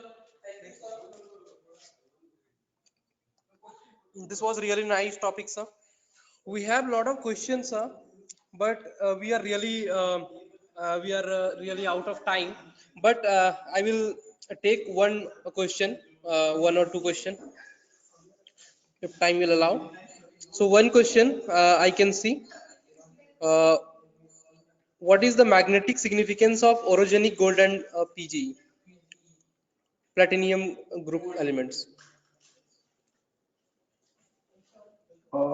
Magnetic, you mean? I'm not sure about what is the magnetic. I'm not sure. Magnetic, I probably relate to structural, right? Yeah, we use Okay, the magnetic. Sorry. Our next question. Okay, sir, no problem. Next question, what are the common elements found in the PGE deposits and its geochemical significance? Sir, this question is from T Murthy. Hello, sir. Am I audible? I'm trying to see here in the chat, but I can't. Which one is? Sorry. It's okay, sir. No problem. We are very much out of time. Anyone that wants to contact me, just send me an email. I will be glad to answer. Hello, sir. I am asking that gold is structurally controlled or lithological controlled in your case? I'm asking, gold is structurally controlled or lithological control? Means in your case. Sorry, I not understand. Is it in the chat here? Either means Sir, may I interrupt, sir? May I interrupt for a while? Just to make it clear what he wants to say, that in your study the gold mineralization and PGE, they are structurally controlled. They are found in structurally controlled environment or lithologically controlled environment. This is what he wants to convey. Okay, I think I understand. The structural control of the orogenic gold is, of course, they are orogenic gold, they must be structural control, right? You have the large boundary between Archean rocks and Paleoproterozoic rocks. But I also think that the Mafic and Ultramafic rocks, because they are so close, spatial related there, they are right in that limit. So probably that Mafic and Ultramafic magmas is also controlled to this large crustal structure, which is the boundary between these two Archean and Paleoproterozoic terrain. But the thing is, because this rock is so strongly deformed, because we have another orogenic event, which is the Pan-African Brazilian event at about 6.5 million years. So it's not easy to reconstruct the structural of these areas, but probably yes, both of these deposits are structural control. And then you can make some link with the magnetic signature, which was another question here. I don't know if I did answers. Great. You concluded in your last concluding remark that the collision is one of the factors where this platinum group of elements and gold are found to be associated. So this collision means is it continent collision or continent oceanic crust collision? Which is the exact term? Collision of what? Collision of two continents or collision of a continent and oceanic crust? Okay, that's a very good question. I think that it's the final amalgamation, all right? We probably have a lot of collision during arc collision during 2.2 and arc continent collision, but at this time, it's the latest age we got in the area. So at this time, we probably have already everything amalgamated. Like you have this huge Archean cratons, which is the West African craton on one side and the San Francisco craton at the other side. So I think it's continental collision. Right? I think so, but not sure. Yeah. So you mentioned the specific time, that is 2.0 to 2.1 giga annum GA, right? So at that time, at the Archean or pre-Proterozoic periods, there might have been conditions where collision was might have been a common phenomena. So, do you find that this collision of continent is more important, or continent with oceanic crust is more important for the occurrence of for the formation of platinum group of minerals, platinum group of elements, and gold? Okay, I understand. Very good question. I think that we may find in several places, both ocean and continent, continent. Okay, the one I'm talking here, I think it's some huge disturbance in the model during continent collision. But I'm not saying that. But we also have some other examples close by that we have Mafic ultramafic rocks associated to 2.2 gigayears. So we probably have all these are deposits during the whole orogeny, probably. My third and last question. I'm sorry. Okay. Do gold and PTE are associated with metasomatism only? No other process is involved in the formation of PTE and auriferous elements other than metasomatism and that specific type of rocks that you mentioned, alkaline rocks only. I'm sorry, I didn't understand. Well, I'm very sorry, I didn't understand. I have not the good sound here. Sorry, I'm very sorry. No, Just no problem. just send me an email. I'll be glad to talk with you. I'm sorry. Okay. Right. Was Okay. the Thank you session very much. by the research geologist, and this was nicely very fantastic session, and this was really a nice topic by you, sir. Thank you very much, sir. Thank you very much for the your keynote address.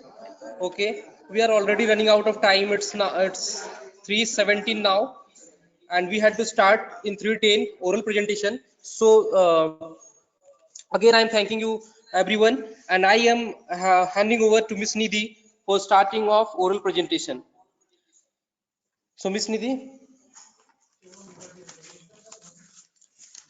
So moving out with our last event, that is oral presentation, I am Nidhi Ansda, and I welcome all the dignitaries and our starring participants.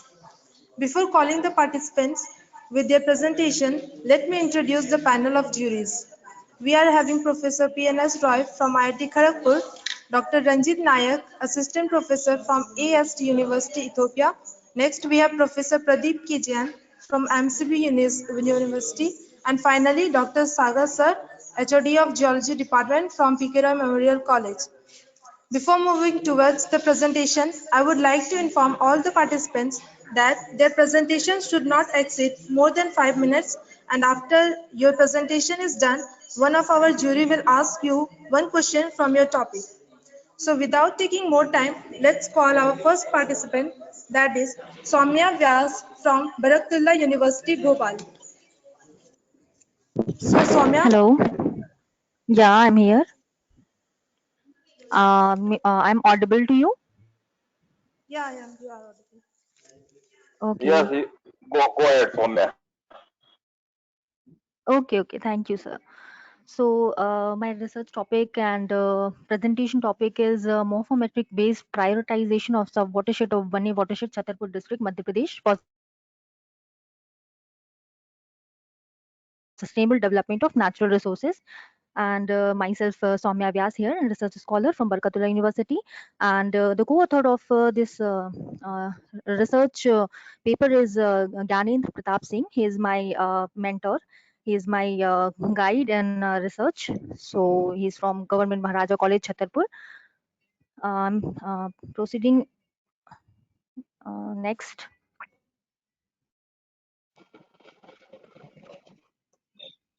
Slide is not moving. 1 minute.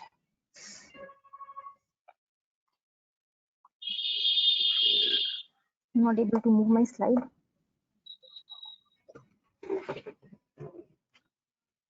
Yeah. Content of my paper. 1 minute. Excuse me. Okay. Content of my paper, you can see introduction, objective, material and methods, result and discussions, conclusion. Introduction about this research is natural resource deterioration is a common phenomena in many parts of the world. Major causes are improper and unwise utilization of watershed resources. Nowadays, land and water resources are very limited, and their utilization is very important, especially for countries like India, where the population is increasing rapidly. So, for management of the natural resources, watershed act as an ideal unit. Watershed studies help in mitigating impact of natural disasters for sustainable development. So the morphometric assessment helps to elaborate primary hydrological diagnosis in order to predict approximate behavior of watershed coupled with geology, geomorphology. So objective of this presentation and the research is the main objective of this study is to carry out morphometric analysis for prioritization of the watershed by studying different linear, aerial and relief parameters of the Yeah, sub-watersheds. Soumya, sorry for So, interrupting. Can you speak loudly, Soumya? yeah. Can you? Yeah. Am I audible? Hello? Yes, you are audible. Just Hello? I can just speak loudly. That's all. Okay. Material and methods of the research is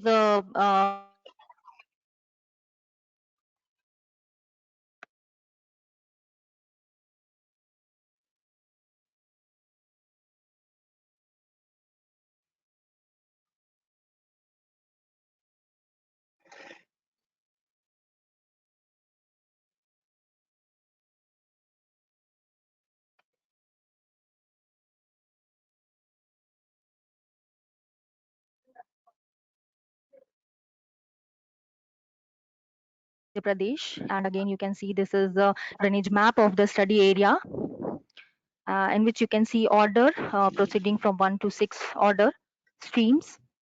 Description of the area given in this paper is that the topo sheet were collected from the Survey of India topo sheet 1:50,000 scale, and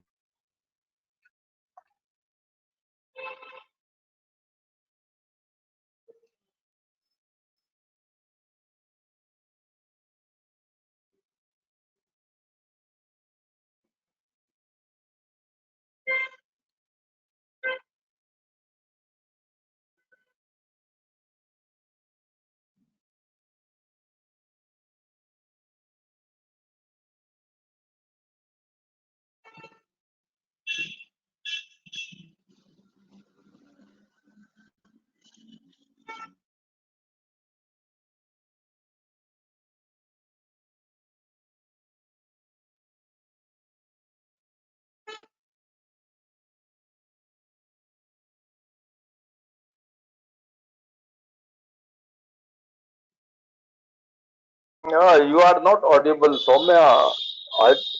Yes, hello. we are not These getting are you. What? the formula. Hello. Yes, sir. Yes. Continue. Sorry, sir. Continue, please. These are the formula. Yeah, these are the formula for calculation of morphometric parameters described and given by various geologists. These are the formula for calculating different parameters of morphometry. Now discussing about various morphometric parameters.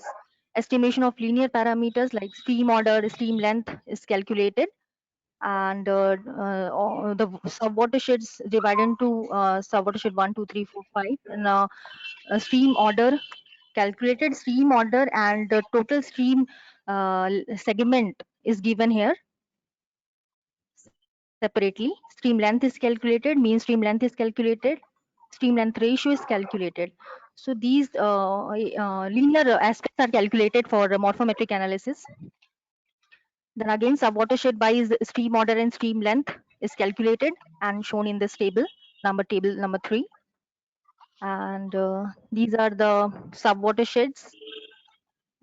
Described stream order and mean stream length is calculated. Bifurcation ratio is calculated. Now these are the aerial parameters which have been described here. Bifurcation ratio determines the branching pattern of the drainage network and can be defined as the ratio of the number of the stream segments of the given order NU to the number of the stream in the next higher order given by scum. So drainage density is calculated for several individual watersheds.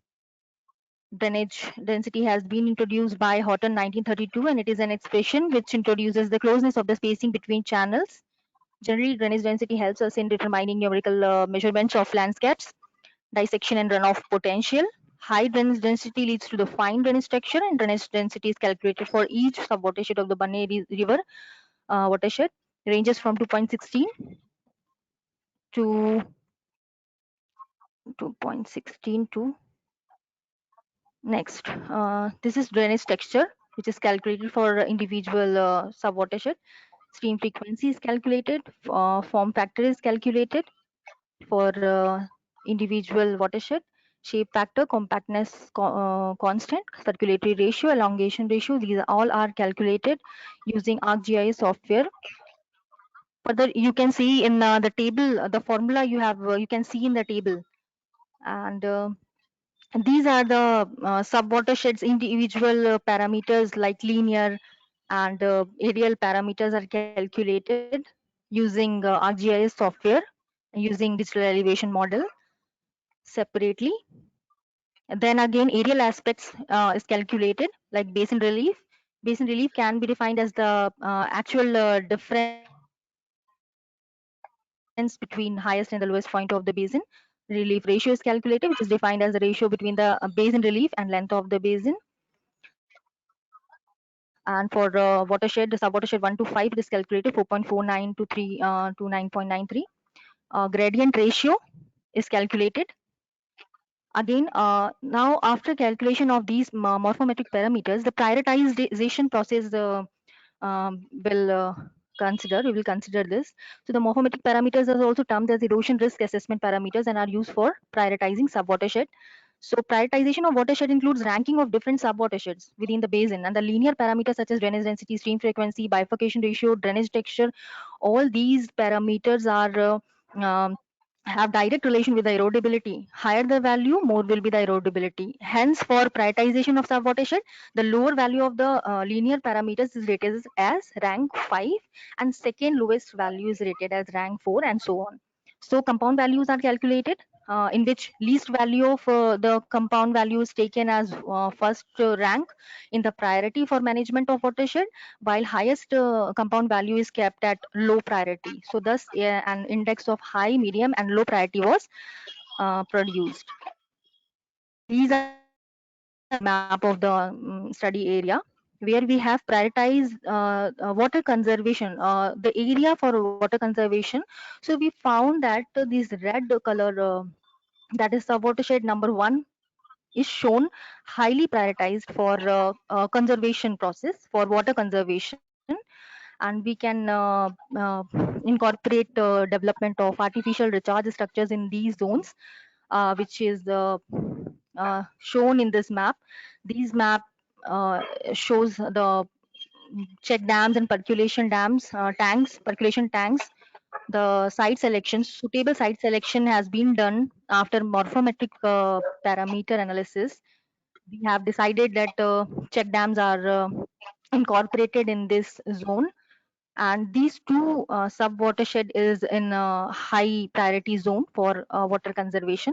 So we have concluded our research in these two watershed, that these two sub-watershed is in high priority for water conservation. And the conclusion we made here is that morphometric analysis helps to determine the highest priority zone for water conservation. And on the basis of the morphometric analysis of the sub-watershed, prioritization of the sub-watershed has been done to identify the zone having high soil erosion, so that with the time proper conservation measure can be taken for the soil erosion in that particular area. Thank you. Okay, thank you, Soumya. It was a informative presentation. Now I request our jury, if you have any question to ask, please.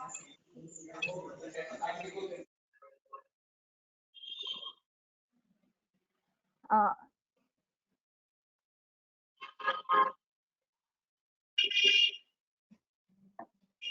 Hello. Any Hello. any question?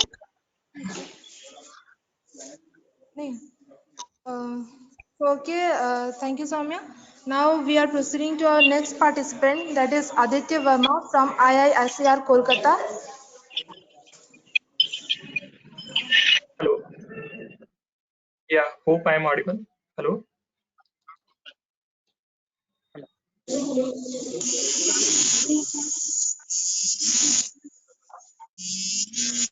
Hello. Yeah. You can share your screen. Yeah. Is it visible, sir? I have shared it. Yes, just in presentation mode you can put. Yeah, yeah, just In lower part, yeah. yeah. It's okay.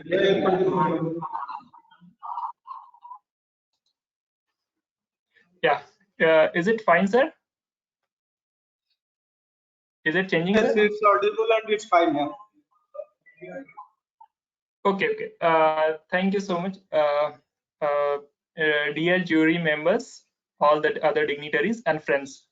I am Aditya Vavi. I am from IIT Department of Earth Sciences, IIT Kolkata. I am currently second year integrated MS PhD research student, and my topic of this presentation is a mysterious tale of Bastar Catan of Indian subcontinent, an ocean of Archean opportunities. Here, I will try to describe how there is a craton which is one of the least studied, and how we can what we can know from the study of this craton.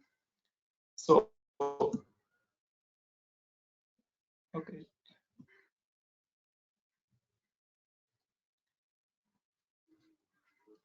Yeah, this is my index of contents, which first of all, I will describe why I choose this topic for this presentation. Then it will go from introduction. Then I will revise, I will describe about some of the pioneers who worked very earlier in the Bastar Craton, and some of its basic facts and litho units, some of the field photographs, and zircon crystals, what is the source of this whole study, and some motivational achievements and challenges, which will go further with the geo controversies and conclusive remarks.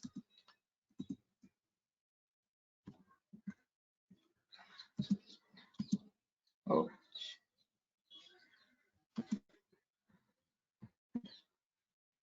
Yeah, so the first question which arises is why I choose this topic. So what is the major research gap and the motivations behind this presentation, or what is the why Bastar Craton has significance?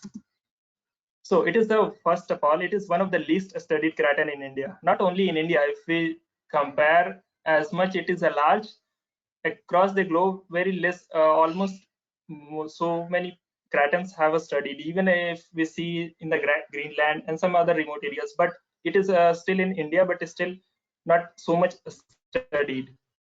The second point is many geological questions are still unsolved, which has a global significance in terms of a Bastar Craton. For example, what is the relationship with the onset of plate tectonics, and what is the role Bastar Craton plays in order to understand these things? And what is the, it has a great potential to solve many Archean quests, because it has a huge number of Archean rock deposit, Archean terrain there. And it has a very vast cratonic portion, which I will show in the map, which offers immense rock exposures. So first of all, this is the, I would like to introduce the Bastar Craton with the geographical map. This map is taken from the Google Earth image app application. And here is the PK Memorial College Dhanbad, IIT Kolkata, and here it is the NIT Raipur campus. So if we see here, this portion is covers the Bastar Craton. If we come out in a geological map, so this is the geological map of the Bastar Craton and all other cratons.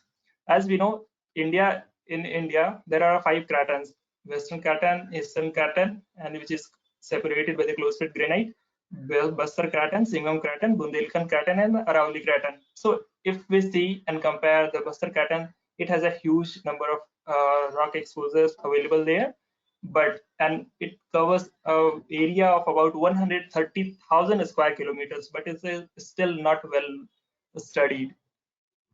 So if we see about the pioneers, the starting were since a very earlier time, like prior to the 1900, V. Ball, King, W. King, and P. and Bose, they worked very extensively in the northern Bastar Craton, and some for the geological mapping of the southern Bastar Craton, as Cruikshank, P.K. Ghosh, and S.N. Sarkar, they worked very extensively till about around 1950s. And some other literatures are also available in Geological Society of Indian Memoir.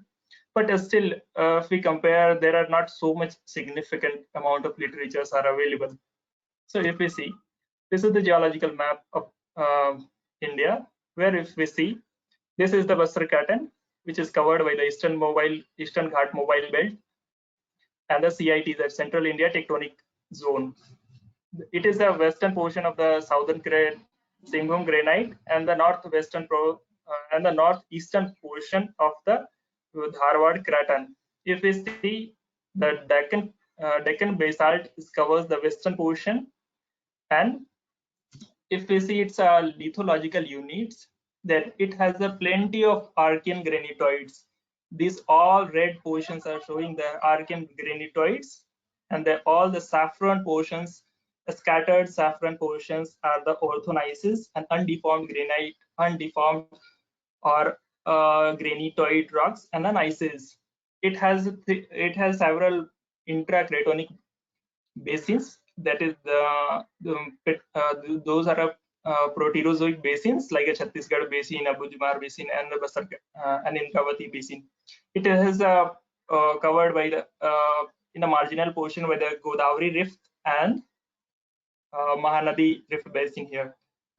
If we see here, if we compare this map with another geological map of the Bastar Craton, so here we can see the granites. If we see a granite that is scatteredly spreaded, this is the Kanker granite. Here, if you can see my laser pointer, this is the Kanker granite, and this is the Dongar granite, and this is the Malanjkhand granite. The Malanjkhand copper deposit is here. Apart from it, if we see, there are so many other rock types are also available there. If we come on a metamorphic rock, so granulite rocks are here, and here as well, it is covered with the Indravati and the Kanker granite. And if we see about the Sona Khan greenstone belt is here at a location of a 7, and apart from that, Sakoli group and Sukma, and here it is a Sukma 6 at location of around 6. The Sukma belt is here, the Bengpal group and the Kotri Dongargarh belt. So if we see all the lithological units, so according to the Sukantade et al., Sukantade and Moen 2020, the average age of this Bastar Craton is about 3.5 to 3.6 billion years, and the average stabilization age is about 2.4 billion years according to the Mot et al. 2010. If we see the, as I described here, the lithological units, so Archean gneissic rocks, Paleoproterozoic volcano-sedimentary belts, and Proterozoic sedimentary basins are here, which offers a wide range of study exposures. So it's time for some field photograph. If we see here, these three are the granite samples. This is the leucogranite, and this is the fine grain granite, and this is the coarse grain granite. Apart from it, if we see the deformed rock, so the gneisses, it is a highly deformed gneisses. It is another gneiss sample, and this is the migmatic gneiss. The another sample of a mylonite gneiss is this one. Here we can see the deformations are all the mylonitic features or characters. There are also mafic rocks available in the field, which is described by this one picture.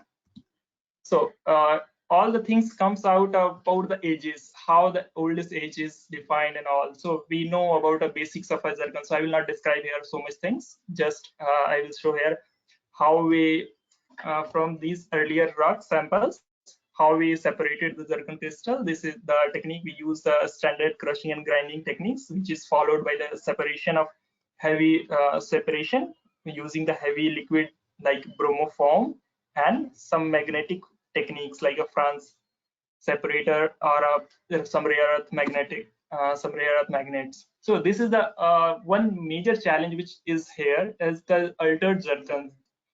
Although we know the zircons are one of the resistant grain minerals, but we are finding so many zircon crystals which are altered, and in the altered zircons we can't proceed our further. We can't go for a dating. So we need some fresh zircons like these two samples. In the first figure, we can see this one is the fresh zircon crystal where we can find a spot for the dating, and this one is another one. And in the lower figure as well, we can see a couple of zircon crystals. So this is our need, but we are often finding this kind of things. That's why it is very difficult to date the rocks. That's why in many areas the rock terrains or granites are still not recognized, like what is their actual ages. So some of the motivational achievements which have occurred from there is world's oldest potassium rich granite is occurred from the Bastar Catan by Rajesh et al.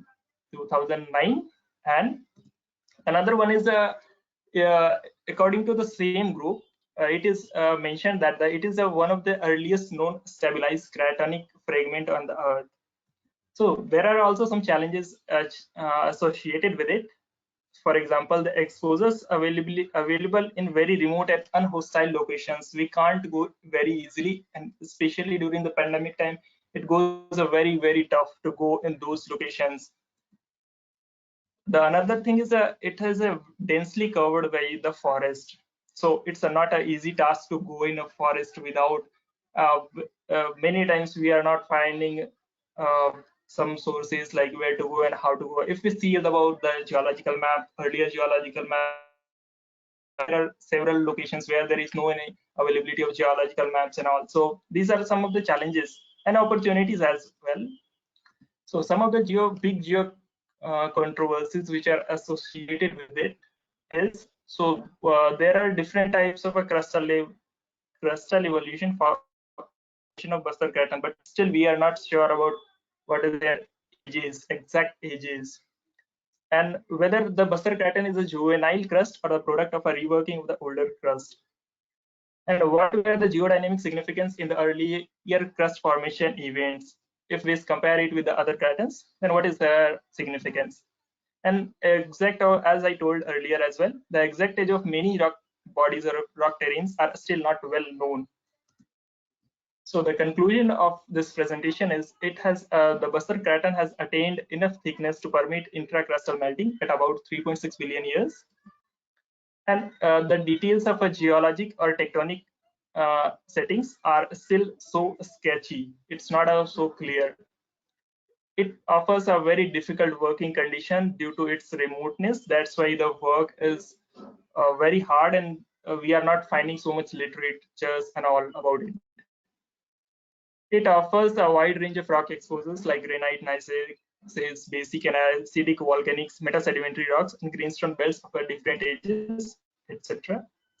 And numerous proterozoic sedimentary basins are also available, as I shown you all in the previous maps. That is the Chhattisgarh, Kharyar, Ampani, Keskar, Singanpur, Abujmar, Indravati, Sabri, and all.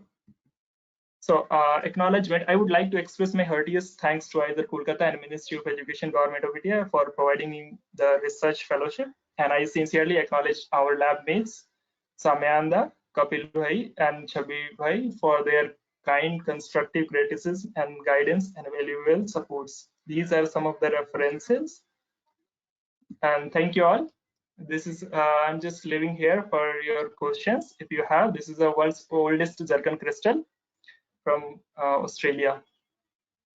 If anyone has any question, please ask. Dr. Gyanendra Pratap Singh, sir, can you ask one question to him, sir? Yes, sir. Yes, sir. I'm sorry. I am pleased that you specifically called me to ask questions. I don't know why, but I'm sorry to say I do not know the name of the speaker, but with due respect, that your talk. At one time, you mentioned this is one of the oldest crustal part, having 3.6 giga and you concluded this is the juvenile crust. Oh no, it is difficult to say whether it is juvenile crust. I don't know why did you mention that juvenile crust, because at one time we are mentioning this is one of the oldest crustal fragment. Number one. Number two, a lot of literature is there, a lot of work is there on the master cratons. So mentioning that the suitable outcrops are not found, or remoteness and the forest, I have gone through various literature and the latest work as well on the Basra Craton. So I couldn't understand the title of your paper. Could you please Okay, explain? yeah, I could not understand the title of your paper, this presentation. yeah, sure, sir. Thank you. So the first question is a juvenile crust. Okay, so juvenile crust, I'm not confirming that it is a juvenile crust. It is a controversy that whether it is a juvenile crust or it is a reworking crust of an older one. This was a controversy topic. If you see the heading, it is not. I am concluding it. All right, sure. And okay, the second question about this heading, the mysterious tale of Buster Craton. So even if we see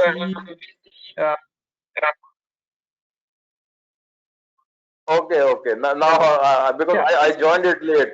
Now title speaks itself. Mysterious tale of Buster Craton. Now I could understand it. I'm sorry.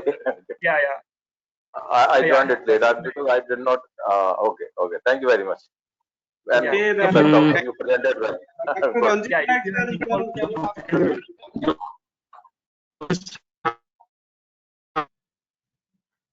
Can you hear me?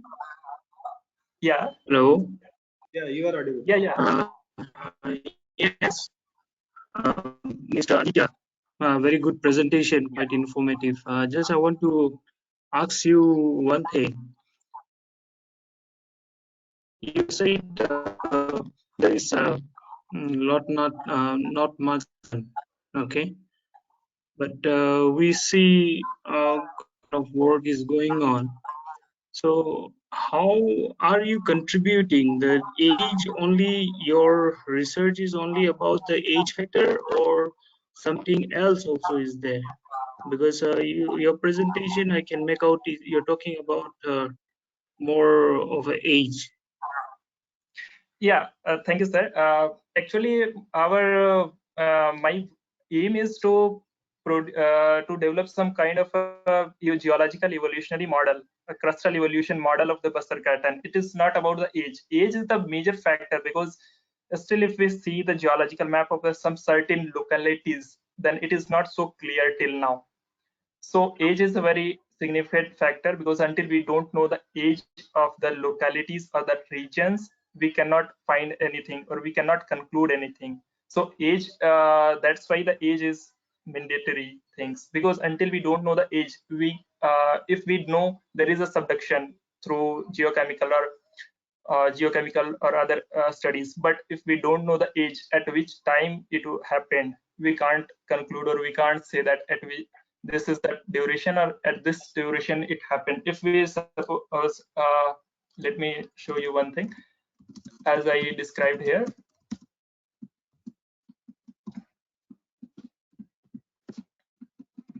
Okay, thank you, Aditya. Then we'll.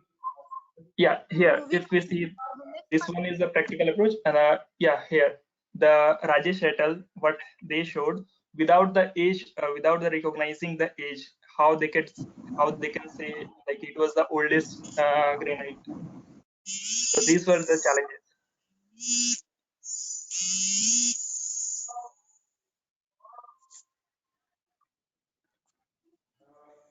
Okay, Aditya, then we'll move to another. Yeah. Okay. Yeah, I must stop it. Okay. Thank you, sir. If anyone have any question, you can. Thank you. Okay, Aditi, thank you very much. Now we move to Dr. Om Prakash, College, Sapur.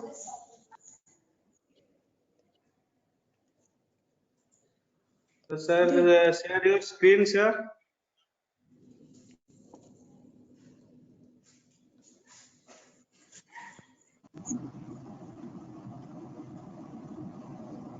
Hello. Yes, sir, you can share your screen. Yes.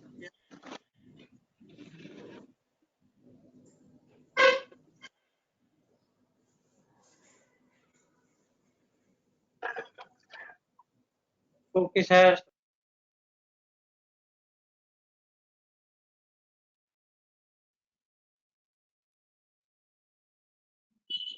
Otherwise, you can tell like this also. If you are not able to share your screen, so we have already be here. I think in lower part of this your screen there is one 4 option is coming. Yeah, just after the camera there is a screen sharing option. You can put on that. Yeah, it's coming. Sir, my screen visible. Yeah. Start.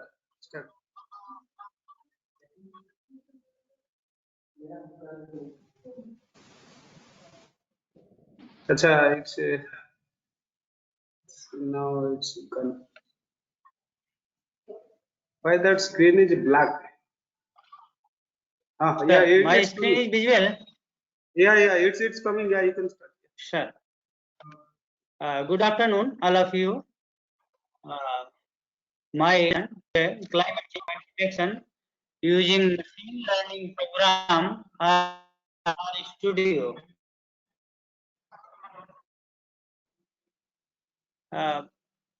Screen is visible, sir. Yeah, now or your not? screen is okay. You can continue.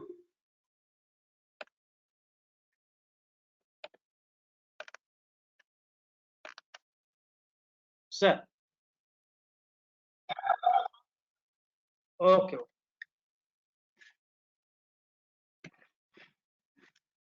The impact of anthropogenic activity on Earth atmosphere and its systems have been engaging attention of planners, government, and politicians worldwide. Global climate has changed significantly in the last 100 years. Global mean surface temperature has been increased by 0.74 centigrade during the last century, noted by IPCC 2007. Increased temperatures, snow, and changing patterns of rainfall are among many consequences which are attributed to climate.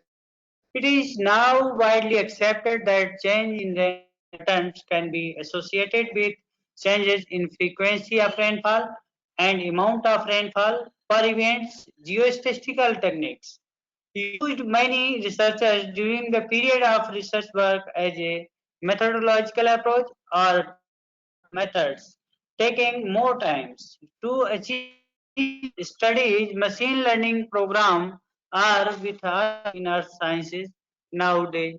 Geostatistical uses in our studio.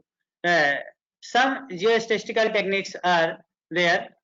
Central tendencies such median, standard deviation, kurtosis, skewness, regression analysis, probability test, students test, chi-square test, F-test, jet test, Innova test, etc.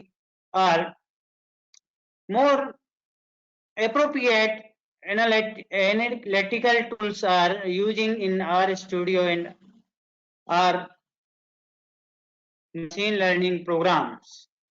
Now in this present I demonstrate our studio downloaded in this websites given here. Cron R projects http://r projects org Windows base, and then after installation you can download it, run Microsoft and assemble to our studio with, and these are nowadays are critical techniques.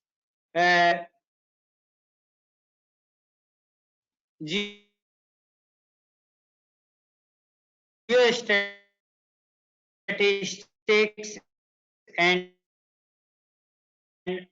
another statistics are software is here.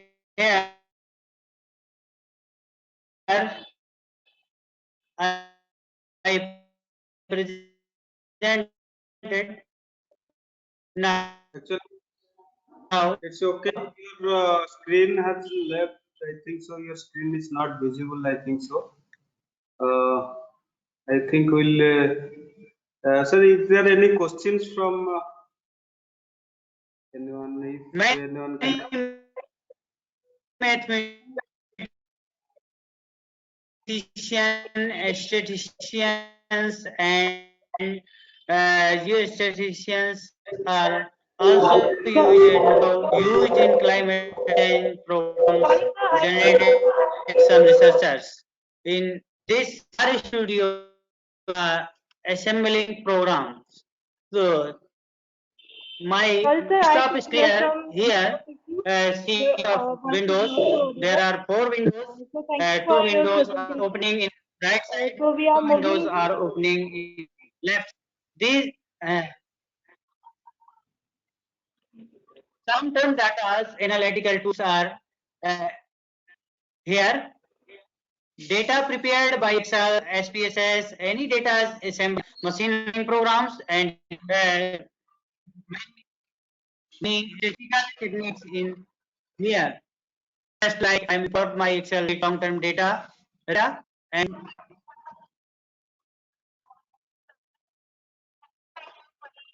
okay, and here my data is loaded. Some techniques calculated by the machine learning program are and our studio. If time is over, having some time demonstrate this program. Hello, I'm audible. Yes, sir. Hello. So thank you so much. We are running out of time. So Hello. thank you very much for your presentation. Now, anyone Hello. wants to ask any question?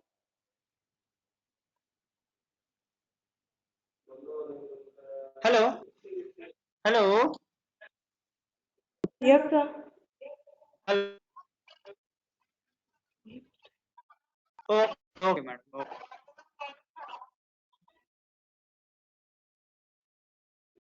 Okay. I would like to invite. So I would like to invite our next participant, Lopamudra Beora from Ravensu University, Odisha. Ms. Lopamudra, please present your presentation.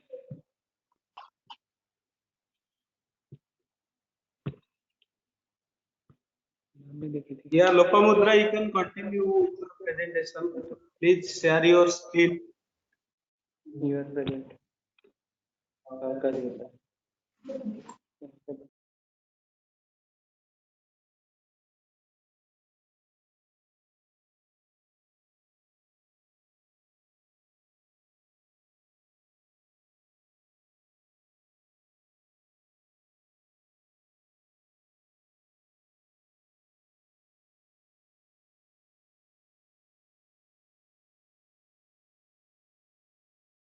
Lopamudra, are you there or not?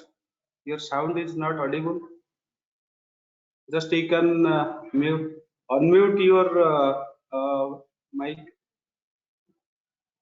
You can just unmute. I think you have mute.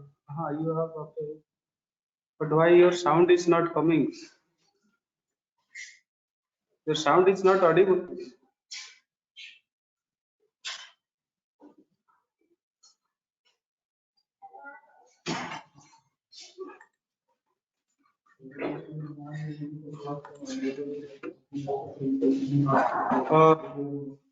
No sound.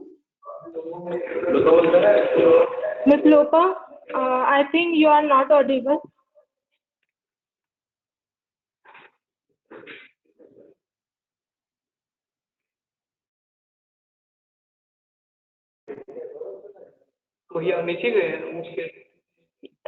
Your sound is not audible.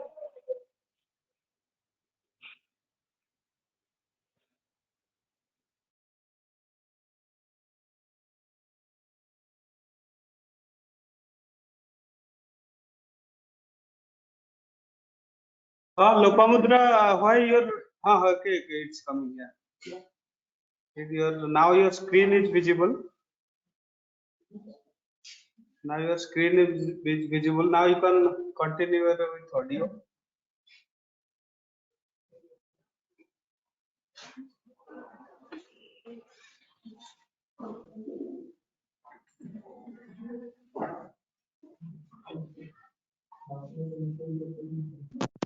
Hello.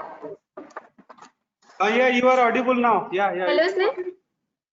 Yeah, it's audible. Yeah. Good morning, everyone. My regards to all the dignitaries and welcome you all. Sir,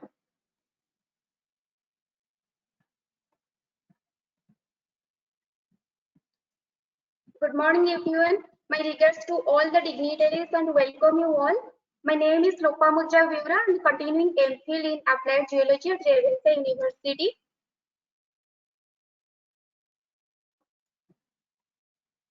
So I am going to talk about my presentation topic, that is characteristics of Hartley from lower and upper Gondwana formations, Odisha.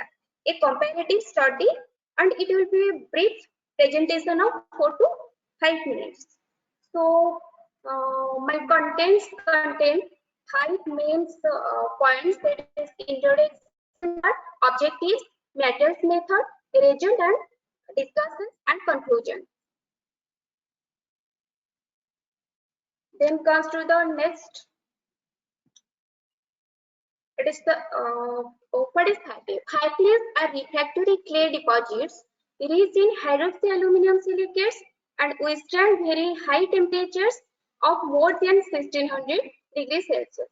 So these deposits from through sedimentary process and often occur within coal seams and may or may not be fossilized. So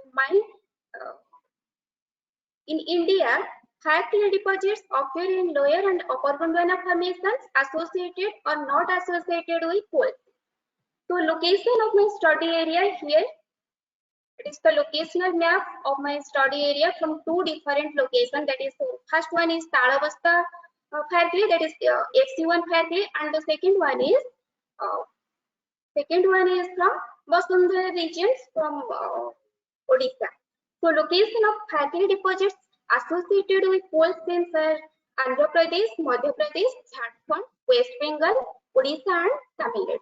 And occurrence of fire clay deposits not associated with coal seams are Gujarat, Madhya Pradesh, Odisha. In Odisha, we can find fire clay deposits in Belpahar, Sundarbans district, Talavasta area at Kotak district. And this is the megascopic view of Talavasta fire clay, and this is the megascopic view of Vasundhara fire clay. And comes to the objective points. My study has twofold objectives. The first one is morphological, mineralogical, and geochemical characterization of fire clay from 2 locations of Odisha. One from lower Gondwana formation and the other one is upper Gondwana formation. The lower Gondwana formation, that is from Karakar formation, and from upper Gondwana formation, my sample is from Mahadev formations. And the second point is comparison between 2 samples in respect of their refractoriness. So here we use various materials and methods. Representative fire clay samples were collected from 2 locations of Odisha, that is Talavasta, that is FC1 fire clay, and Vasundhara FC2 belonging to upper and lower Gondwana formations respectively. So various techniques used for the above studies. One is optical and electron microscopy. The second one is X-ray diffraction method. Third one is FTIR, Fourier transform of infrared spectroscopy. And fourth one is XRF method. And fifth one is TJ. So here it is the geological map around Talavasta area. And the second one is geological map of Vasundhara region of Lower Gondwana edge. From using various methods here, we concluded this XRD patterns of FC1 and this is the XRD patterns of FC2. Here all of you can see in the bulk here the XRD patterns represented naming capital A. It is the XRD patterns of box sample of FC1 and it is the XRD patterns of box samples of FC2 fire clay sample. In the first sample, you can see the major concentrations of mineral is quartz. So first box sample is mainly rich in quartz and the second one is rich in kaolinite. Here, these are the textural study under reflected microscope. It is the texture represented by FC1 or Talavasta hair clay, FC1, and second one is also Talavasta hair clay, and FC2 and the two samples. So mineralogy study under reflected microscope. These are the minerals studied under reflected microscope. First one shows quartz, second one shows kaolinite, and third one it is the muscovite in crust positions, and fourth one muscovite with hematite and twin hematite. Here also FC2 samples shows in reflected microscopy. It is kaolinite, quartz, goethite vein deposits. It is and piston goethite, and here it is ilmenite deposits. So from chemical analysis, from the two locations, first one is FC1. Here you can see silica percentage is more in concentration than FC2 fat clay deposits. And in FC2 fat clay deposits, you can see iron percentage. Fe2O3 percentage is more in concentration than H1 fat clay deposits. And also we can count here some minor minerals like magnesium, potassium, and P2O5, etc. So we concluded the pages, and you have to discuss about the morphological characteristics in general. The fat clay is a fine-grained soft rock and grey in color with yellow and red stain and so incipient layering. Mineralogical characteristics. So mineralogical characteristics, we concluded that quartz kaolinite predominate in FC1 fat clay. Additionally, and halloysite and ilmenite. Halloysite is one type of a clay mineral, and ilmenite are noted in some of its finer fractions. In contrast, kaolinite, quartz, goethite, ilmenite are recorded in both and various fractions of FC2. So from geological characteristics, we have discussed already. In general, FC1 is rich in SiO2 and shows relatively less Al2O3 and FeTiO3 K2O content than FC2, while the latter contains more alumina. So, Vasundhara fat clay contains more alumina than Talavasta fat clay. Also, it contains more in concentration of iron, titanium, and potassium. In FC1, the silica, alumina, and iron content decreases towards the finer fractions. In contrast, these elements increases towards the finer fractions in FC2. So, we concluded the FC1 exhibits higher TG loss, that is 10%, than that of FC2, that is 7%. So, here there are some important points regarding my conclusions. Fat clay samples from two geological setups such as Upper Gondwana is FC1 fat clay, that is Talavasta fat clay, and Lower Gondwana formations, that is FC2, that is Vasundhara fat clay of Odisha, were characterized in terms of their use for refractory purposes, and results are reported. So both the samples are soft, fine-grained, grey in color, and the soils, the sands, and so incipient layering. FC1 contains quartz and kaolinite with occasionally halloysite and ilmenite in its finer fractions, while FC2 constitutes of kaolinite, quartz, goethite, and ilmenite in order of abundance in most of its fine fractions. So FC1 is composed of higher silica, lower alumina, and negligible iron.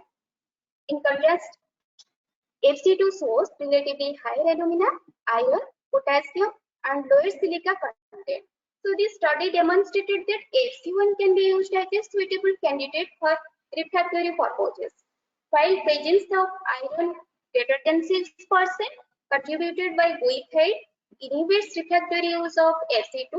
So the latter sample, that is the Vasundhara fat clay, don't with greater than 1400 degrees Celsius temperature and it melts. However, the latter can be used if iron can be further processed. So, I have to say, so it is all about my presentation. Thank you all for listening and any question. Thanks for your such a nice talk. I would like to request Professor David De Bruin, can you ask one question to Lopamutra Beura? Hello, David. David, are you there? Yeah. Yes, I'm here. I'm here. Yeah. Just you can ask one question. Okay. Well, did you consider statistical methods to further process the data and distinguish between the two formations? Oh, by the way, I really liked your study. It's a nice, nicely designed study. Okay, hello, sir.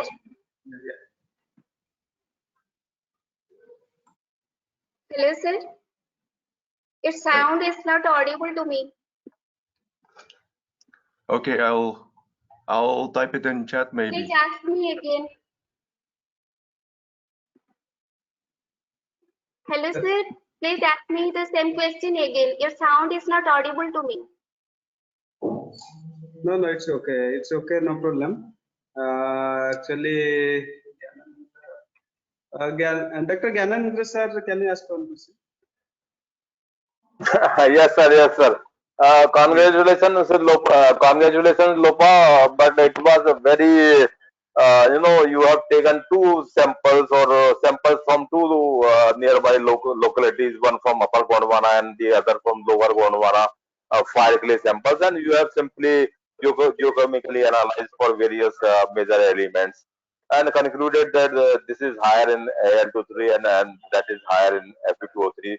So FC1 is suitable for refractory purposes and the second one is not, isn't it? So I don't find any question because you have simply compared two samples geochemically. The sample of fire clay from one location is suitable for the refractory industry, and that the other one from other locality from lower Gondwana, I think that FC2 is from lower Gondwana, that is not suitable probably due to the occurrence of goethite or iron content is more as compared to the former the FC1 sample.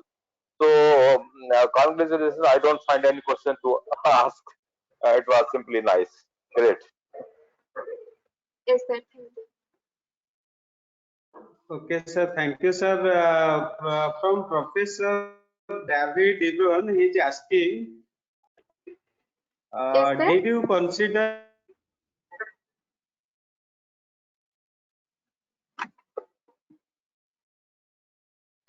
any statistical methods to further distinguish between these two formations to differentiate? No, sir. This is a very nice question. Sir, I will thoroughly study about this again. Hello? Tell, yeah. Sir, your sound is not audible, sir. He is asking that Professor David De Bruin, his question is that what are the different statistical methods you are using for these two formations? Yes, sir.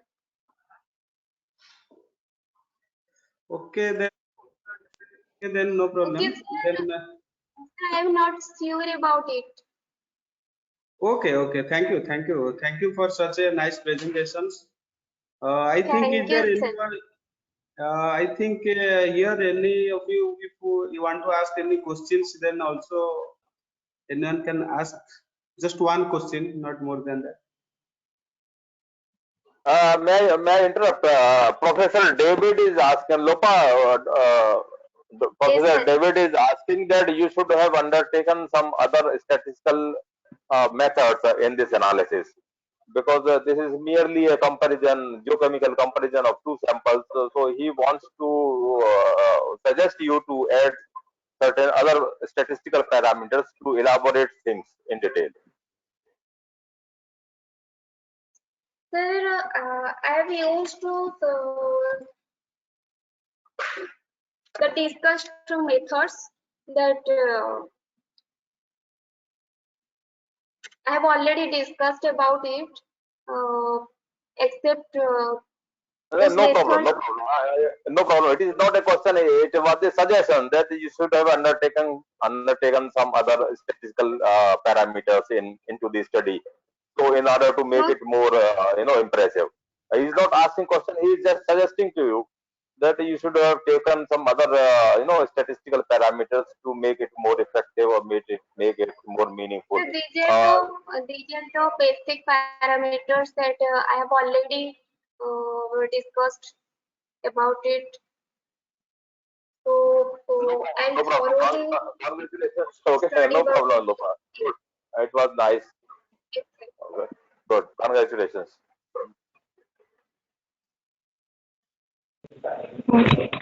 Now, I would like to call Surya Narayan Das from Ravensu University, Cuttack, Odisha. Please share your slides.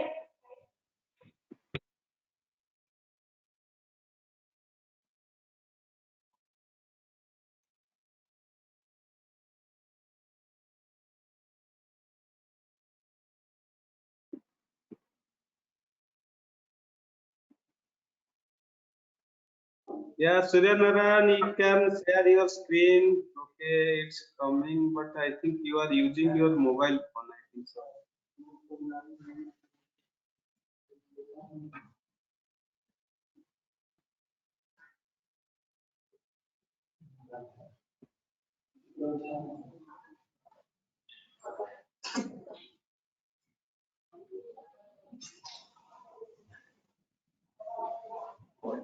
Surya Narayan Das, you are facing any problem?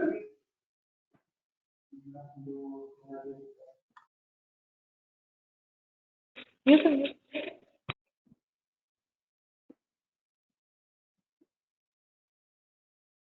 Surya Narayan Das, are you there?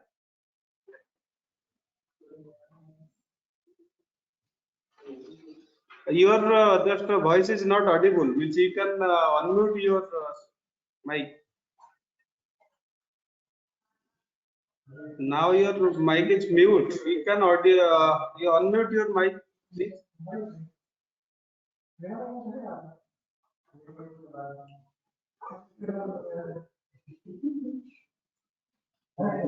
Yeah, Surya Narayan, this sound is not audible. Your sound is mute option. Yeah, it's visible. Yeah, just okay, it's coming. Your screen is coming. Okay, just you can put in auto rotate so that it will in auto rotate mode it will come. No, it's not. Hello. Just like in landscape will yeah. You can put in landscape mode. Audible? Yeah. Your sound is audible. Hello. Yes. Yeah. My screen is visible or not? Not now. Now it's not visible.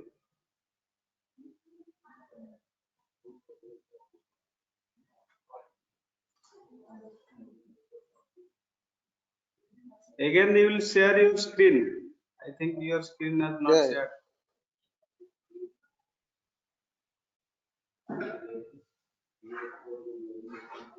Hello.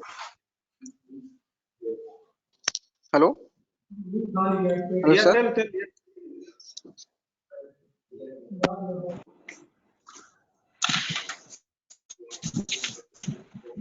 Yeah. Yes, it's coming. It's coming, but just like you'll have to rotate your screen.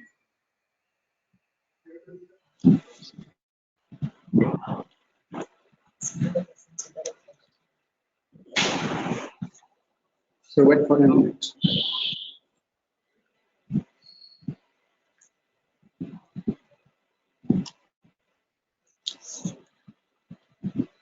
It is visual? It's now visible. Yeah. Hello? Yeah. Yes. You'll continue. But okay, sir. But in landscape mode, it's good. It But is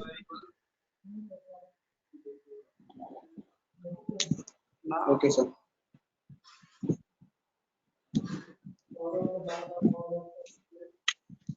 My topic is mineralogical characterization of Katasai manganese ore mines, Odisha, and it is guided by Dr. Pradeep, Department of Geology. Yes, sir. Your screen is not visible. I think there is some problem in your screen, or I think in it. Yeah, it's now. I think so. It's visible. Yeah.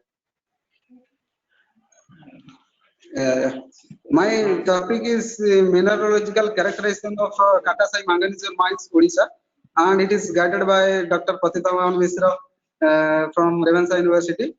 And these are my contents. Then I will come to my topic. It is the introduction. This is what manganese is derived from the Latin word manganese, and it was discovered in the year of 1774 by Swedish chemistry C.W. Cells and J.S. Ghana.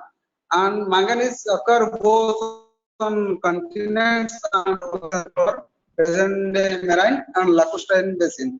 Manganese is not found in free nature. It is often found in minerals like combined with iron, electrites, and other minerals. Then manganese ore deposit associated with different Precambrian formations in India. These are mainly iron ore group of Odisha and Jharkhand, Odisha and Jharkhand, and Dharwar supergroup of Karnataka and Goa, Khandalite group, Aravalli supergroup of Rajasthan, Madhya Pradesh, Chapra group Southern group of Madhya Pradesh and Maharashtra, Gangpur group of Odisha, and Benjamin Neech. Then is the location and accessibility. This is the longitude and latitude of the Katasai manganese ore mines, and this is the Google Earth map you see in the screen. Then Katasai is the ore mines. It is situated near Katasai village of Sonkwa subdivision of Keonjhar district, and it's a national highway 215, and it is 5 kilometers away from the lease area, and the nearest railway station is Bodbil. It is 25 kilometers from the mines, and the connect Tatanagar, Kolkata, and Bhubaneswar. Then it's lithology. Mainly 3 types of lithology shown in this area: laterite shale and manganiferous shale. The laterite cover under by the shale is found in the south and central northeast part of the mines area. The thickness of the laterite body varies from 1 to 5 kilometers thickness. Shale, then a shale. Generally, shale within the less old area is found overburden in known as upper shale, as well as the bottom of the manganese zone is known as bottom shale. The manganese shale are within the lease area are found in small pockets and large pocket with the manganiferous shale.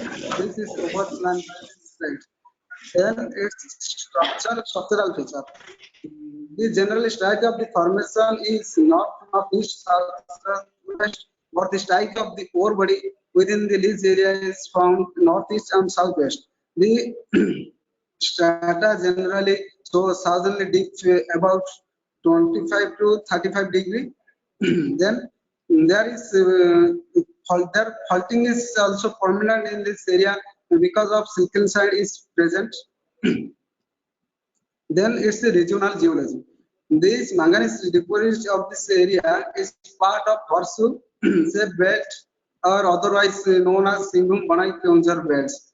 The general strike of the formation is northeast southwest. The iron ore group of rock consists mainly of banded hematite, barite, and shale, which are parent rock of manganese ore or mineralization in this area.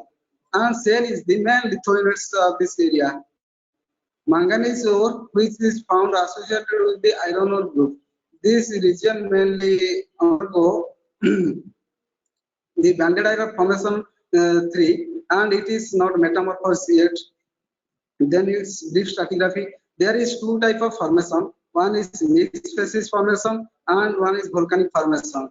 The mixed facies formation, the iron in the mixed facies formations, the iron ore overlying and underlined by the shell. Then it's considered jaspilite. BSJ with iron ore, we call it as jaspilite. Then chert, shell chert. Then volcanic formation mainly overlined by the basalt, sandstone, and quartzite. Mainly consists of shell and basic lava. Then objective of my study, there is two type of first the mineralogical characterization of the manganese ore of Katasai manganese ore mines and size classification of the study out concentration study of the concentration of manganese ore in a particular size dense. Then I use the method. The first sample are collected from the quarry 6 of Katasai manganese ore mines, and some are collected from this stack. These are locally separated by using by oversize and undersize by using a scanning. This figure you see in the right side. This above the materials are oversized and the below the skin this material and undersized. And then 10 kg of sample are collected from the mines. And then after the collection of sample, the first technique is use coning and quartering and take a part of the coning sample for analytical sieving. This is the figure in the right side corner. I show this is the wire sieving. I do it. Then after that, the samples are prepared for the XRD study and optical microscope study. Then discussion of my topic. According to the size vaccination, there is two types. One is oversize and undersize. The XRD analysis of the oversize gave the mineralogical information a good concentration of pyrolusite, silomineral, lithoporite, goethite, and minor concentration of hematite and kaolinite is present. And in the undersize, having range minus 5.6 to plus 2 mm, having a mineral silomineral, hematite, a good concentration of manganese, and this size is minus 75 micrometer, consisting quartz, kaolinite, and minor pyrolusite, non-lithoporite, and hematite. Then my conclusion. What I get, the manganese ore are mainly low grade and associated with laterite and shale, and they use the oversize ore, but they cannot use the undersize ore. On my view of study, the analysis of the size range, which having 5.6 to plus 2 mm, have been used in future, which have a satisfactory consultation. And thank you. This is all about my topic. And any question?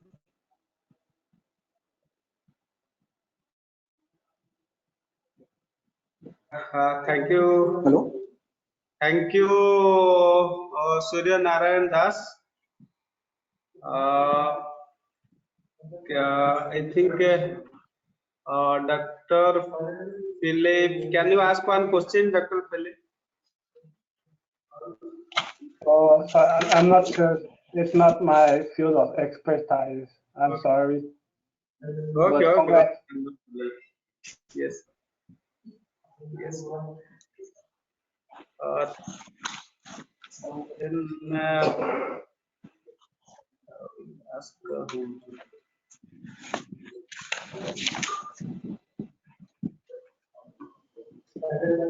Ganendra sir, can you ask one?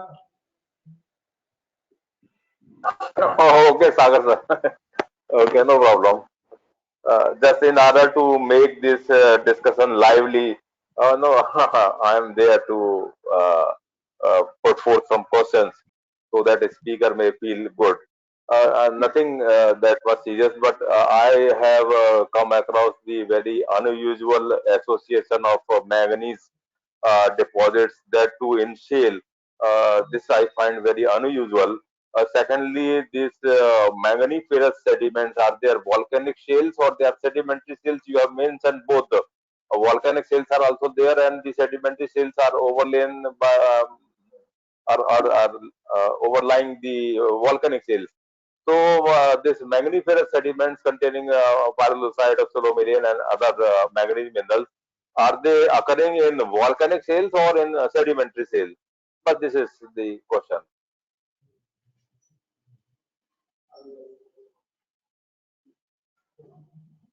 Guru Naran Das ji, can you hear me?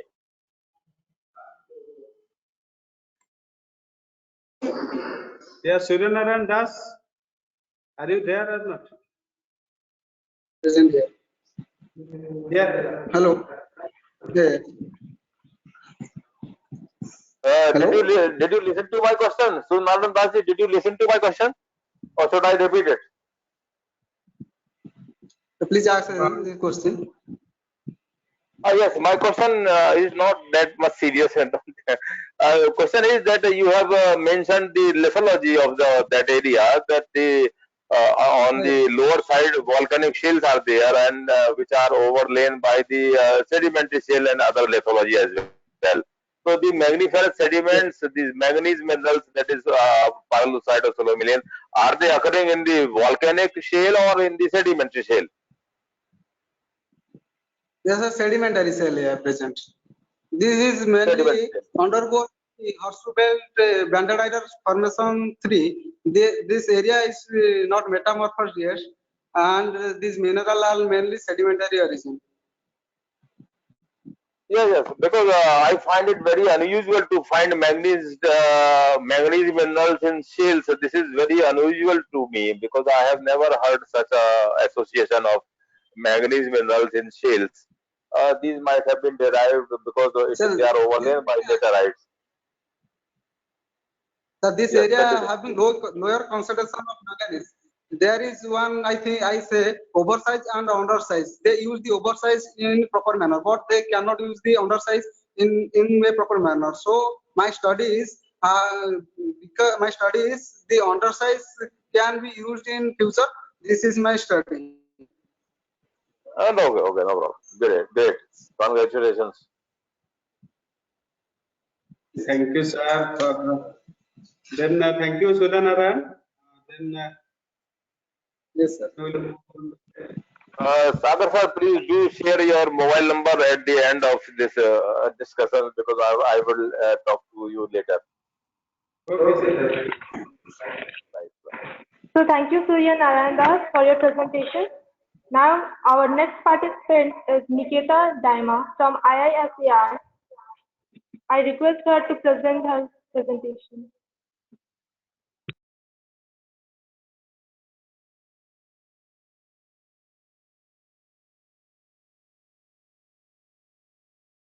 Hello. Hello. Your sound is audible. Okay, it's okay. Then you can share. Yeah, your screen is also. Then you can open your PPT. Yeah, it's I am joined from my cell phone. Okay. So it is visible now. Yeah, it's visible. Yeah. Okay. So I am not a research work student. I am just presenting the overview of Vindhyan Basin and my idea about it. So good afternoon, everyone. Welcome to this international workshop. So today I am going to talk about this overview of Vindhyan Basin.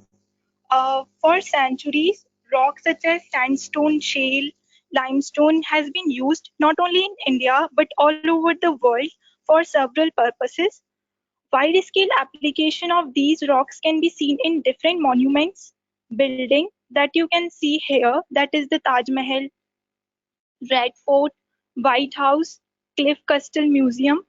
Humans used to build their houses using wood, but due to natural hazards such as fire, humans now shifted to the concept of building their houses using rock material such as cement and brick. Talking about the shale that contains organic material, sometimes break down to form natural gas or oil. And talking about the calcium carbonate, it decomposes to form carbon dioxide and lime and these important material is used in making steel, glass, etc. Hence, there is a need to study in detail about it. The question comes here: it how all this comes into existence. So these types of rocks mainly found in sedimentary basin that formed during the assembly and breakup of Columbia and Rodinia supercontinent. There are several Proterozoic basins in India, such as Kudappa, Kaladgi. As you can see in the Indian map, the blue colors all are the Proterozoic basin. But I am going to talk about one of the basin that is largest among them, that is the Vindhyan basin, and it is the second largest among all the Proterozoic basin of the world. It is situated in north central peninsular India along the Bundelkhand Craton. Some workers considered the basin as four-land basin. They stated that the basin developed during the collision of two cratons, that is the Bastar Craton and Bundelkhand Craton, and Bundelkhand Craton is the one which is subducting beneath the Bastar Craton as shown in the figure. And Ram et al. In his study in 1996 said that it developed due to the origin of intercratonic rifting, whereas Bose et al. In his study in 2001 correlate the sedimentary and geophysical attribute to an intercratonic rift to sag transition. To understand the sediment province, multiple techniques have been undertaken by the authors. On the basis of that techniques, authors suggested from where the sediment deposited in the Vindhyan basin. So as you can see, the techniques that the authors used to show the province of the materials in the Vindhyan sandstone are heavy mineral analysis. They do major and trace element analysis, and also they perform the neodymium isotope geochemistry and various techniques also they stated.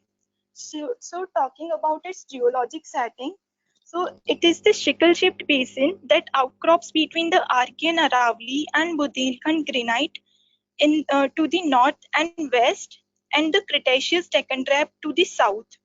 The Great Boundary Fault marks the boundary between the Vindhyan sediment and Aravali Delhi fold belt. It is in the west, while the Sun Narmada Fault occurs between the Vindhyan sediment to the Satpura orogenic belt in the south. Further, the linear Mahakaushal group of the meta sediments overlying the Chota Nagpur granite gneiss complex of the central Indian tectonic zone to the north of Sun Narmada Fault. And talking about the basement rock of Vindhyan supergroup, it includes Bundelkhand granite, Paleoproterozoic Bijawar group, and Aravali supergroup. This Vindhyan subgroup is divided into Semri, Kaimur, Rewa, and Bandeir. Semri group represents the lower Vindhyan, while the remaining three groups all together form the upper Vindhyan, as you can see here in this stratigraphic table. So this group divided, these both lower and upper Vindhyan divided by the wide unconformity. Now I would like to talk about its stratigraphy in detail. It is showing that its lithostratigraphic sequence preserved in Sun Valley sector and Rajasthan sector and also in central sector. Looking into the lower Vindhyan, it consists of repetitive sandstone, shale, and carbonate sequence with the presence of volcaniclastic unit, that is the porcelainite. This is because of the presence of active volcanism in the near vicinity of basin during the lower Vindhyan sedimentation. And the upper Bandeir group of upper Vindhyan also dominated by this carbonate unit. But in Rewa and the Kaimur, the clastic sequences is mainly of sandstone and shale. So why it is like that? Why we have the carbonate unit in the lower Vindhyan and why we don't have the carbonate unit in our upper Vindhyan? So the author concluded that there is no carbonate formation in Kaimur and Rewa. So they concluded it may be dependent upon the deposition environment, and it might be different in both upper Vindhyan and lower Vindhyan.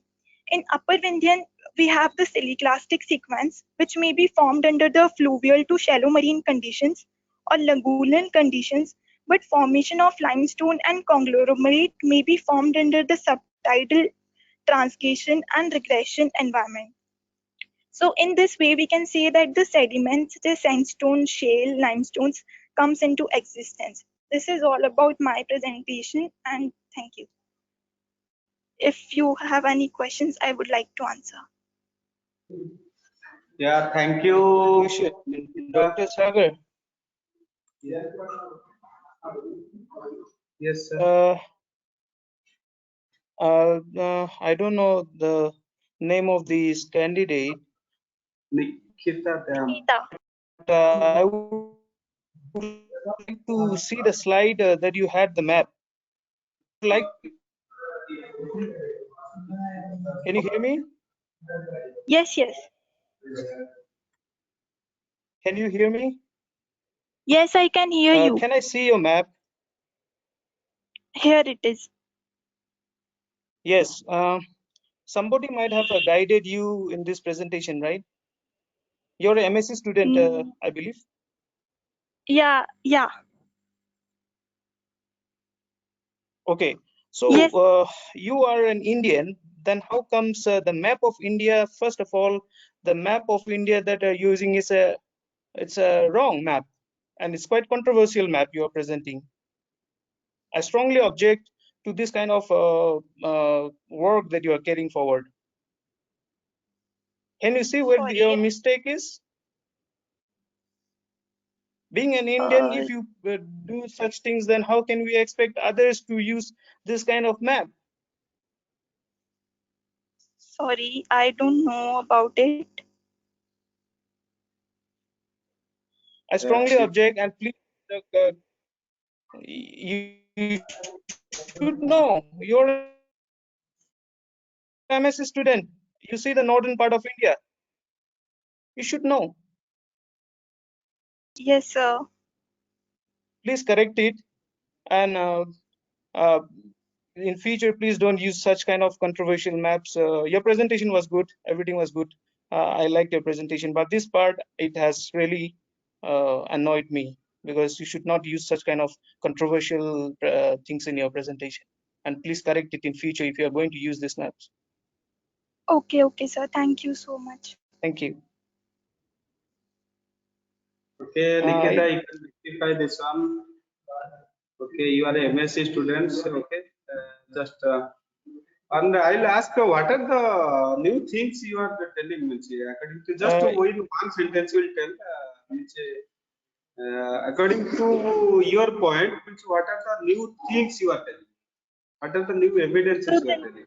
So we used to go to the places like Taj Mahal and all, but we don't know who made it and what are the components is using in this material. So it attracts me, like I found it interesting that they are using the rocks which are we found in the basins. So Vindhyan Basin I took because I live in Bhopal and it is near me. So it really interesting to find like what is its lithostratigraphy and what are the rock fragments we are finding in it. So that's why I studied this part from the research paper. Okay. Okay. May I interrupt, sir? Sagar, sir, Sagar, for a while. I may interrupt. You are from Bhopal. Are you studying from Barkatala University or some other college? Because I am also from Bhopal. It's actually I am studying in Indian Institute of Science Education and Research. Okay, I don't know where this is. Okay, no problem. Because where you started from and where you landed, there was no connection. No problem, but it was a good attempt that you joined this platform or express yourself. But be prepared in order to make it more effective. But I wish that you should take certain part in detail. It was a very bookish type of presentation, and you should have consulted your guide who could help you in preparing one other participant objected to the map. That was I support him. Before you present a map of India, that is geological map or stratigraphic map, so you should be sure what you are presenting there. Okay, take care in next time. But better, Yes. this was a good attempt that you are a student and you somehow prepared it and presented it. So before presentation, just revise this twice. Something good is there. Okay, no problem. Congratulations that you presented well, but you should have consulted your guide whether it is up to the mark or not. Okay, sir. Okay, good, Thank you. great, great, great. Thank you, sir, and thank you, Nikita. And we will go for next presenters. Yeah. Let's move ahead to the next participant, that is Gaurav Kumar from IIT Bhopal.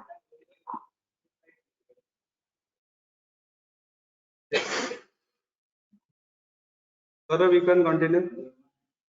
Gaurav, are you there? Gaurav Kumar.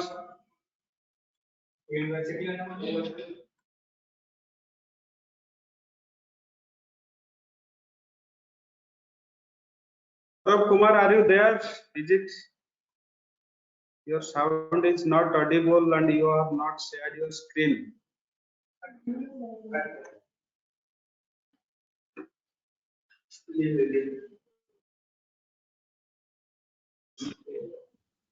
I think currently not connected with us. So, Connected दिखाई दे रहा है Gaurav Kumar. Okay, okay. I think there is some problem he's facing. I think yes, I think so. I think due to network failure, I think so. Yes, not able to join. I think so. Then we'll move to next. so I will call Pranati Hamza, our next participant from the Autonomous College, Yonjar.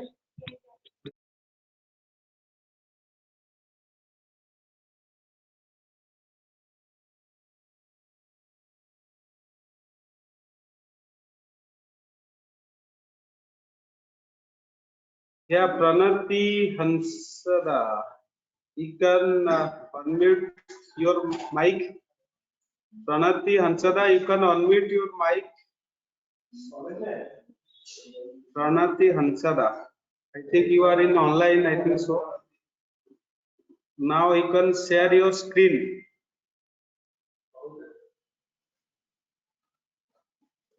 Pranati, are you there? Pranati Hansada.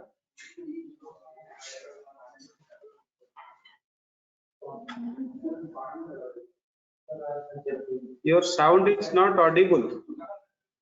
And your also mic is mute. Please unmute your mic.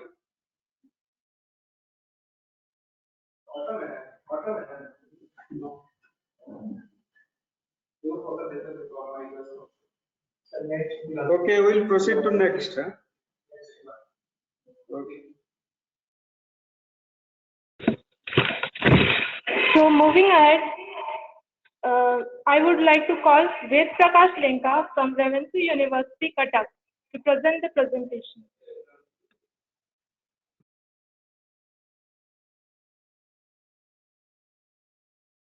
Yeah, Ved Prakash Lenka. First, you will unmute. Yeah, it's good. I hope I am audible. Hello. Am I audible? Yeah, your mic is okay. 1 minute.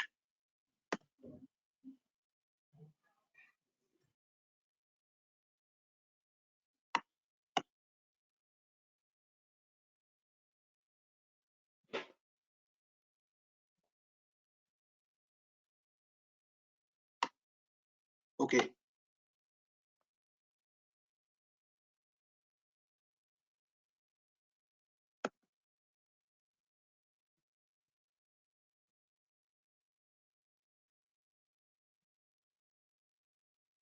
Yeah, you can start. Prakash Lenka, I can navigate through the PPT. Sir. Yeah, your sound is audible and your screen is also we are seeing, but you can proceed. Yes, sir. I can navigate through the PPT. I'm trying. Okay, sir. Okay. So, good afternoon, everyone. My name is Prakash Lenka. Currently, I am pursuing my MPhil from Rebensai University. So, my topic is petrogenetic implication of steatite in ultramafic coast rock of Dhokota region, Simbhum Craton, Eastern India.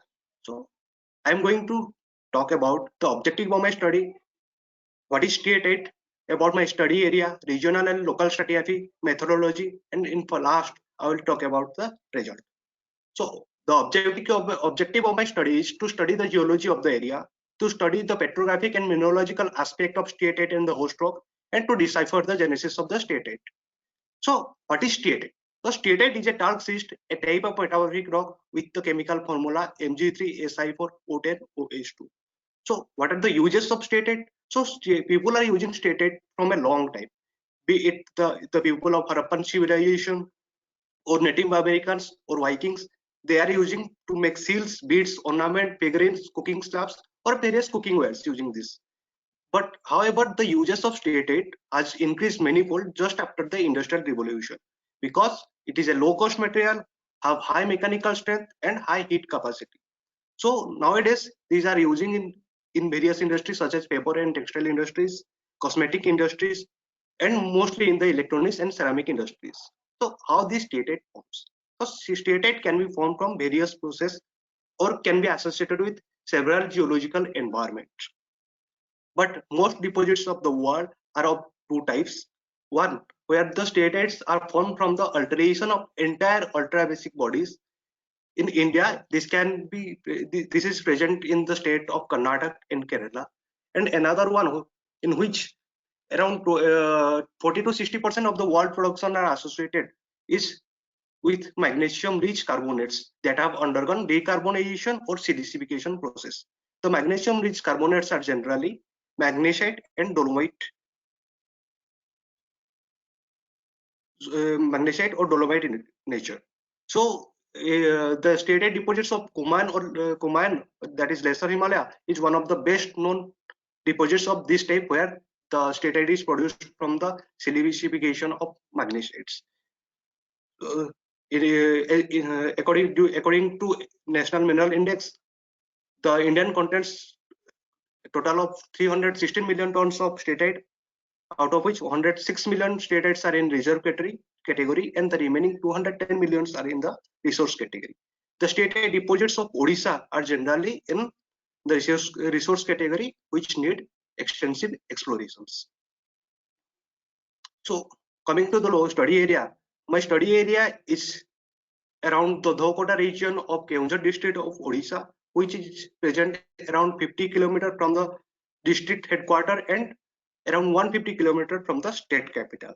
Here the steatite is noticed as an alteration product of ultramafic rock, and here the deposits are pockety or unmappable in nature and locally used for stone carving because of their softness.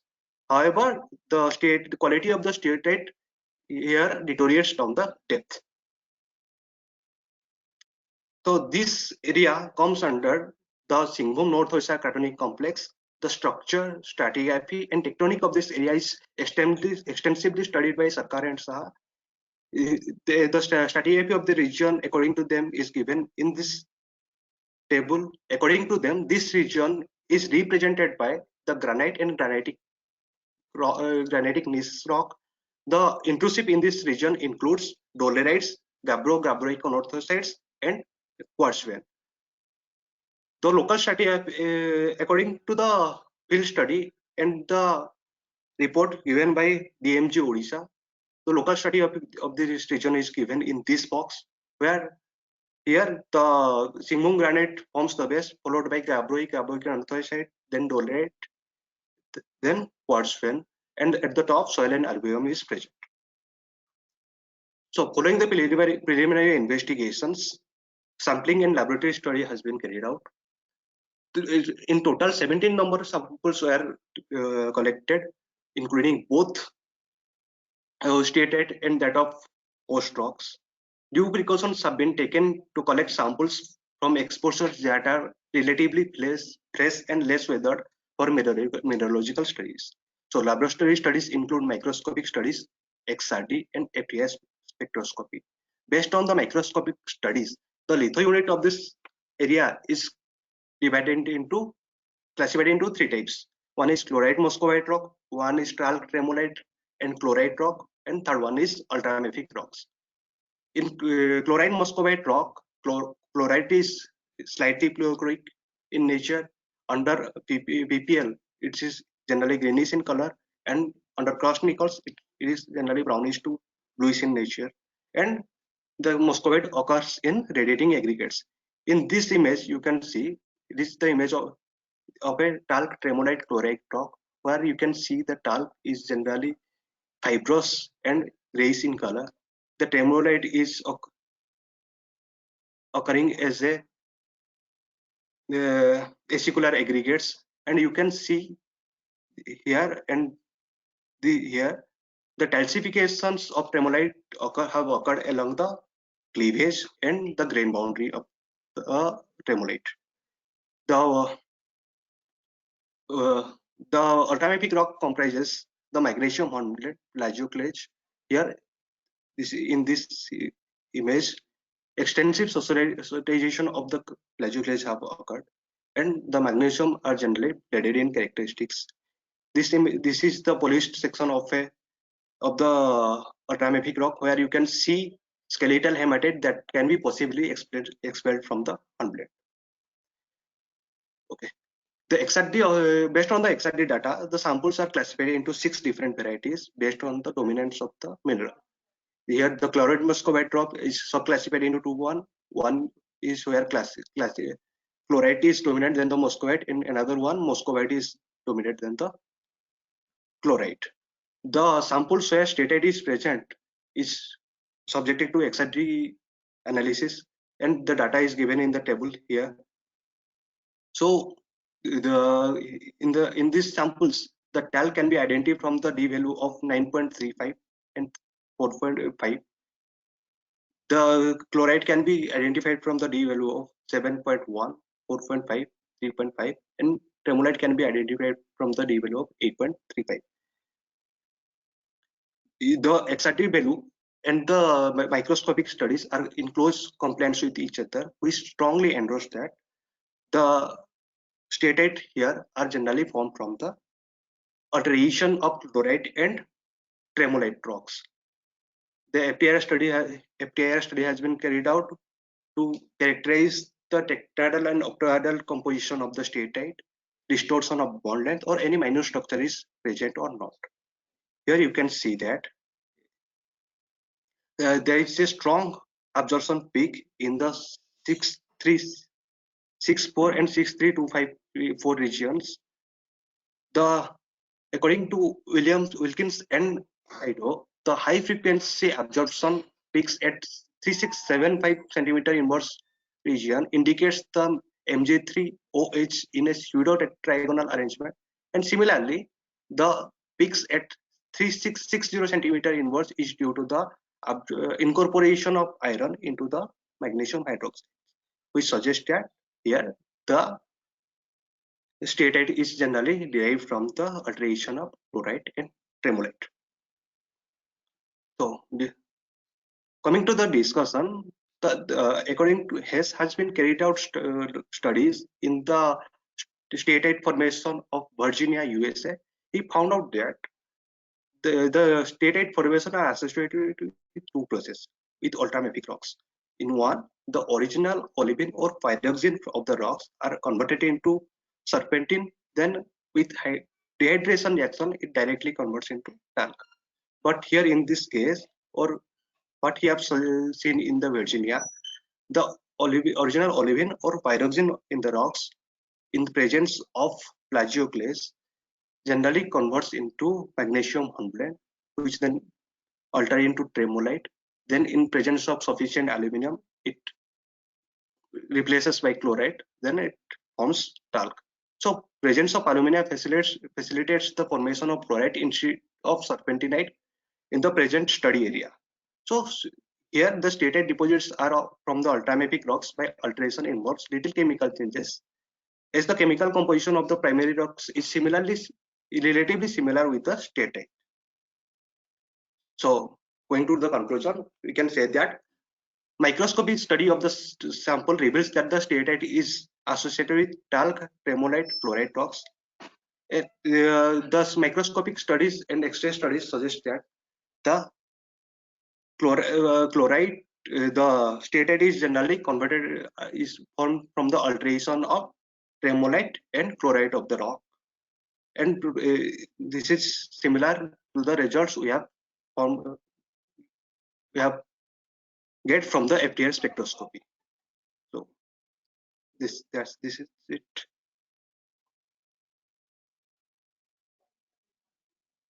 So thank you.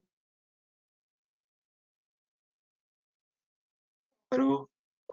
Yeah, thank you. You are such a nice talk. Ved Prakash Lenka and Yes, sir. Dr. Ranjit sir, Ranjit Kumar Naik sir, can you ask one question to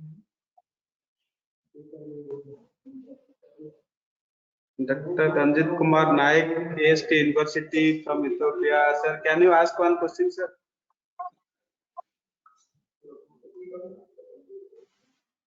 No, I think it's I think here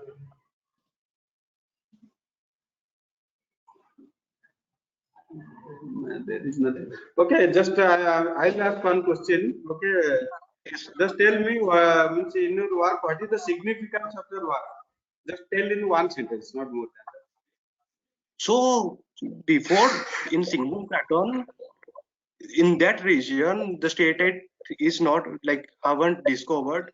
It is reported by the DMG Geology, but its genesis was not.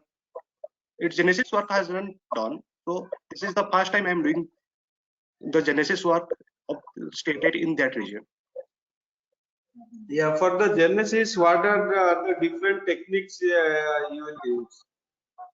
So I have used for the parent rock. I have used XRD and microscopy and FTIR spectroscopy. So I have to do some chemical analysis like XRF. So it will be more. It will give a good result or good perspective for the study. Okay, thank you. We'll move to next participants.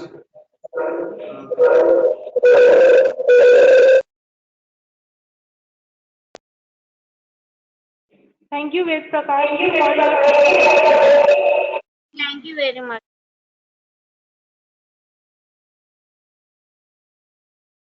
Now, I again would like to call Pranati Azza from Dhan Aridhan Autonomous College, Kionjhar.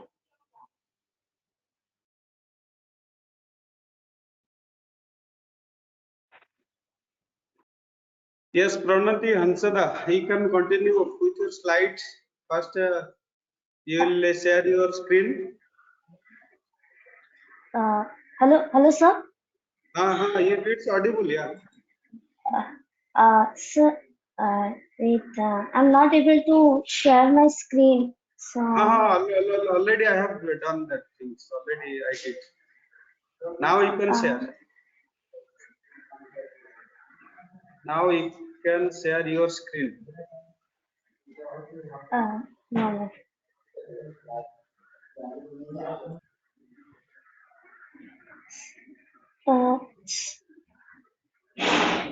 Sir, I'm not able to share my screen. Now it is sharing, sir.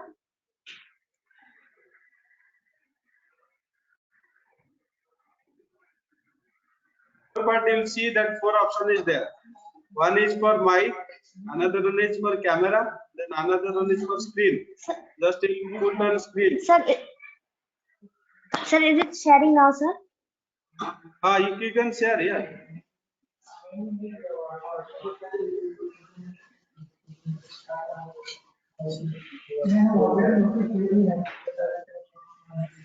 You can share your screen. Just put on screen option, then it will come.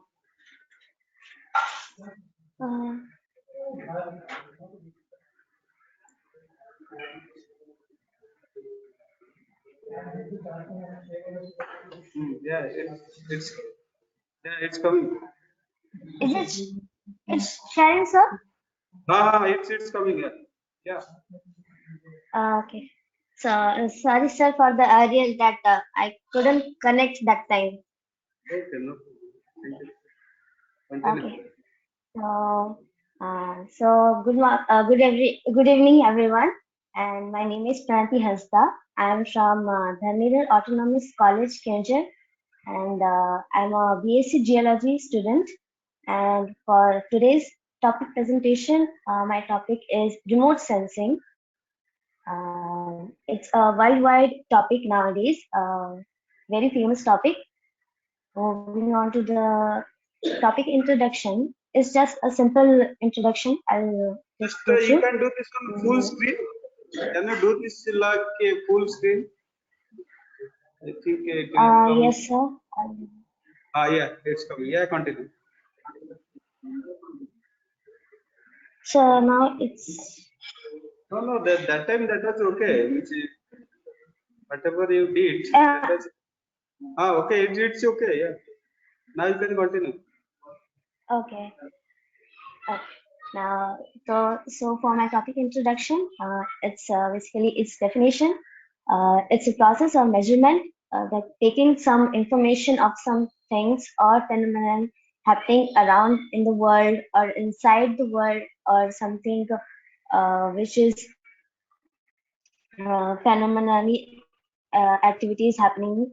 So to know those information from being in a particular area is what remote sensing means. Like without not actually touching those things or without not actually going to that place for doing some research or some other activities, we can actually gather information. This is what remote sensing means actually.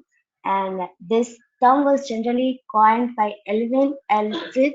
Uh, she was a geographer in the US Office Naval Research, was the first to coin this term.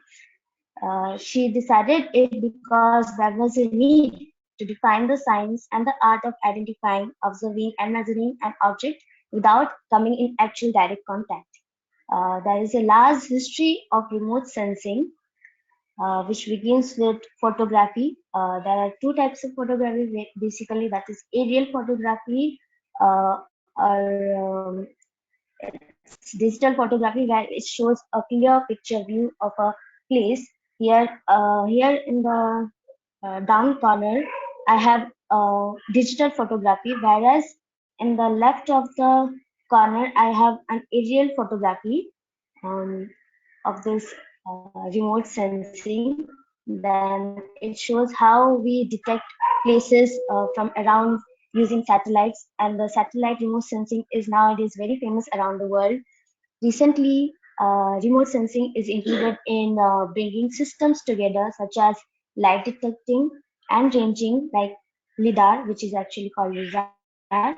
It is also used for many other purposes, like large tracking clouds to predict weather or any geological activities. Also, data collected from satellites are used in different fields like agriculture, meteorological, etc. This was a short introduction.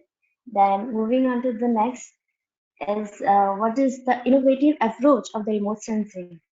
There is a very wide range uh, of professional and research activities, previously limited to geomatics, engineering, and Earth observation, now have the opportunity to explore the information tools in timely investigation of natural orthogenic features and phenomena.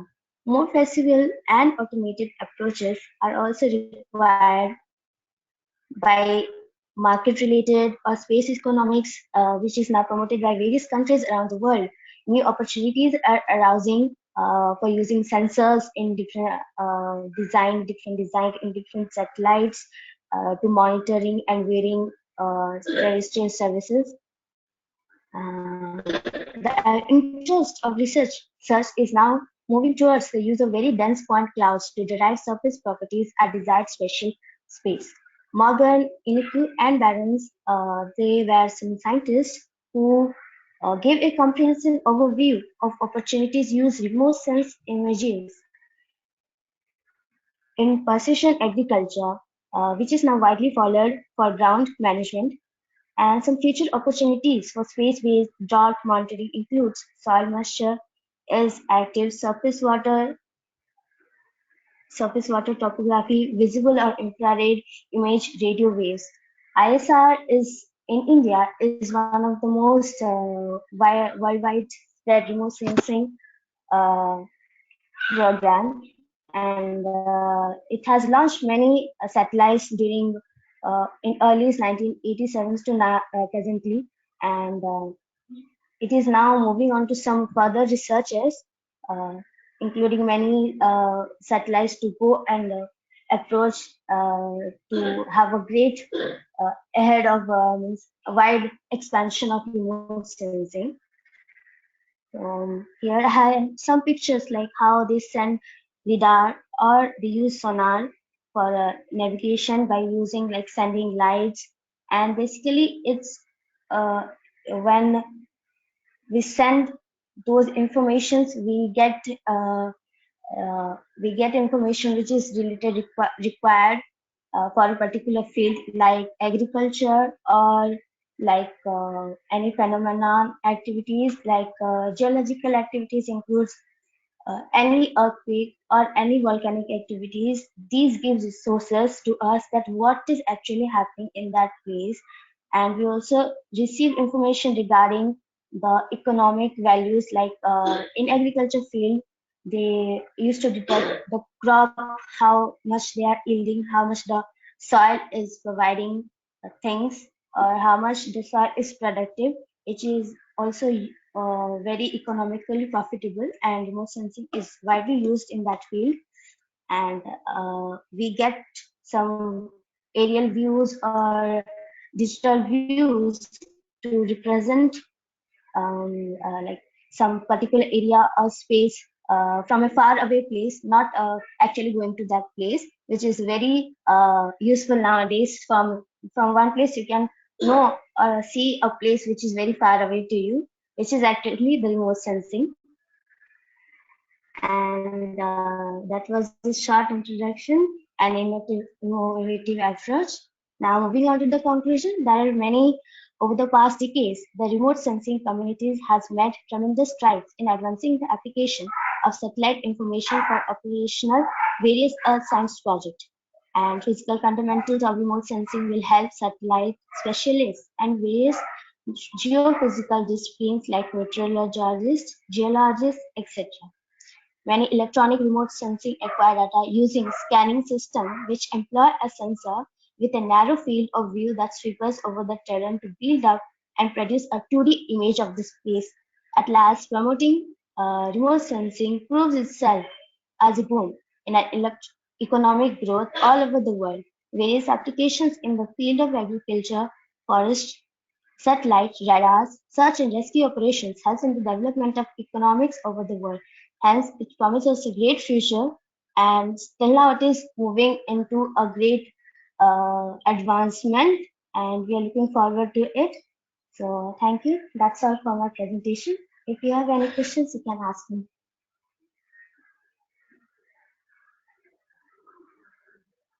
Thank you, Pranati. Just one question I'm asking. I'll ask. What are the new things Yes, what sir. you want to tell? Just in one sentence, you can say. What are the new things, sir? Hello? Yeah. What are the new things in which is now going to do? Yeah. No, uh, so the new things is like basically they are advancing in different fields, like which is more challenging for now is advancing in agricultural field, which is less. I guess I found it less. They said like in information I got that in agriculture field they are doing advancing like putting effort to know the more about that soil productivity and more about all around happenings in the ground, all these things type. Thank you. Is there any questions from any of our guests? And I think say okay. Okay, we are moving out of time. Then it's okay. Yeah. Thank you, Pranati. Then we'll move forward next.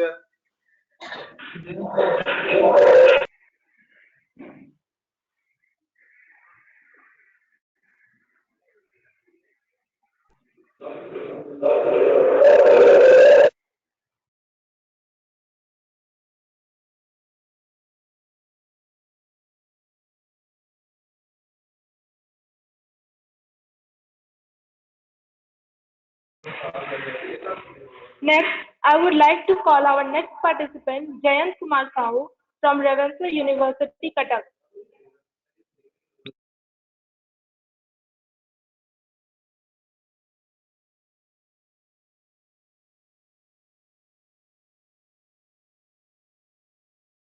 Hello. Yeah, your sound is Audible? audible. Yes. Just you can full screen. Means just put in presentation mode. Yeah, like. Is it visible, sir? It's visible, but you can put in presentation mode. Yes, that one. Yes, yeah. Yes, sir.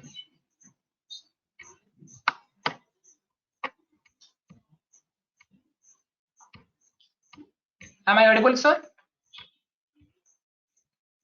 Hello. You are audible. You can continue. You can proceed. Yes, sir. Good evening, everyone. I'm Jain Kumar Sahu, empirical research scholar from Ravenshaw University, going to present regarding my topic, the characterization of different iron ore deposits from Daitari iron ore deposit, Odisha. Then,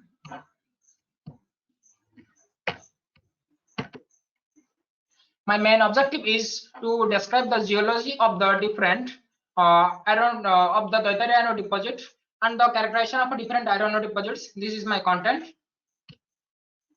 And the introduction. As you know that the iron is the second most abundant metallic element of the crust, and it covers around 5% of the entire crust, and it is very important for the modern industrial civilization. And here my study area is the Daitari iron deposit, which lies in the border of the Keonjhar and Jajpur district, mostly in the Jajpur district, which is at an elevation of 800 meters above the mean sea level.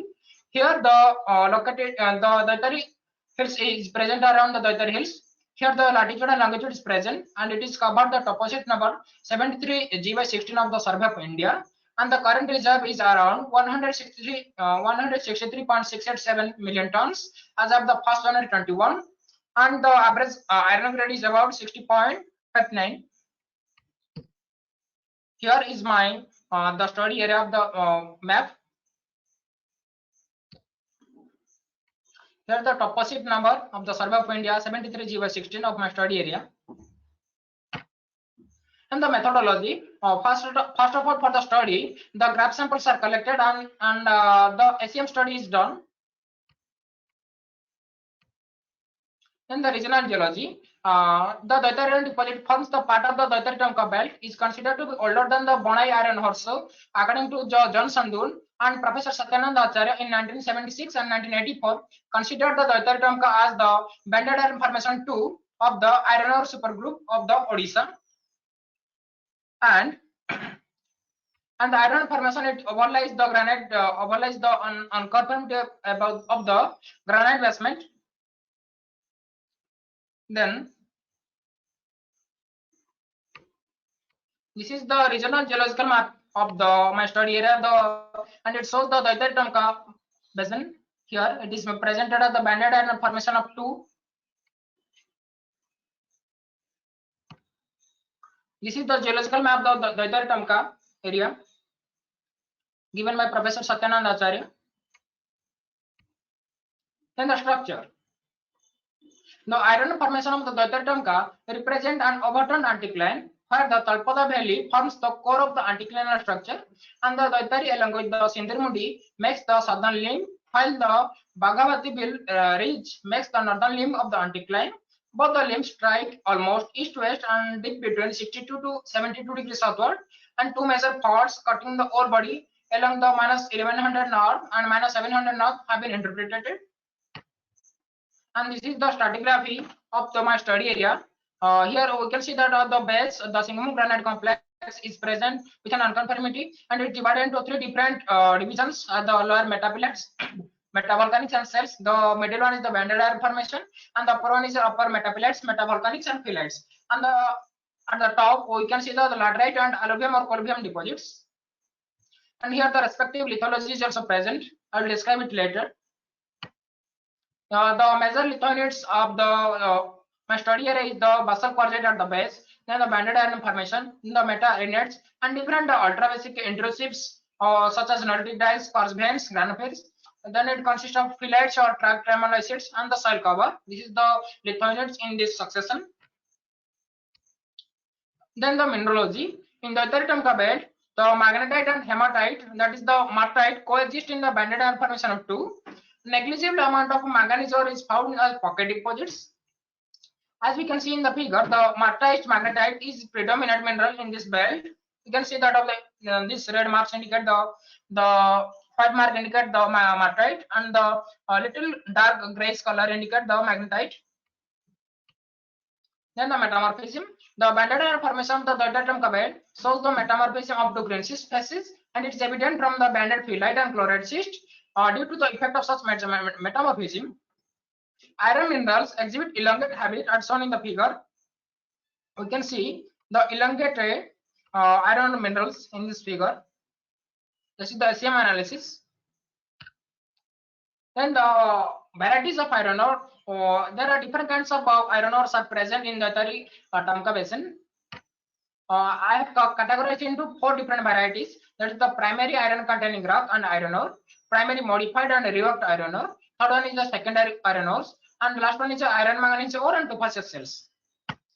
This is the primary iron containing rock. We can see the banded hematite jasper and hard massive ore, the hard laminated ore and soft laminated ore. This is the primary modified and reworked iron ore. This one you can see that a biscuit ore, 2 different kinds of biscuit ore. Then the blue dust and the recemented iron ore. The secondary ores present different types of goethite such as massive goethite, laminated goethite, botryoidal goethite, and limonite. And the yellow ochre and red ochre, which is formed by the weathering. Then the iron manganese ore and tufaceous cells. These are 2 different iron ores, manganese ores.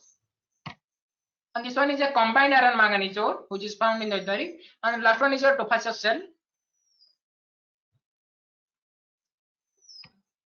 My conclusion. From the above presentation, it is concluded that the Ethereum is one of the major iron producing region of Odisha, and the genesis of these iron ores mostly produced by the leaching of silica in solution and its removal causing enrichment of iron oxide in this process. And the second one is the segregation of iron oxide at favorable areas by suitable surface water to fill into the voids created by the removal of silica. And here the main iron ores are mostly the hematite and martite hematite, we can say. Also that of the goethite also found, and the manganese are rarely found. This is my references. Thank you.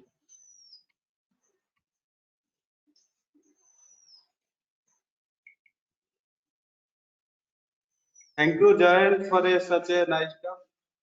I think we are moving out of time, so that we'll proceed to next participant. Name Sulendra Mahato. Are you there, Sulendra Mahato?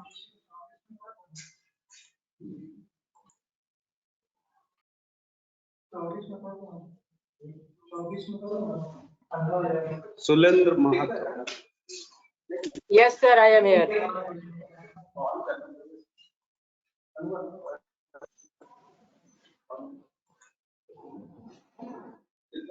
Sulendra Mahato, are you there? Just will put. Yes, sir, I am here. Yeah. Sir, is it visible? Yes, it's visible.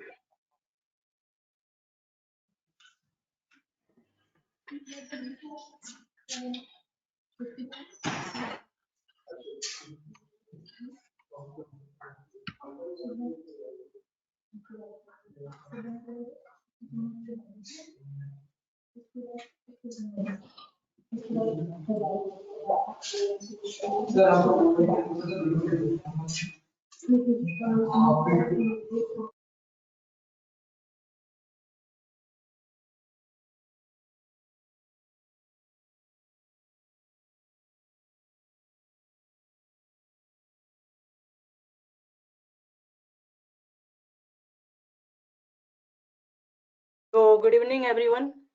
Myself Surendra Mato. Today I am going to deliver a very short presentation on play-based approach in oil and gas exploration. These are my content, and without any delay I am going to discuss on all this. So the first of all, what is play-based exploration? Nowadays, play-based exploration has become a trendy term in the oil and gas industry, championed by companies like ExxonMobil, Shale, PB, etc., etc. Play-based exploration involves the understanding all elements of the petroleum systems for a given basin or play and examining how, and more importantly, where these materials come together. Or simply we can say that play-based explorations is simply a method to build and leverage an understanding of the basin and petroleum system. Now a question comes in our mind that what is petroleum play? Generally, agreement that the play describes group of accumulations and prospects that resemble each other closely, geological, sharing similar source, reservoir, seal and traps conditions, but now no clear agreement or definitions and an inherent lack of precision. So now we will try to understand a more standardized heritage systems for play definitions. Here we start with an overview of the basin of identifying and defining all the elements of the petroleum system in that basin, to defining where those elements come together to make a play, and finally applying that understanding to evaluate and de-risk loads and prospects. The first one is basin. The first stage in the play-based exploration workflow is to understand the tectonic and stratigraphic framework of the sedimentary basin. The second one is petroleum system.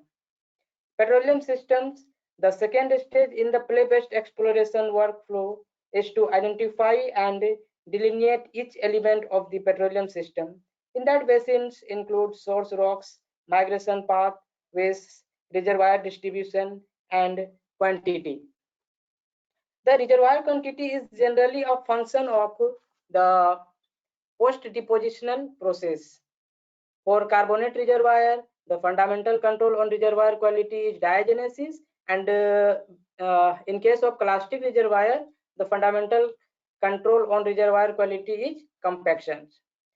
After reservoir distributions and quality, it also includes trap and seal. A trap is any configurations of reservoir and a structure that will contain hydrocarbons. These traps can be a structural, a stratigraphic, or combination of a structural and a stratigraphic traps. The next one is play. A play is an area and thickness with expected favorable conditions for hydrocarbon accumulations independent of other plays. A play may contain more than one reservoir is largely defined by the master seals.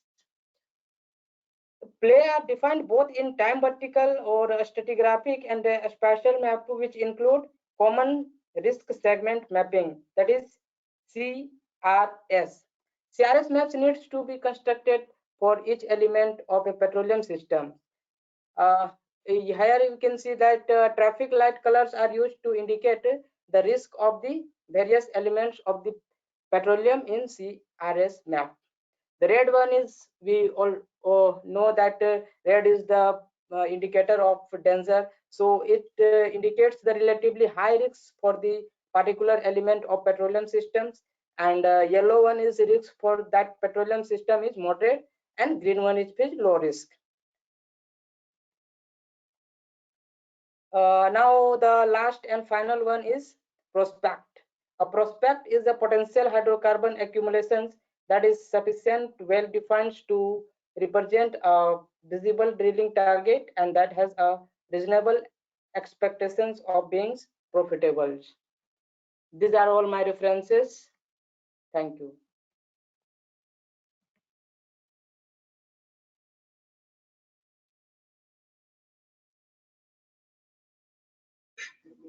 Means you are using the different techniques or what for this? Yes, sir. Are you using techniques, any innovative techniques for this?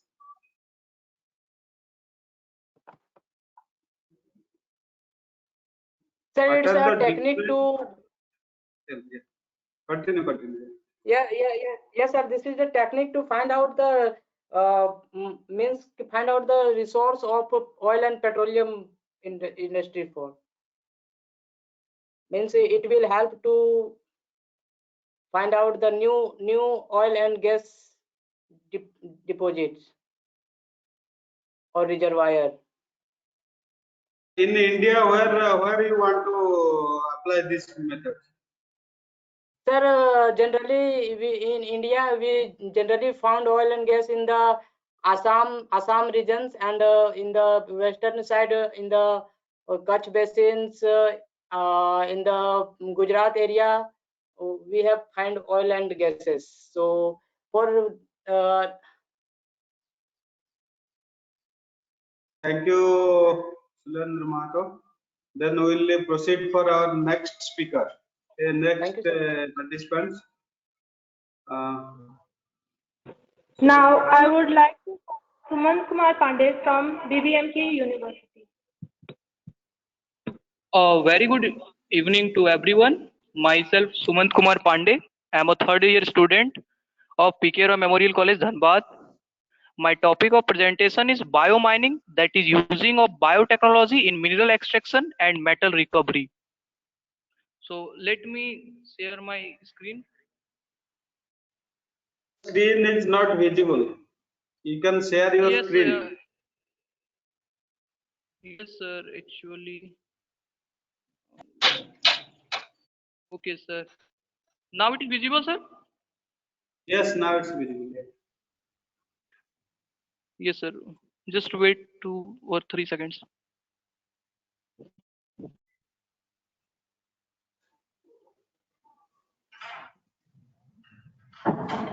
Is it visible? It's yeah, it's visible. Yeah, you can continue. Yes. Thank you, sir. Yes, actually, as for the title, it is biotechnologies in mineral extraction and metal recovery. How we can use biotechnology in mineral extraction and metal recovery. So, what is basically biomining? Biomining is process of using microorganisms to extract metal of economic interest from rock ores or mine waste.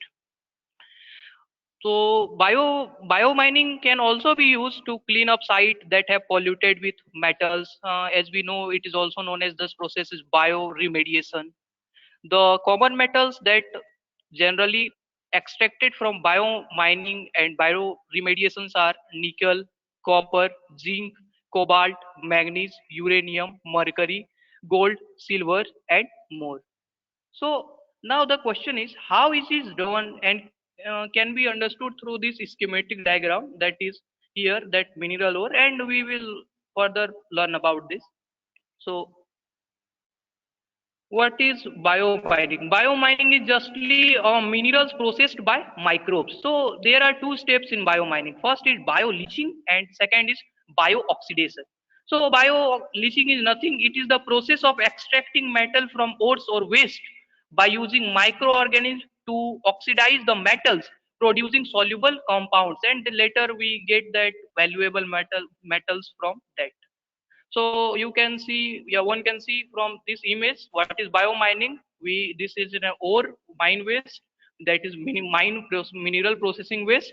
We added some microbes. Microbes we will discuss which type of microbes we will use in this, and we can get fresh metal from this. And types of biomining: steel tank biomining, as from its name, that our tank in which we can. It is also known as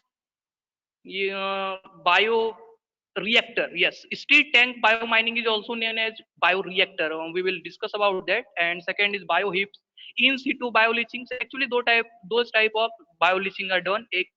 First is in situ and second is ex situ. Ex situ is mean mainly taking the ores or waste from one place to another and then recover the metals from that. So what is the process of biomining? So this is a heap leaching in which we have mine waste or mineral processing waste. We have used some microbes and in the ore, and we can get valuable metals from this. And second is dump leaching. Dump leaching, and that wet is used, or wet is just a cylindrical tube in which mineral waste are taken, and it is stirred with a high magnetic, so high power motor, and then we use some microbes to extract metals from that.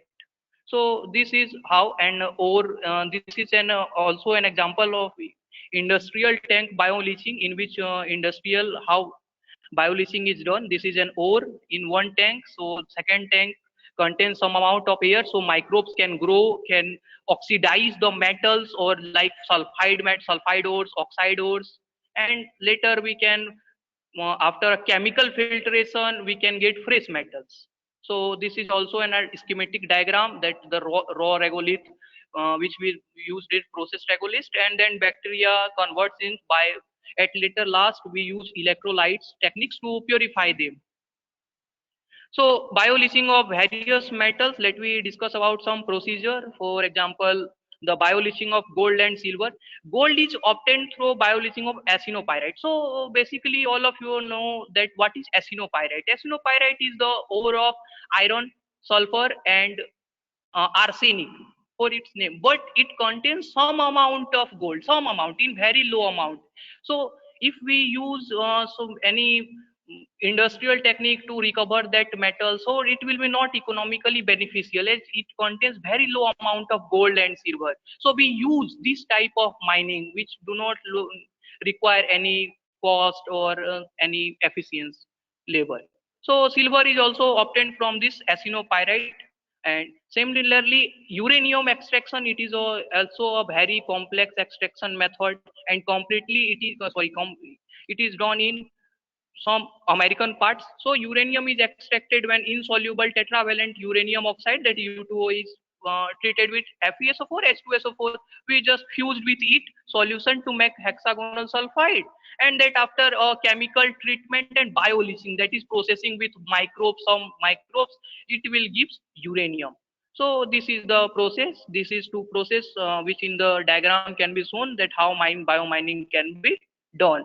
This is a top view of a bioleaching of gold, that is from acinopyrite ore. So and the below diagrams are how copper can be extracted for low grade copper ores. Low grade copper ores means which contains such ores which contains less amount of copper. So later the diagram is bioleaching extraction of gold. So later why biomining? Why biomining? This is an important question. Why biomining? As we have many mining techniques, so why we use biomining? So biomining. So firstly, we take example of copper. Pure copper metal is rarely found in free state. Usually, the copper is found in a ore which actually in reality copper is less reactive, but it is not found in free state. Yes, this is the reason. And the second, there are two type of ores. First is high grade ores, and that second is low grade ore. From the figure you can better understand, this is the symbol of metal and this is the form of ore. So ore contains basically two things: firstly metal, and second is gangue particles. Gangue particle can be usable or can be non-usable. So when low grade metals are formed, that is also called as gangue. So since see, we have low grade ores much than high grade ore. There is much more low grade ores than high grade ores in our India, also in our earth, in our universe. This is common, quite common thing. But low grade common ores are contains less than 1% of copper of metal. So it will be too expensive to extract copper from such metal ores. Yes, this is true that we cannot extract metal from such ores which is low graded, that we cannot take benefit from that because it contains less than 1% of metal.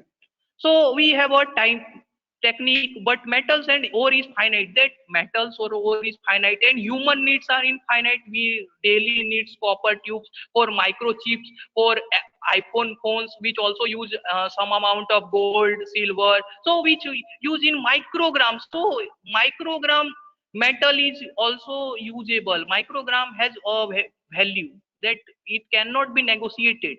So we have to extract all type of metal from all type of waste. So can we utilize them? So this is the picture of high grade ore, and this is a picture of low grade ore. And the basically of bio mining, that is biotechnology used in mining or metal extraction, is for low graded ores, the main thing, not for high graded ore. High graded ore, for high graded ore we have many techniques like metal extraction, metallurgy. We have dealing metallurgy or mining engineering. So what are the common microbes used in biomining and metal extraction for using biomining? So basically some type of microbes is not just bacteria, archaea, some amount of fungi are also used in biomining. For some example of fungus, that is Aspergillus niger, Penicillium simplicium, where that can mobilize copper, tin, aluminium, nickel, lead, arsenic, and other metals and oxidize them, and later we can purify them by using either chemical treatment or magnetic treatment. Suppose it has magnetic property, we can purify them by magnetic separation method, or it has a electro property, we can purify it by electrolytic method. So similarly for bacteria, we have some Theobacillus bacteria, Leptospirium bacteria, Thermotrix bacteria, Thermopara, and the Thermotrix Thoropara. This is a very important bacteria which is used in industrial biomining. So we have deal about XC2 biomining, that is industrial biomining. So we use this bacteria in industrial biomining. We also use it in Kolkata. We will later discuss about it, how we use in Kolkata and some part of Hyderabad and Odisha. So copper, iron. So this is, and how this is the picture of the below picture. So one picture is about the microbes. So we have 4 microbes. So for microbes which are used in biomining. So how biomining works, how microbes. So this is a copper sulfide ore. When you know copper in with sulfide or oxide or copper reacts with, so Cu2s, yeah, CuS or copper sulfide ore. So the microbes breaks the bond between copper and sulfide by biochemical processes. We deal with it in biotechnologies. That's why I have named this technique biotechnology. So it mobilize or break down the bond between copper and sulfur, and it takes all sulfur. Actually some bacteria are oxygen lover, sulfur lover, so it takes that oxygen or sulfur, and there forms a copper bond, that is a metallic bond, magnetic bond, and which contains some amount of impurities, but that can be purified, but we can get a pure copper bonded metal with some amount of impurities of stones and other dumping things, but nothing will be which not matter. We can purify them very easily. So what is bioremediation? This is main concept of, this is the need that we have learned about, that various areas the water is contain arsenic, fluorosis. This is very in harmful for our health, dangerous for our health. So we can use bioremediation. Bioremediation is just the cleaning of mining site using microbes. We have 2 types of things. First, biomining, if the waste is in upper of the earth surface, we use biomining, bioremediation. If the waste or metallic or ores are found inside the earth, we use phytomining and phytoremediation, but the topic is phytoremediation. So we use, this is the example, so this can be understood through this image where some peoples are doing mining and extracted mineral processing waste, and they can extracting the ores, and they high grade ores they are extracting, but some low grade are left behind with mineral processing waste. So when we mineral processing waste, we took bacteria with some amount of oxygen and water, so that bacteria or microbes can fuse this mineral processing waste. We can get metals, some amount of acid, some amount of extra compound. This is an example of bioreactor. This is bioreactor which I also tell in this. So later be about results and conclusion. Biomining method is cheap, reliable, and efficient of metal mineral recovery. It is Your unlike the time is over. traditional method. Sir, sorry, sir. 1 minute. Just give me 1 minute. It is unlike the traditional method of extreme heat or toxic element. So basically, we done mineral extracting through metal, ores extracting from smelting process. We later know about that. So we use this. This is completely eco-friendly method. So biomining in India. Biomining in India is done in Bose Institute, Kolkata, some part of Tamil Nadu. See, these two pictures are from India, not from any other part of world. So this is in trial phase, not in commercial phase. This is trial phase, which is done by Department of Biotechnology, Government of India, using Geology Survey of India. So biomining output today, world's 5% of world's gold can be extracted through this, and 20% of copper is extracting from this. And this is done by two countries. First is USA and second is China. So future of biomining is also in oil exploration. So we put then microbes. Some microbes loves oil. They eat oils, and when we found that one hole, we put some amount of microbes, and it will, if there will be in any oil traces, it will eat that oil. Later we get that microbes and test in lab that it contains oil or not. If it at oils, means there is a possibility of oil reserve there. So it is also used, can be oil exploration. So this is completely a future of mining exploration, which is completely done in USA. And so thank you. Okay, this is now over. So if anyone have any questions, I can entertain Okay. them. Thank you, Suman Kumar Pandey, for such a nice talk. And I will request to Professor David. Can you ask one question to him, Professor David? Just one Sure. question, can you ask? Yes, sir. You talked about a lot about use of bacteria for biomining. Yes, sir. So which are the most promising plants that can be used for this purpose? The Sir, most promising species? Yes, sir. Yes, sir. Actually, main thing is, I want to say that the main thing for biomining is extracting gold and copper, and also for nickel, zinc, cobalt. But main thing is gold and copper, as it is very essential element for every electronic and other component. And it is also found in e-waste too much amount, and also it wasted in mineral processing waste. Just, for example, acinopyrite, which is main ore of iron, arsenic, and sulfur. But it also contains very low amount of gold. But we cannot lose that gold, so we can use them. Yes, sir. So in future we need that ores, because resources are finite in our world. But we need metals. We need for economic, not just economic, not just there is no economic. We need for ourselves, for our future, for electronic purposes and other purposes. Yes, sir. No, So just listen. You are telling mining that should be economic. No, sir. Actually, David sir has asked me what can be done with this micro mining, from which type of metals can be extracted, how. And this is that. I think David sir is clear. Is David sir available? Sir, I am audible. Yeah, hello. Yeah. But I actually asked which species of Yes, plants can be used. Which ones are the most promising to use alongside the bacteria? Which promising means you are asking about bacteria? Yeah, you talked a lot about bacteria. but they also use plants. Yes, sir. Also.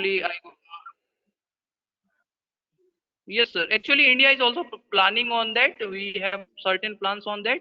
Let me share that slide. When so certain bacteria can be seen, thelophysis. Can be used copper iron, and actually I'm sharing what you are asking for. So let me. Yes, sir. The bio-leaching technique in India. So magnesite or silica magnesite using Bacillus bacteria. That is Bacillus bacteria is used in currently in India at Bose Institute of Calcutta. So bio-leaching technology first time. And so I think you are asking about this. This is India is actually in research stage in this field. I Yes, think sir. you are telling about this beneficiation process, right? Beneficiation. Actually, sir, I think I don't Metallurgy think what he's asking I didn't understood. So if you make me clear about what he's asking, I can easily answer his question. Okay, then Dr. Philip, we can ask only one question, Dr. Philip. Yes, sir. Who can ask? Yes, sir. Dr. Yes, sir. Dr. Philip, sir. Dr. No, Philip, sir. no. I'm okay, Sagar. I'm okay. Also, not my field of expertise. Just I want to congratulate. Very nice talk, but I'm okay. Thank you, sir. Thank you, sir. And Very then much. Thank you, sir. one more question from Aditya Verma, I think so. How much the bio mining is economically feasible in India? Yes, sir. Actually, Aditya Bhaiya,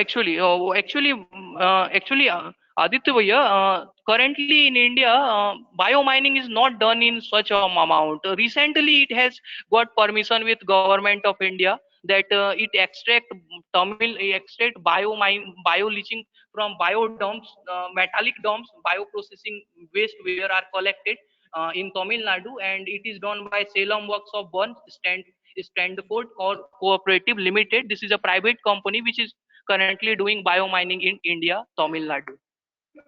This is recently done, not so. Or which mineral? So which mineral? I have told that we can extract copper, gold, arsenic. We lot of minerals, sir.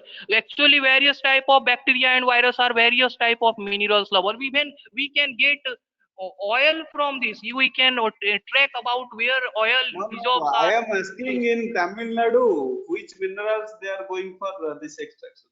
Actually, sir, in Tamil Nadu, I think they are extracting for copper or other on copper reserve. I think I don't have any idea about which mineral.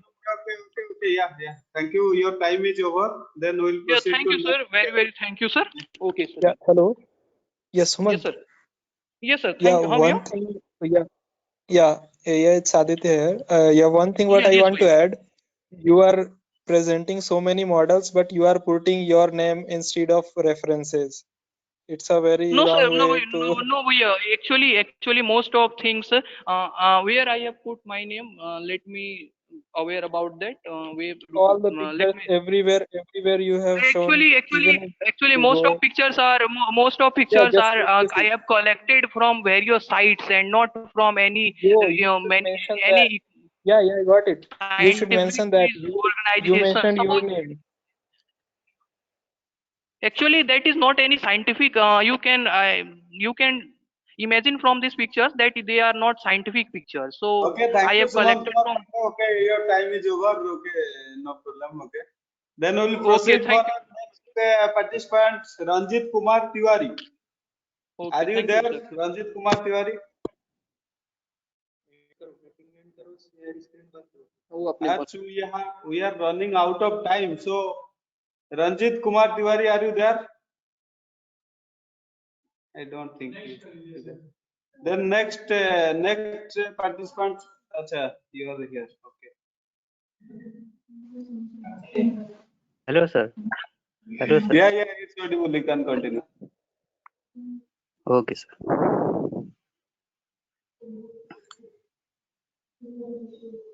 इतना fun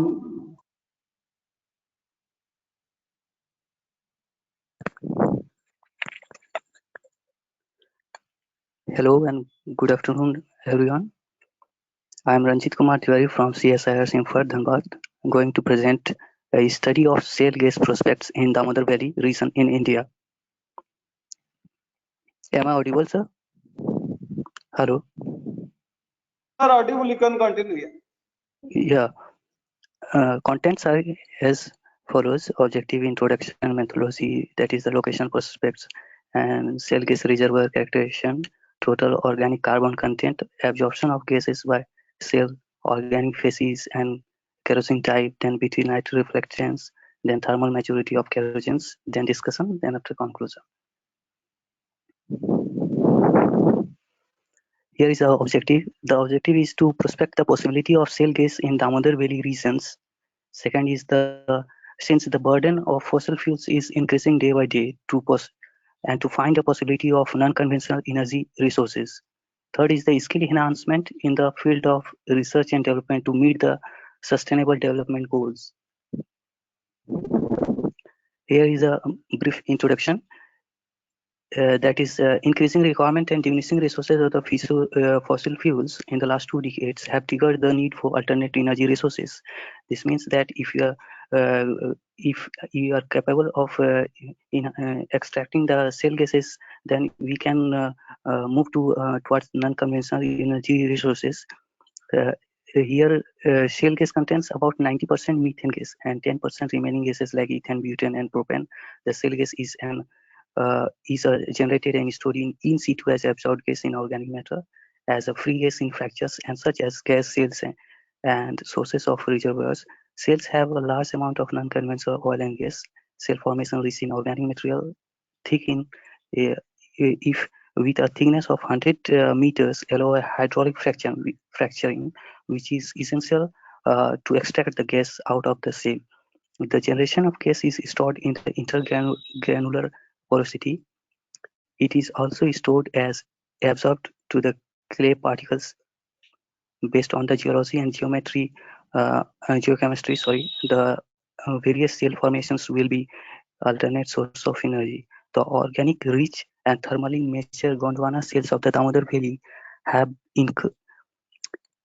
encountered in the wells drilled in the Raniganj areas of Damodar Valley basins, which form an important coal repository among the Gondwana basins of the India, according to Bhatia and Das 2013.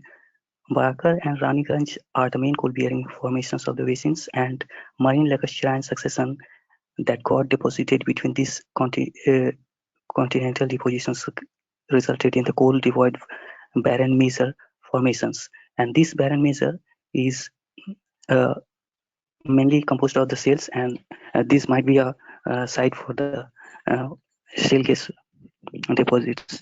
The Barakar Raniganj are main coal-bearing formations in the basin, and the marine lacustrine here is there are thermal maturity of the coals surrounding the barren measure, that is it is in the Asansol district, that is in Kulti, and some parts of these lie in the, but the most coal-bearing formations lies in the Raniganj and Dhanbad districts in the Jharkhand.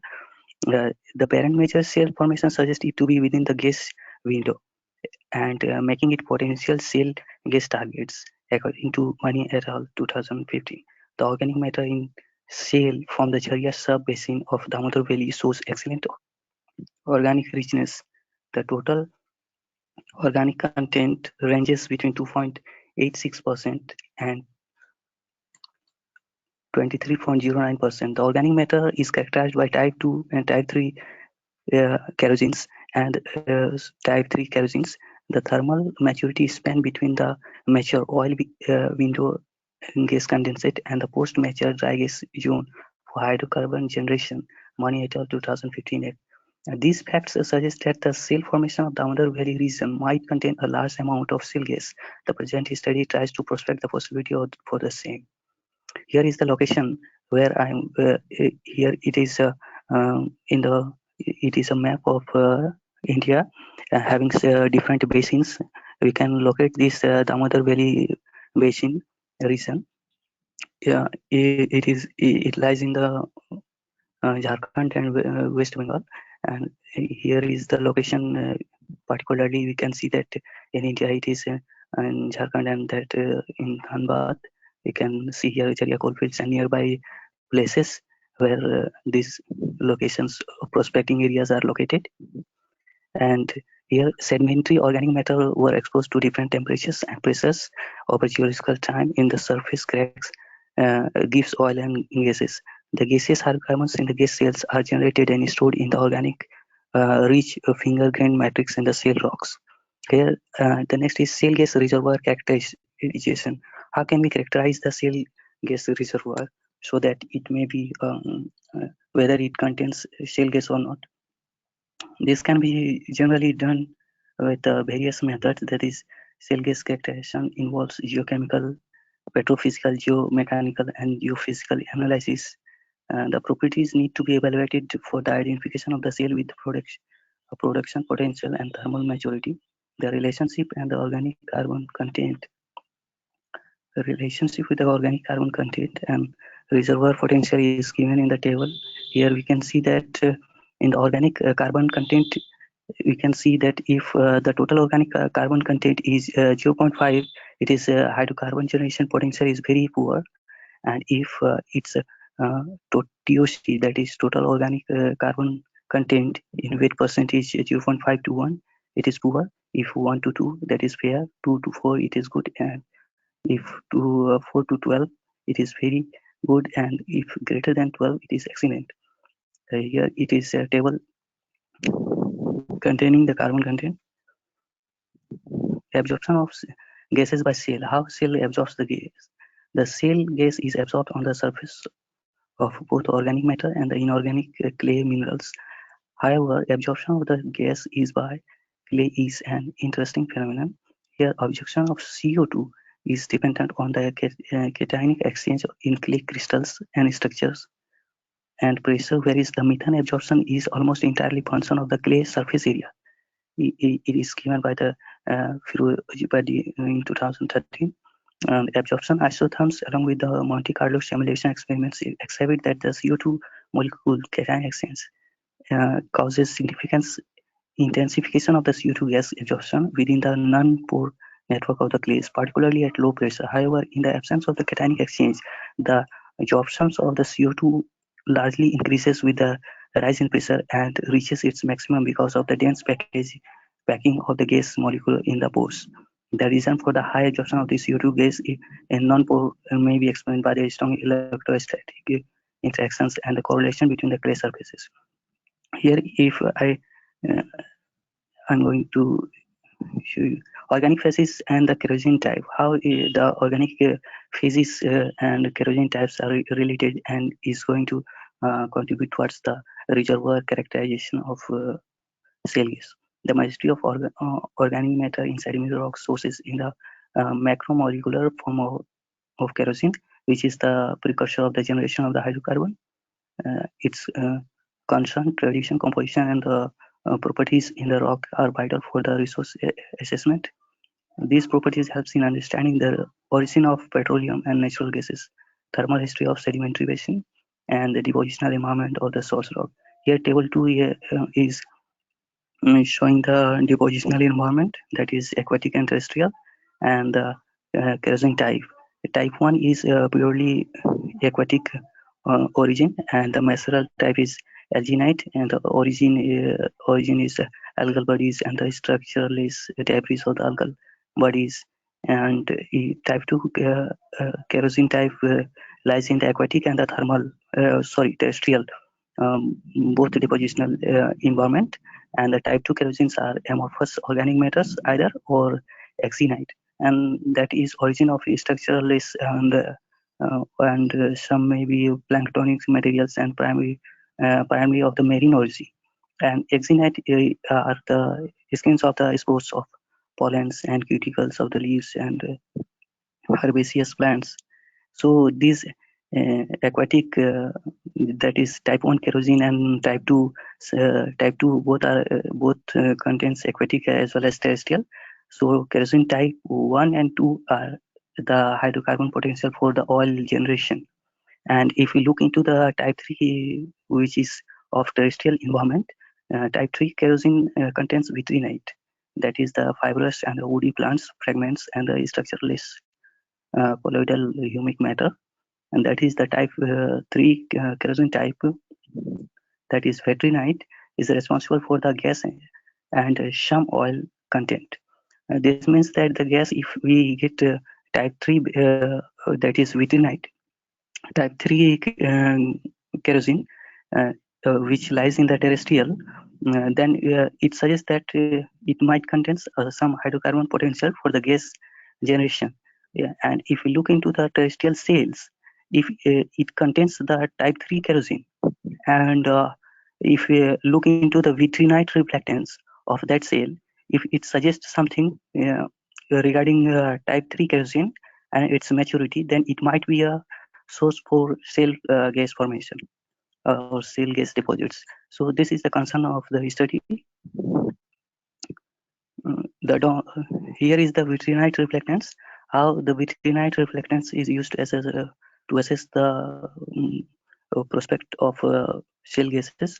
The reflectance of vitrinite material expressed as percentage RO is used as a proxy for the level of organic maturity, that is LOM. Thermally mature sources rocks do not have a pronounced effect of heat, that is smaller than 0.6% RO, according to Marine et al. RO ranges between 0.60 and 0.78 usually represents a oil-prone interval, whereas the value of RO is greater than 0.78 indicates the gas-prone kerosene, according to Marine et al. And high values are indicative of the sweet spots for the gas shale wells. That means if we get greater than that of the 0.75% RO, it may be a spot of sweet spot, which is known as sweet spot, which is a shale gas reservoir. And here is a Tmax temperature along with the hydrocarbon generation and vitrinite reflectance figure. It is generally. You are going out of. Sorry, sir. You'll finish soon. Sir. Yes. So here is the generalized figure of vitrinite reflection, which is used as a marker or proxy for the shale gas generation reservoirs. And thermal maturity of the kerogens, if you look into the thermal maturity of kerogens, if it suggests something regarding the shale gas. So discussion, we can say that the TOC, that is total organic content of the Damodar Valley areas, lies between the 2.86% and 23.09%, and also it contains type 2 and type 3 kerosene, and these are also thermal maturity span. These kerogens lies in the thermal maturity span, so these may contain oil gas window. So the cells lying in the Jaria coalfields are in the oil and gas window. So in conclusion, I can say that the Permian Gondwana cells, in particular those of the Damodar Valley region, demonstrate excellent properties of the potential shale gas reservoir. And here is the references which I used to, and thank you all. That's all. Yeah, Professor David, can you ask one question?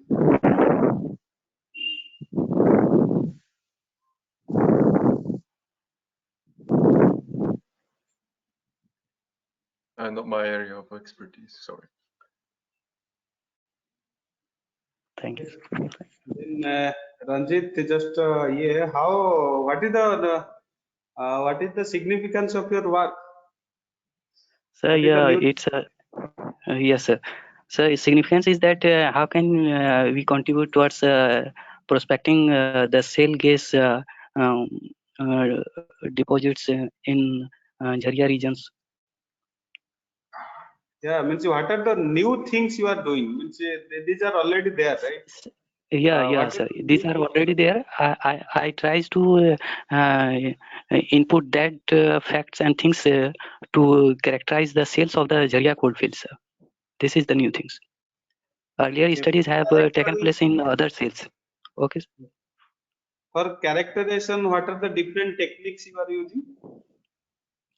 Sir, vitrinite reflection and the kerosene, yes, sir.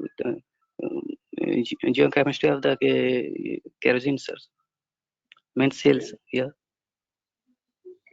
Then okay, we are moving out of time. Then I will proceed to our next participants. Okay, thank you, Okay, Ranjit. thank you, sir. Okay, thank you, sir. Then next is your Ramanuj Abhishek. Then Ramanuj Abhishek, you can proceed. Yes, Ramanuj Abhishek, you can present your screen. Okay.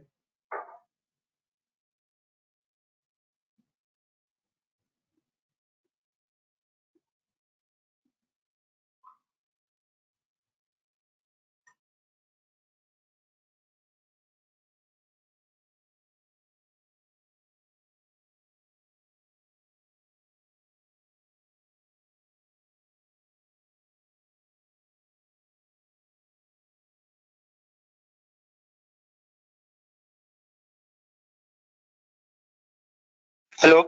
Yes, sir. I am audible, sir. You are audible, but your screen is not. There is, I think, there is some problem in your screen sharing. That came earlier, Yes, sir. but now it's going to vanish. Yeah, it's coming. Sir, now it Yes, is visible, sir. yeah, it's visible. You can continue. Yes, sir. Sir, my respected eminent geoscientist and my fellow speakers, good evening to one and all. My name is Ramanuj Abhishek and I'm a student of BSc Geology Honors of Roy Memorial College. So, my topic of my oral presentation is South Atlantic Anomaly, key for a possible geomagnetic reversal. So, before going to the topic, I would like to discuss some points regarding Earth's magnetism. So, the Earth magnetic field is the magnetic field that extends from the Earth interior out into the space, where it interacts with the solar wind, a stream of charged particles emanating from the sun. The magnetic field is generated by electric currents due to the motion of a mixture of molten iron and nickel in Earth's outer core. These convection currents are caused by heat escaping from the core, a natural process called a geodynamo. So basically, the inner and outer core move with different speeds, and it is the difference in the speed that is source of our magnetism. And the solar winds exert the pressure, and if it could reach the Earth's atmosphere, it would erode it. However, it is kept away by the pressure of Earth magnetic field. And as well as development, the Earth magnetic field deflects cosmic rays, high energy charged particles also, and that are mostly from outside the solar system. So the Earth magnetic field serves to deflect the most of the solar wind, whose charged particle would otherwise strip away the ozone layer that protects the Earth from harmful ultraviolet radiation.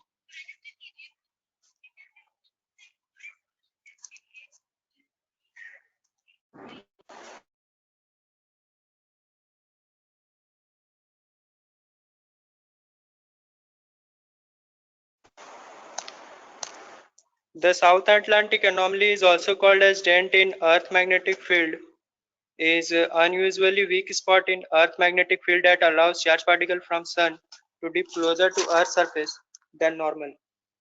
It is observed over South America and Southern Atlantic Ocean, and recent data shows that South Atlantic anomaly is expanding westward and splitting into two lobes, which can result in weakening of Earth's magnetic field. Now, this is the data here shown, recent data of 2020, in which you can see that it is splitting into two lobes. The magnetic field is basically splitting into two lobes in the region of Southern America and South Atlantic Ocean. Now, what would be now we will come to our point, Van Allen belt, in which a Van Allen radiation belt is a zone of energetic charged particle, most of which originate from the solar wind that are captured by and held around the planet by planet's magnetosphere. So, what would be the impact due to this? The impact will be very disastrous to our Earth, that the low Earth orbit satellite that travel through South Atlantic anomaly will get hit by solar particles, which can result in short circuit and further lead to permanent damage. The International Space Station, which is in low Earth orbit instrument, will also be impacted. Now, the reason for South Atlantic anomaly is basically the Earth's core, where the flow of molten metals and tilts of magnetic axis happens, due to which it can cause this anomaly. So NASA scientists are wants to study the anomaly to better understand how the planet is changing and help create a better future for us. Thank you. Okay, thank you, Ramanuj. Then, is there any questions anyone want to ask?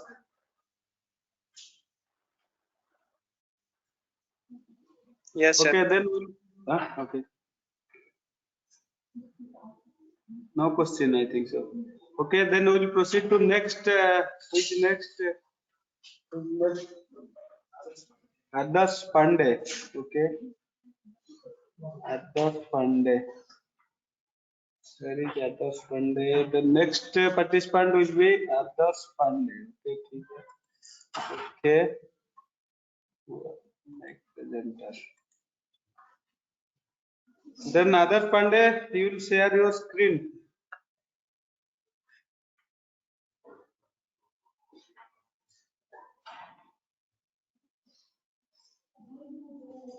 First, you unmute yourself. First, you can unmute yourself. Then, after that, you will share your screen. Okay. Next.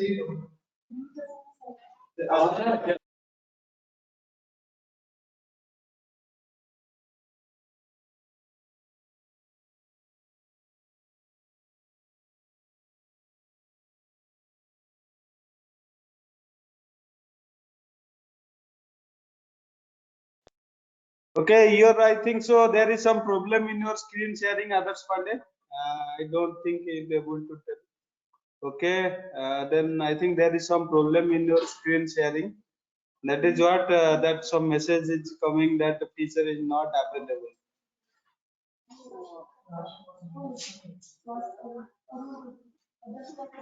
Then I think we'll move last participants of this event. We'll proceed for last participants. What is that name? Arun Prasad. Okay, we'll move towards Arun Prasad. He is the last participant of this event. Arun Hello, Prasad, sir. Hello, sir. Yeah, you can tell.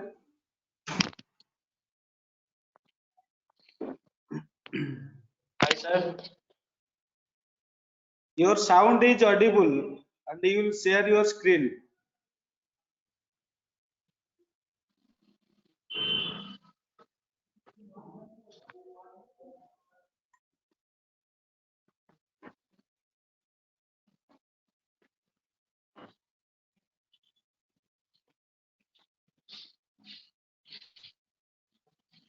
Okay, sir. I think I can't share my screen, so I want to stick like this. I am visible, sir. Hello. You are visible, but your screen is not visible. Okay, you can tell that. Okay, sir. Okay. My name is Arun Prasad. I am from St. Columbus College, Hazaribagh, and I am done BSc. I'm currently in the BSc second year, and my topic is on the age Anthropocene.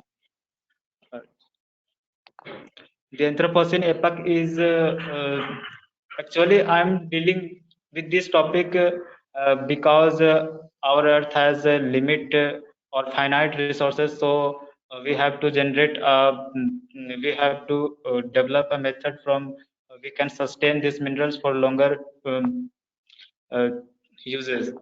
And my topic is the age Anthropocene. Anthropocene epoch is an unofficial unit of geologic time used to describe Earth history when human activity has started to have a significant impact on Earth's climate and ecosystem. And this Anthropocene word is derived from the Greek word meaning recent age of man, and this Anthropocene, this paper is suggested that the Holocene has ended and now Anthropocene has begun. And this Anthropocene word means the age of man. And we all must that thinking that positive changes were brought by the man's or development would be taken place, developments were taken place, but this is wrong. There is so much exploitation done on the earth or towards the resources of earth, and that the earth is on the edge of being completely devastated, and we have to bear the brunt of it in the incoming future, and our earth is no longer in its older condition. Anthropocene is the new concept that come more openly after 2000, and since 2019 and uh, 2020 people were given more emphasis on it, but there is many peoples have not were not ready to believe that there is so much exploitation done by the humans, so that it can become a topic of or issue of new thought.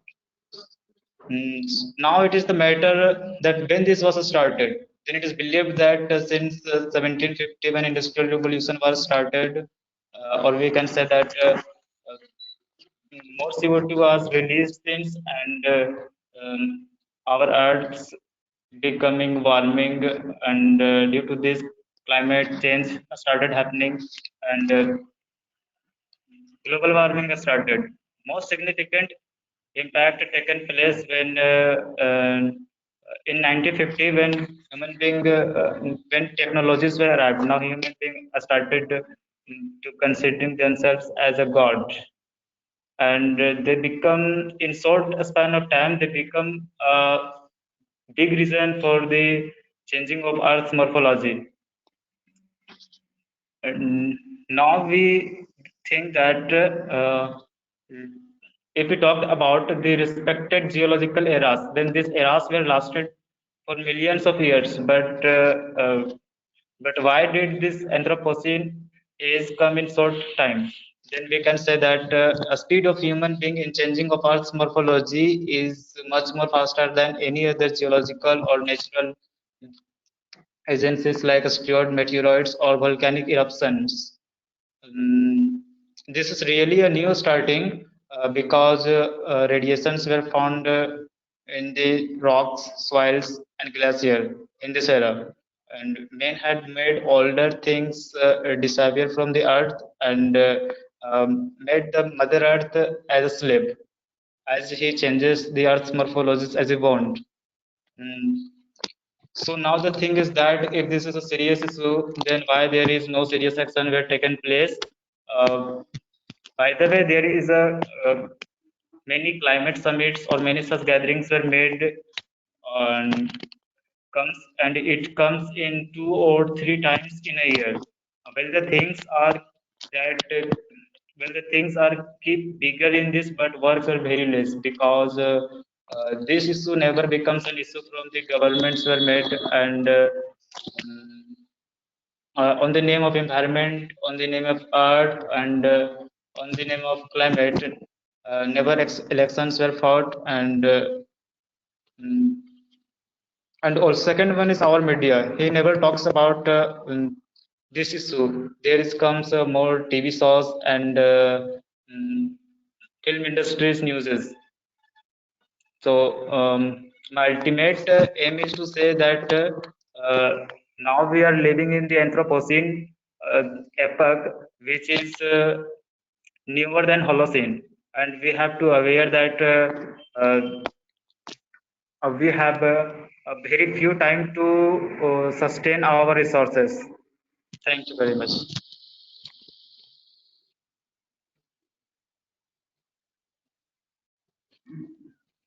Thank you.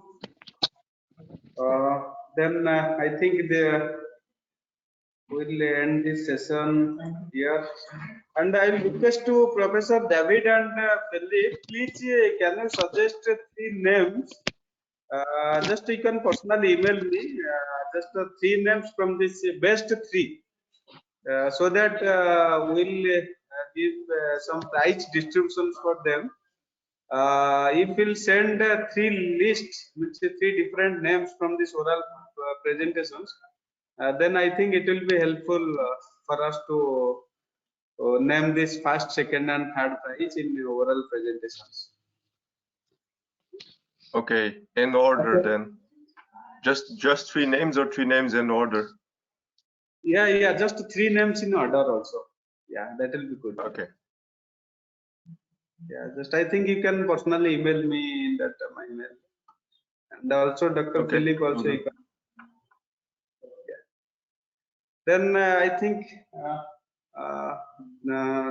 think this session will end here.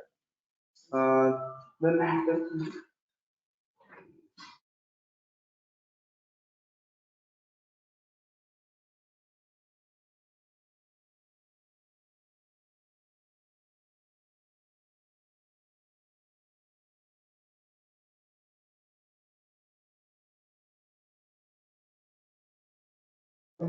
So thank you all of you for attending this event. It was a pleasure to have you with us. I hope you have learned and enjoyed this presentation. With this, I would like to conclude that it was a very good event. yeah, I'll proceed. Thank you all participants for this oral presentation, and also thank you to Professor David and also Dr. Philip. Also special thanks for your for sparing your valuable time with us. Thank you, Professor David and Dr. Philip. And also thank you to all participants. And also now I will conclude this session. Thank you. Yeah.